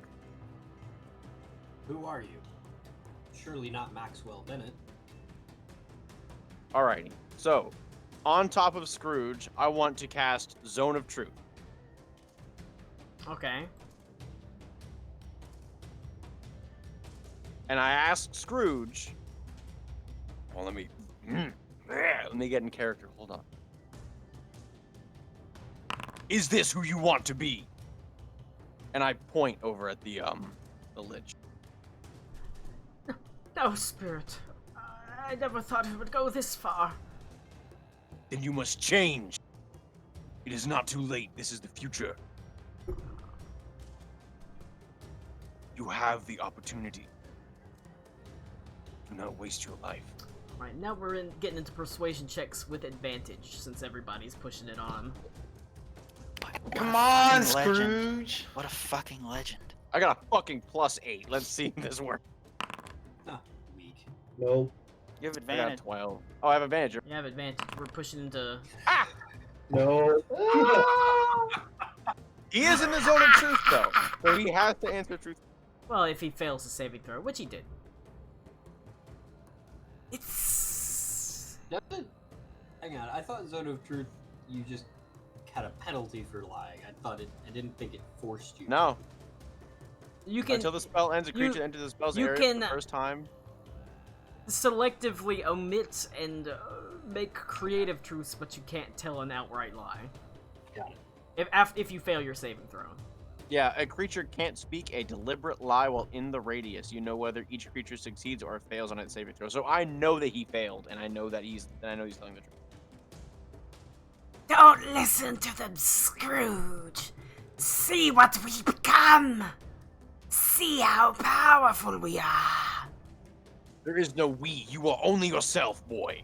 They are Excuse my but boy. ants. To be cast aside. That's racist. I almost choked on my ice cream.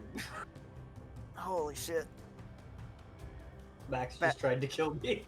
It doesn't matter that he got a bad persuasion roll. You're it's fucking already good. bound to the medallion. You can't throw it away. You can't give it away. You will always be drawn to it. There's nothing left to do but descend. Become like me. A god. As he's saying this, technically it's the start of the round.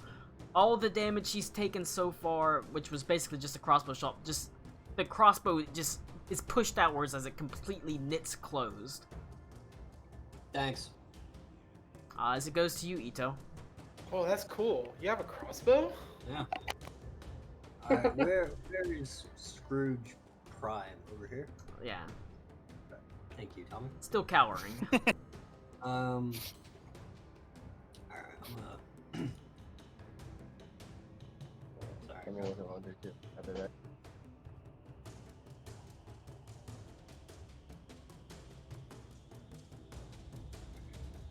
I'm gonna walk up here next to Alakul. Take my hand on it. You said we already have advantage on these persuasions. Yes, if you're yelling at him to persuade him. Alright, I'm gonna talk to Scrooge, but I'm gonna be looking at Ascendant when I say this. I'm gonna say, look, I of all people know what it means to, one, have an opportunity to turn into something you don't want to be, and two, be clinging on to something that is not a good thing for you. This is not how it needs to be. It is only what it will be if you keep this up. And I don't think you want to be that.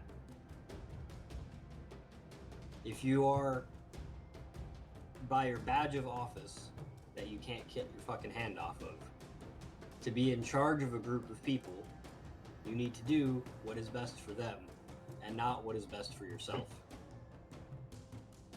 That thing only has itself, and that's it. That's all it has, that's all it'll ever have. Roll a persuasion check with advantage. Watch me get a 1. 2 ones. 23. He says, That's pretty good. Scrooge says, both right. Both of them. I have to. I'll never be rid of this. You'll always call to me. I've seen what I become. The spirits have shown me how the world is, how it should be.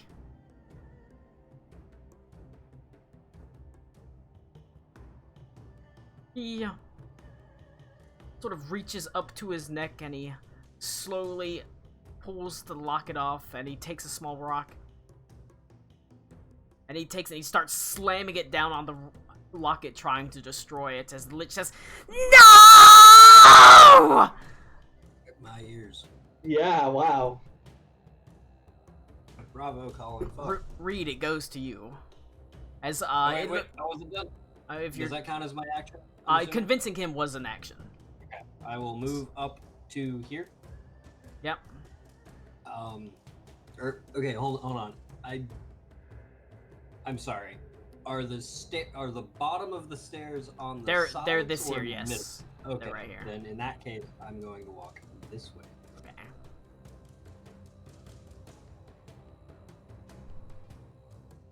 Alright, it goes to Reed. It looks like Scrooge is working on destroying it, but it's not gonna happen immediately. It looks like it's gonna take a turn to do it. we've determined that's going to kill him too, right? Yes. Not an outcome Reed want. You want an old asshole to die, or do you want a little boy to die? Choose your asshole. I mean, as far as I know, Tiny Tim isn't an asshole. Reed will I'm gonna call out wait. to him. I don't know. He could like fucking Fortnite dance on top of dead bodies he finds in the streets and shit. Like you don't know what he does.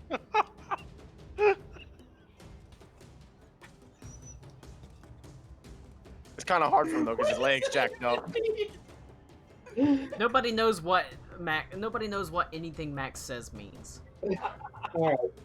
So Reed will call out to Scrooge. This is but one path that the future can take. It does not need to be the one you do. The path towards your redemption is only one step away. You do not need to let this medallion control you. Ah, yes. I intend for it not to control me. Luke convincing him to kill himself. I'm trying to convince him not to. Oh, I don't think it worked, You are homie. stronger. You are stronger than this medallion.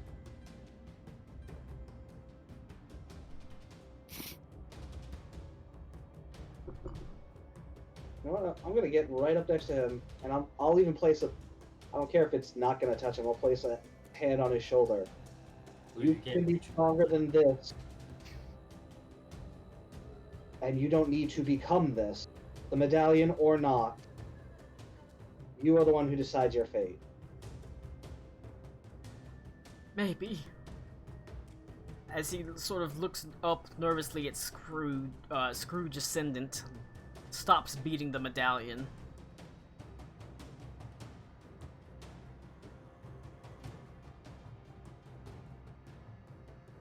If there's nothing else from Reed, it goes to Alec Cool.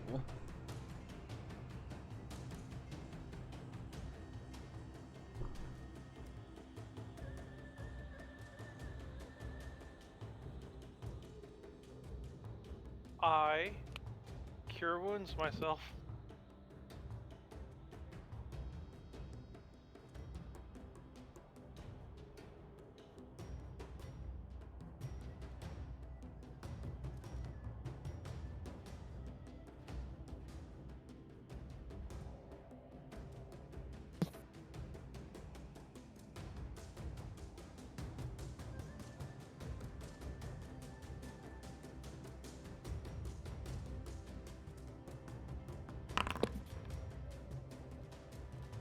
Wow.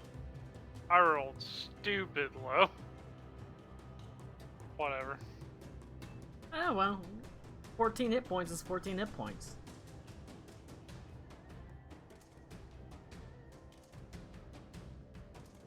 And,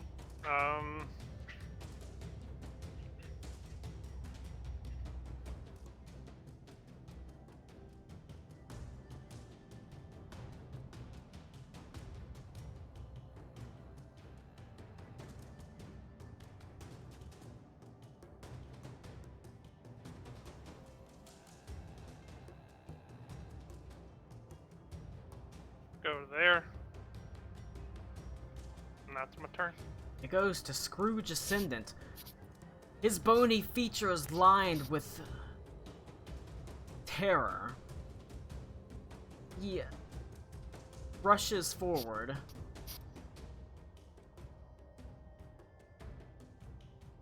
And first he's gonna reach out his hand at Joseph Smoke. And cast a spell. Oh, does he now, Colin? He does. Yeah. If you wish to counterspell, That's 4th level. he is casting a 9th level spell. Okay. So you have to roll. You have to roll a 9th level. It's a one shot for Colin too. I went into this fight going, if it's a lich, I'm fucking counterspelling everything I can. That's probably a good idea. Sorry. Are you winning, son? This is spooky as fuck, dude. DC equals A 10 19. plus the spell's level on success, the creatures. Um, So is it a d20 plus, what's the modifier? Or is there a modifier? ooh. I'm probably just reading it wrong. It's ability check using your spellcasting ability, so it's an intelligence ability check. Okay. So you get to add your intelligence to it, which is good. Yeah, it's good. Not Shit. enough though. Oh, one. I had to roll off. a 19 as he reaches out and casts Power Word Kill on Joseph Smoke, who has less than 100 hit points as Joseph Smoke just sort of shrivels up. No saving throw for me? There's no saving No, throw that's for not it. what Power Kill does. Power word kill. That's what Power Power Word Word Kill does. It's a one shot, so we can throw this stuff around of people kind of getting killed like that. But he rushes forward, clasping, trying to get at Scrooge, saying, "No!" As Scrooge continues looking down and battering the amulet. Looking over at Reed, and down at the amulet, and looking up at the lich that has just one-shot Joseph Smoke with Power Word Kill. I was fucking one off, Joseph. He is going to, Don't tell me, I'm a pile of ashes. he's going to I don't even continue... think you're a pile of ashes. You're not even a power after. You disintegrate into nothing. Oh. Oh shit. That's okay. He lost his Oh, night. man, I was He kinda cast his hoping night. he, like, curled up like a dead spider. Yeah, there's nothing left of him. He's got like Like, head his and knees stared bent at himself. backwards, elbows bent backwards, just like, bleh. Well, I was gonna cast Revivify on him, but I guess I won't now. Good fucking luck, Bucko. Jesus Christ. You can cast Mold Earth to collect his ashes. I don't know why I rolled Jesus that. Christ, There's no Scrooge. need to roll that. Scrooge, seeing what you've done and seeing Joseph Smoke fall, seeing all he's learned and seeing as it is late, he takes a rock and he looks at you each and says, I will not be that man. I understand now. I understand what I was. I understand who I should have been. I understand that my business should have been mankind. And so I will do what I can. The only thing I can. And he takes a rock and he smashes the amulet. And there is a brief moment where the lich just sort of says nothing, almost staggers back in disbelief, clutching at the medallion at his chest as he looks down at it, and it slowly begins to dent and dematerialize in the same way that the locket that Scrooge held around his neck had whenever he smashed it. Product of time. He looks up at you. It wasn't supposed to be like this. And then he just starts to... There's no explosion. There's no great bang. He just fades. As if He he says was... you were never supposed to be at all. Indeed, and he, as far as time is concerned, he never was. As the seed is never there, the medallion which formed it was never now. However, as you look over, you see Scrooge himself lays crumpled on the ground over the medallion, his face slowly turning pale. The moment of silence as you look down at... Are we still in initiative order? No. Can I charge over there and dump every last lay on hands point that I can into him? Sure.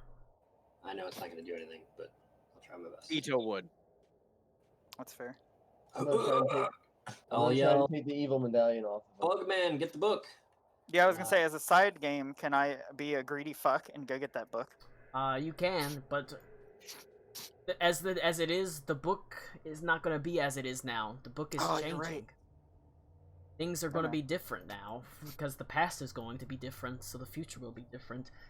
You're You can correct. actually see there. It's almost like So glass. I have... It's not telling me. Is that under Dimitri. Is the 20. lich gone? Yes, 25 points of lay on hands into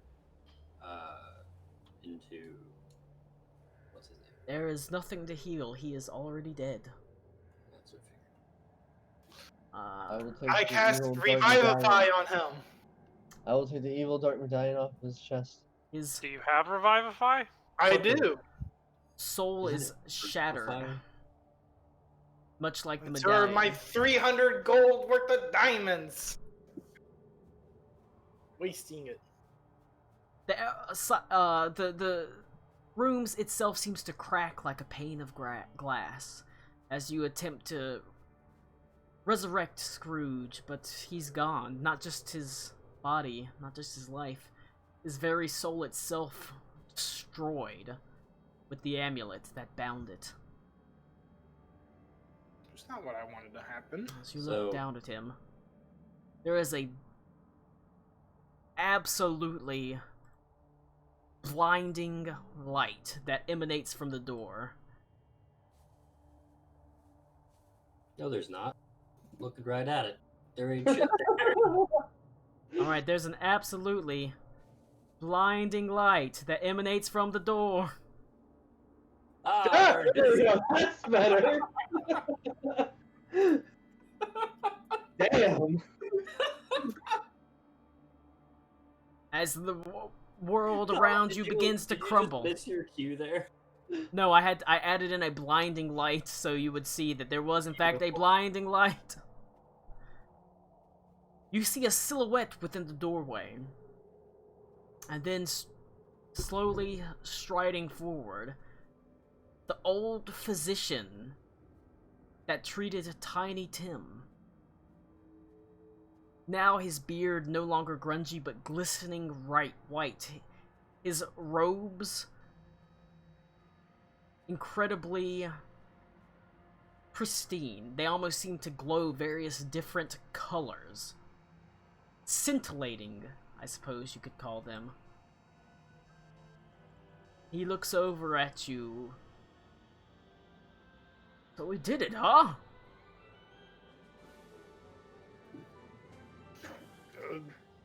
Did what? Old Scrooge was willing to sacrifice himself for the future. Would you say that he redeemed himself? I would. Reed silently nods. Any man that would give his life to prevent evil from happening is a good man. I quite Hey, agree. Doc, can you do anything for a guy who got, like, disintegrated? I can pull this timeline out of canon. Oh, shit, would you do that for us? Joseph he just- spoke. No, he Joseph just spoke the angel over here. Oh, thank you, God. Hang on, You can does it No, sure he just cover hands that? fucking Ito a hand broom. He walks over. He is a- hands Ito a fucking hand broom. You can see he is a broad-shouldered, tall man, no longer the sort of stooped physician. He carries with him a large cudgel that is studded with iron bolts. As he walks over to Scrooge and places the cudgel on his head. These people speak for you, including one of my chosen.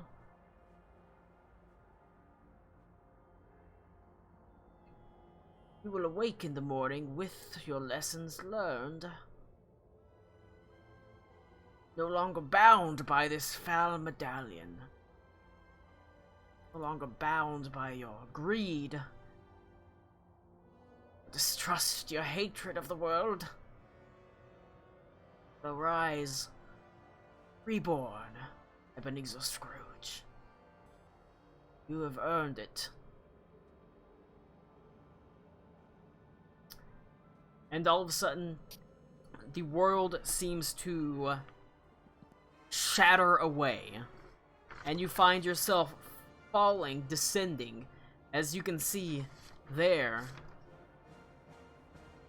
The man that raised Scrooge, the visage of Saint Cuthbert, looking down upon you, as you find yourself just descending down, down, falling, unable to see each other until you land with a loud thud on the bottom floor of Scrooge's, basically where you are right now, except in an alternate timeline, which is not rubble. It is merely the bottom floor of Scrooge's estate. And there's silence.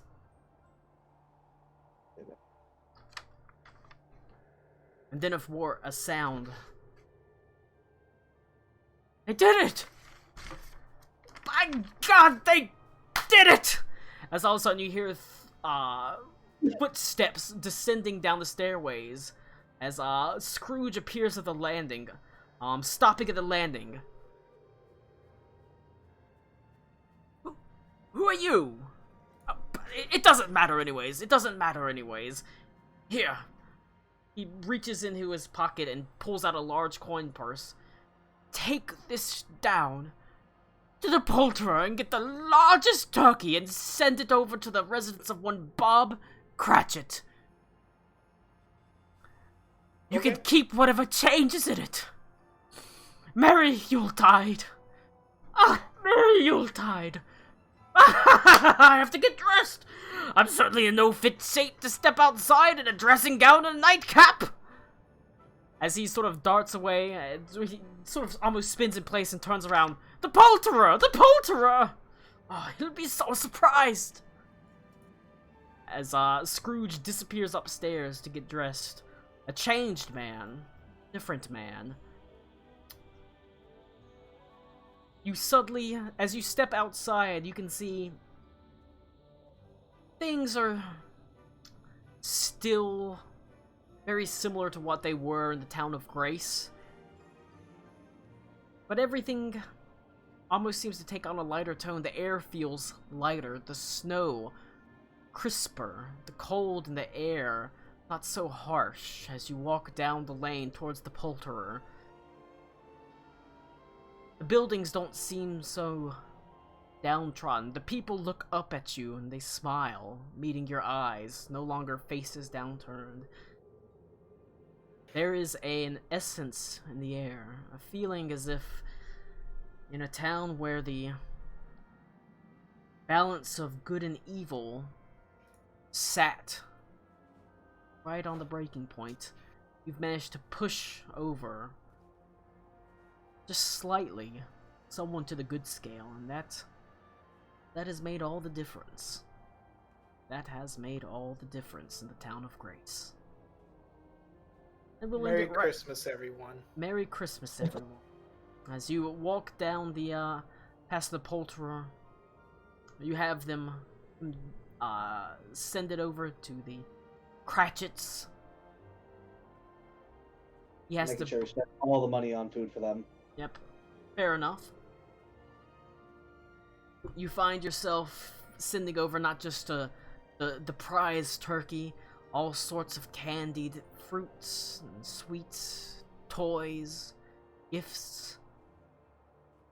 And as you see them delivered, the Cratchits are as good as you would expect them to be, not hoarding them, sharing them with their neighbors. Tiny Tim stands at the porch, sort of leaning on his clutch, but a bright smile on his face. And soon, Ebeneezer Scrooge appears at the top of the lane, not clad in the nightcap and dressing gown, rather a fine overcoat, beautiful heavy fur coat, large top hat and cane. He has a sort of dour look on his face as he comes down. You can see Bob Cratchit almost shrinks away, and he says, "Cratchit! You are getting a raise. Ha! It's far too long that you've suffered under my miserly nature. You've been a good clerk to me, Bob. I promise I will endeavor to improve not just your life, but the life of your family, those of the people around you, and I will see that Tiny Tim will have the best doctors that money can buy, You have my word, Bob. My solemn word. And as he leans down and sort of pats Tiny Tim on the head, Tiny Tim raises his crutch slightly and says, "God bless us, everyone."